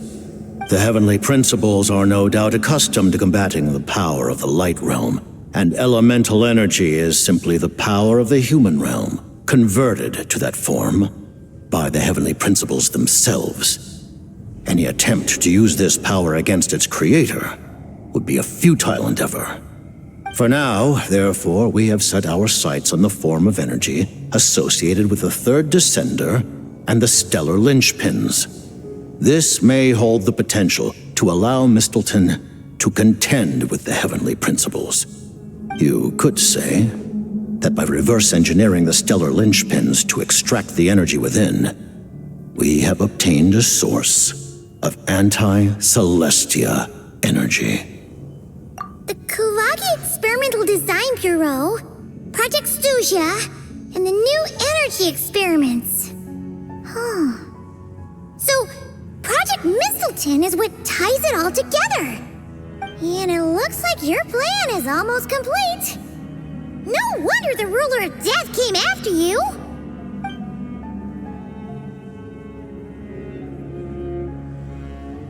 Her Majesty the Tsaritsa has embarked upon an expedition to vanquish a monster. Were it not for this, I imagine she would have been delighted to grant you an audience. Seems like the powers that be in Snezhnaya don't intend to hold my past conflicts with the Fatui against me. The Harbingers have been granted significant autonomy in retrieving the Gnosis. But by the same token, they do not completely represent Snezhnaya's official stance. You read my mind. Speaking of the Gnosis, Paimon's been dying to ask this question since forever. Why exactly does the Tsaritsa want to collect them? Is it something to do with the fight against the Heavenly Principles? The Gnosis will undoubtedly serve as a key bargaining chip when she confronts the Heavenly Principles. Beyond that, you had best ask the Tsaritsa herself.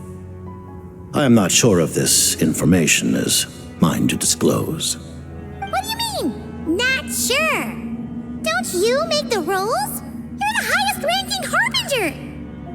Ugh, never mind. Taking on the Heavenly Principles is something most people wouldn't even entertain in their wildest fantasies. Why is the Tsaritsa so fixated on this? Into that today, civilization is nothing but an illusion. Something whose very existence can be negated at any moment. Our civilization may very well be destroyed in the struggle, but as things stand, the Heavenly Principles could choose to negate our existence on a passing whim. And we must not sit back and accept that fate. Only by changing the state of affairs, only by overthrowing the Heavenly Principles, can our civilization truly be said to have taken root. Otherwise, The fate of the people of Conria and Hyperborea is a cycle doomed to repeat itself. Accepting potential destruction in return for getting to control your own fate. Furthermore, perhaps this is still somewhat difficult for you to understand. Are you aware that all the rules of this world are made up of curses? Huh? All of them? Paimon knows about the curse of death you mentioned, and the curse of immortality that you and Dainsleif have. Then the birth of the Hilly-Churls, the rules of Natlan's Ode of Resurrection. Those are curses too? Farina's long life seems to stem from a curse placed on her by Focalor as well. Yes. Even a god's love for humanity is a curse the heavenly principles inflicted upon the gods. What? The Tsaritsa has always had ample reason to hate the heavenly principles. If she can seize their authority, she will reconstruct the entire world, and when that time comes, humanity will be completely liberated from curses and lies. Look forward to it. It will be a world beyond your imagination. Though the ordinary people of Snezhnaya may not understand these details, in this frigid land locked in a ceaseless struggle against the environment, in this nation to which the gods have never shown favor, we all believe that standing in solidarity with the Tsaritsa in our shared struggle will surely usher in a new and better world.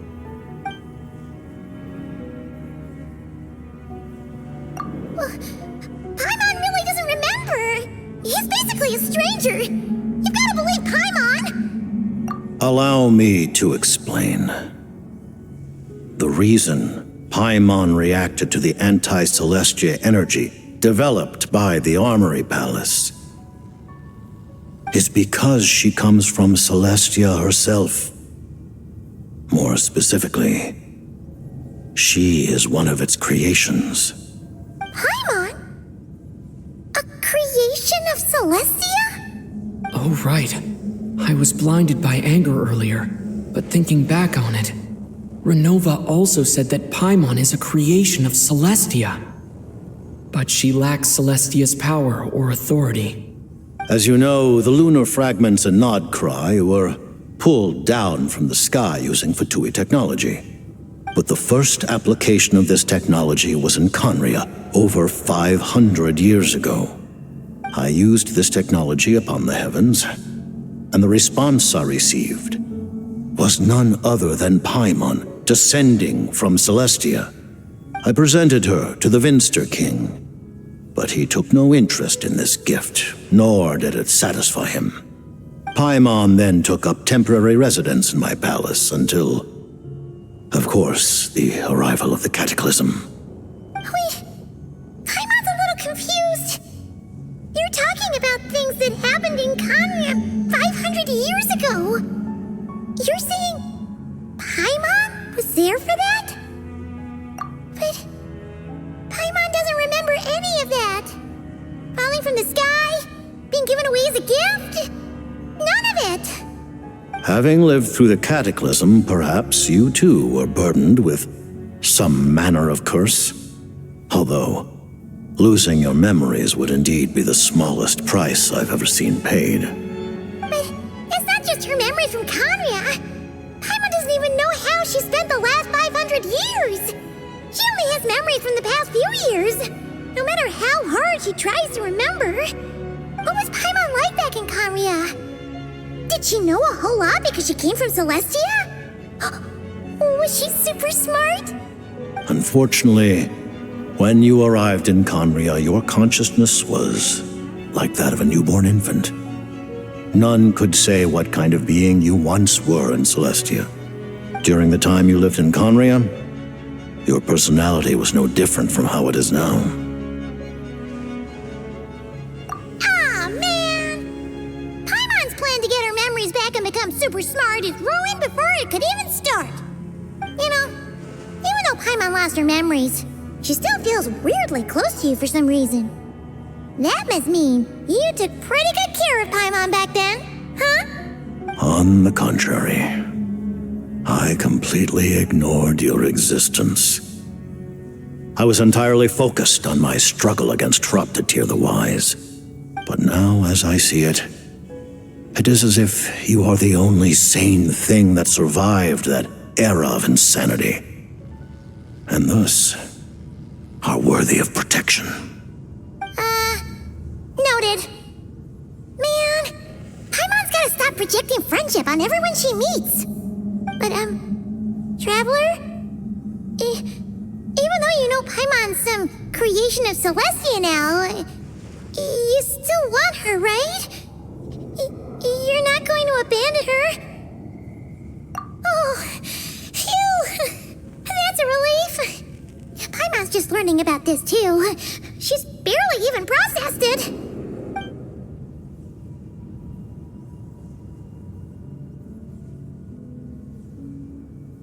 Thank you for telling me so much.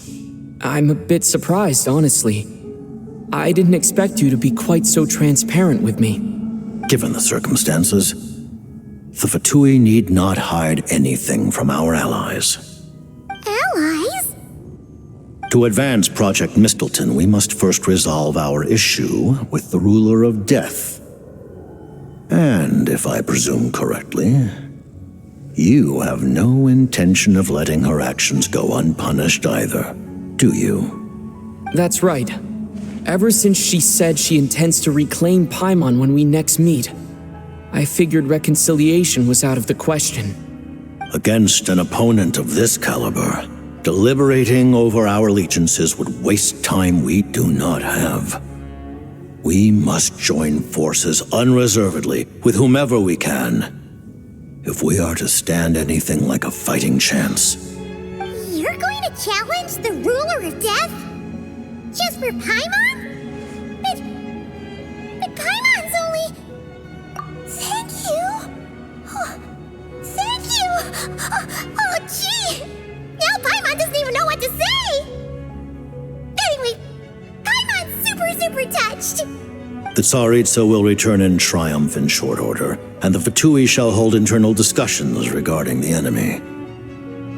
The time for us to meet again will come very soon. Got it.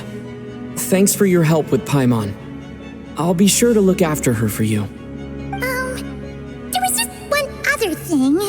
Well, just a request, really. Paimon really wants to see what this Mistleton thingy you're gonna use against the Heavenly Principles looks like.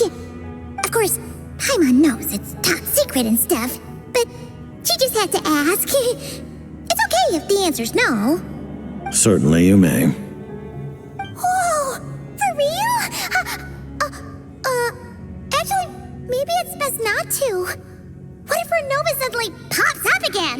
She might take this chance to...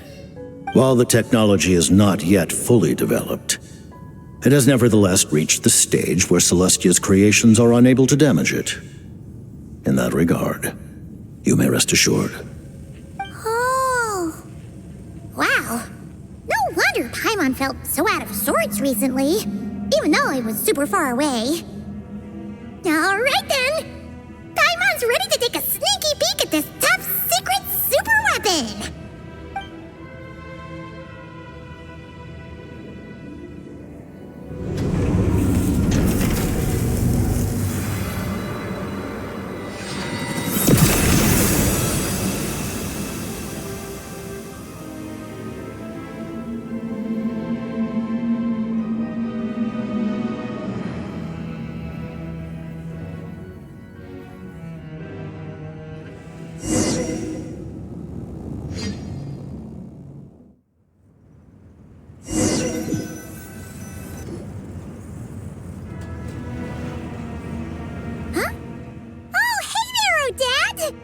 Paimon? You're okay. Thank goodness. You look well. Have you recovered? Long story short, yep, Paimon's all better.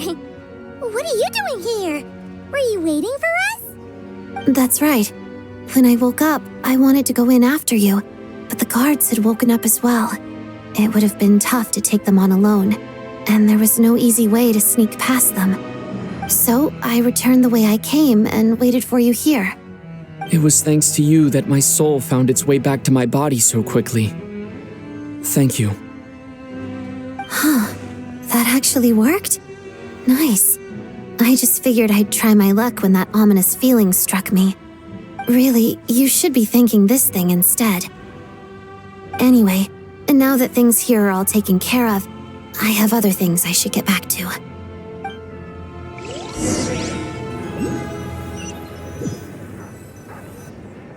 Ah, Director Chuganov, you're back. We just received notice that Project Stuja has been suspended, so we've convened an emergency meeting. This is the preliminary plan. In addition to expanding production capacity, we've also discussed feasible layoff plans to optimize revenue and expenditure structure. Our calculations indicate that the factory's profits will increase by at least 30%. Just give the word, Director. That won't be necessary. Leave the energy for those who need it. Whether they use it just to get by or to run a business, that's up to them. Start preparing to halt production and lay off the staff. Make sure the workers are able to land on their feet and that they are duly compensated. Thank you all for your hard work during this time. Am I hearing you right? Why? After all the tough times we made it through, now is exactly when we should start to turn a profit. I just suddenly don't want to do this anymore. Huh. Does there have to be a reason? Iskra, it's time to rest. Dear esteemed members of the Rokot, given the effects of Lelik's radical actions upon our organization's reputation and social stability, a decision has been made to permanently withdraw this codename from use. Considering that Lelik did what they did for the benefit of the people, the Rokot has nevertheless negotiated with the authorities, ultimately securing a waiver for all penalties due to them. Lelik will be suspended for a period of time. Depending on their future performance, they may be allowed to adopt a new codename and continue acting as part of the Rokot. The purpose of this notice is to remind everyone once again that motives and methods are equally important when one operates in the shadows. Even with Project Stuja's suspension and our interim operational victory, we must guard against complacency and rashness and work to consolidate the progress we have made so far. We act only for the greater glory and solidarity of our nation. May the aurora shine ever on, and the tundra always stand firm. We act only for the greater glory and solidarity of our nation. May the aurora shine ever on, and the tundra always stand firm. Looks like it's finally over. You mean for us? Just thinking out loud. I've never seen the Snezhna Gradvecha so lively before.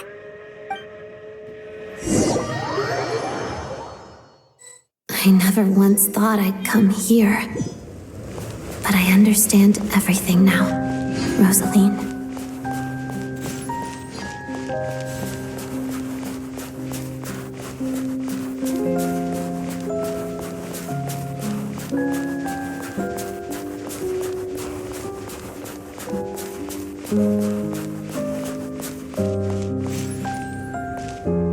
I've seen Spirit Seeker performed many times, including by your mother.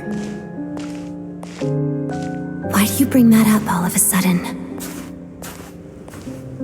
Even though the choreography is always identical, every dancer finds a way to make it her own.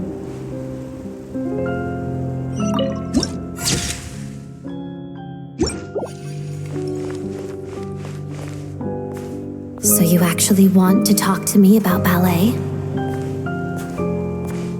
I just think it would be a pity if the dance was lost to history. She didn't teach it to you, did she? That was an unusually subtle taunt for you.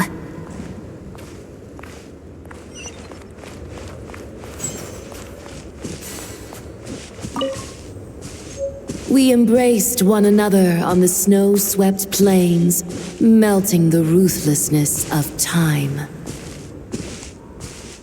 But when our bodies, in pieces, are cast to the winds, what of our love will remain behind?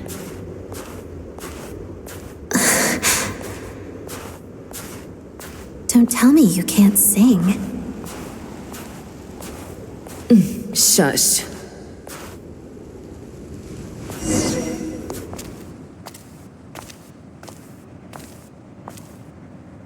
I understand her hatred. The Fatui robbed her of the life she should have had. I never opposed her dancing. Yet still I became an enemy of her ballet. I'll just keep my distance. Many despise me. I'm used to it. You're certainly not one to shy away from confrontation. But children, they need a different approach. I'm hardly the most maternal figure. Yet she is a child. In my experience, while a father commands authority, he must still yield to love. You should tell her what you think about her dancing.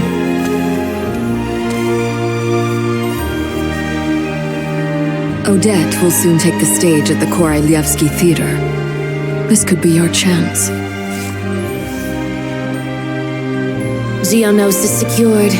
It went smoothly. I'll be there. Have them send me an invitation.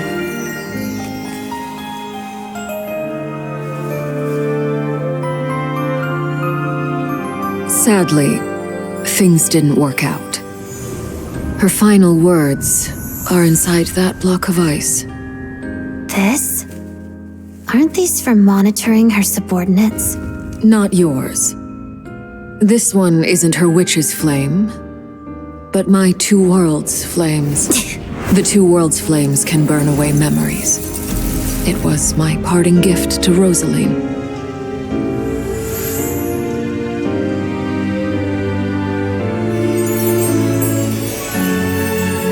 If all goes to plan, she and I will both live to see the Tsaritsa succeed. I believe she'll find peace. But if anything happens to me, she needn't follow in my footsteps. The cryo-energy will fade away in time. Then the two worlds' flames will burn away all memories of the Fatui. She'll be free to dance. She deserves this. I will handle the aftermath. The choice is yours, child.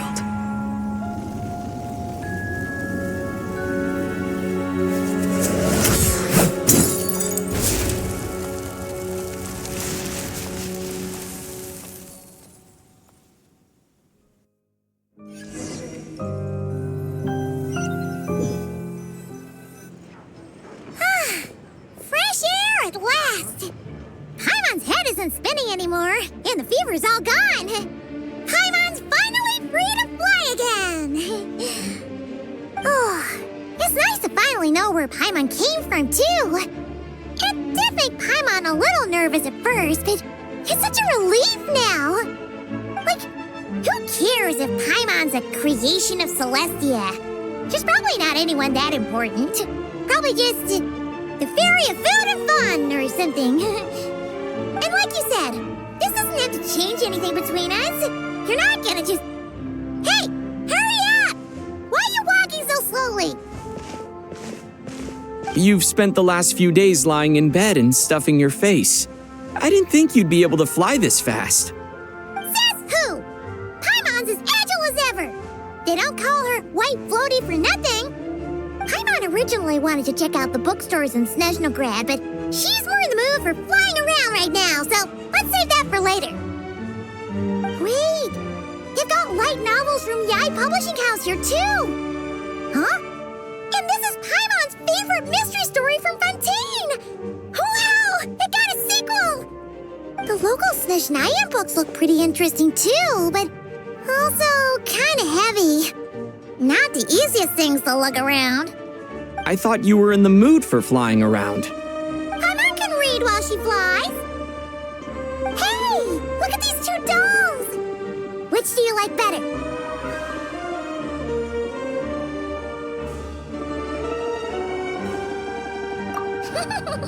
All right, boss, we'll take both.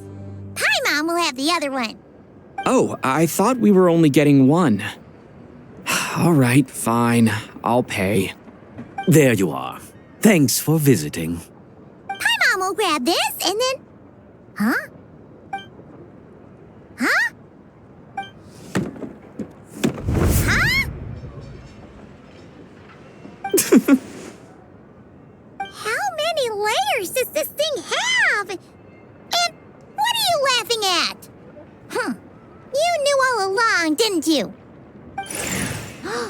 A whole bunch of people are gathered over by the plaza. Hey, look! That looks like Tartaglia! Hey, Tartaglia! I know that voice. Of course. If it isn't Paimon and my old comrade. You're looking well, Paimon. All better? Yeah! The jester knew I was wrong and fixed Paimon right up! Thanks for sending someone to keep Paimon safe, too. Oh, yeah. About that. That was kind of embarrassing. Who could have known that our director would go looking for you in person? So sorry for the misunderstanding.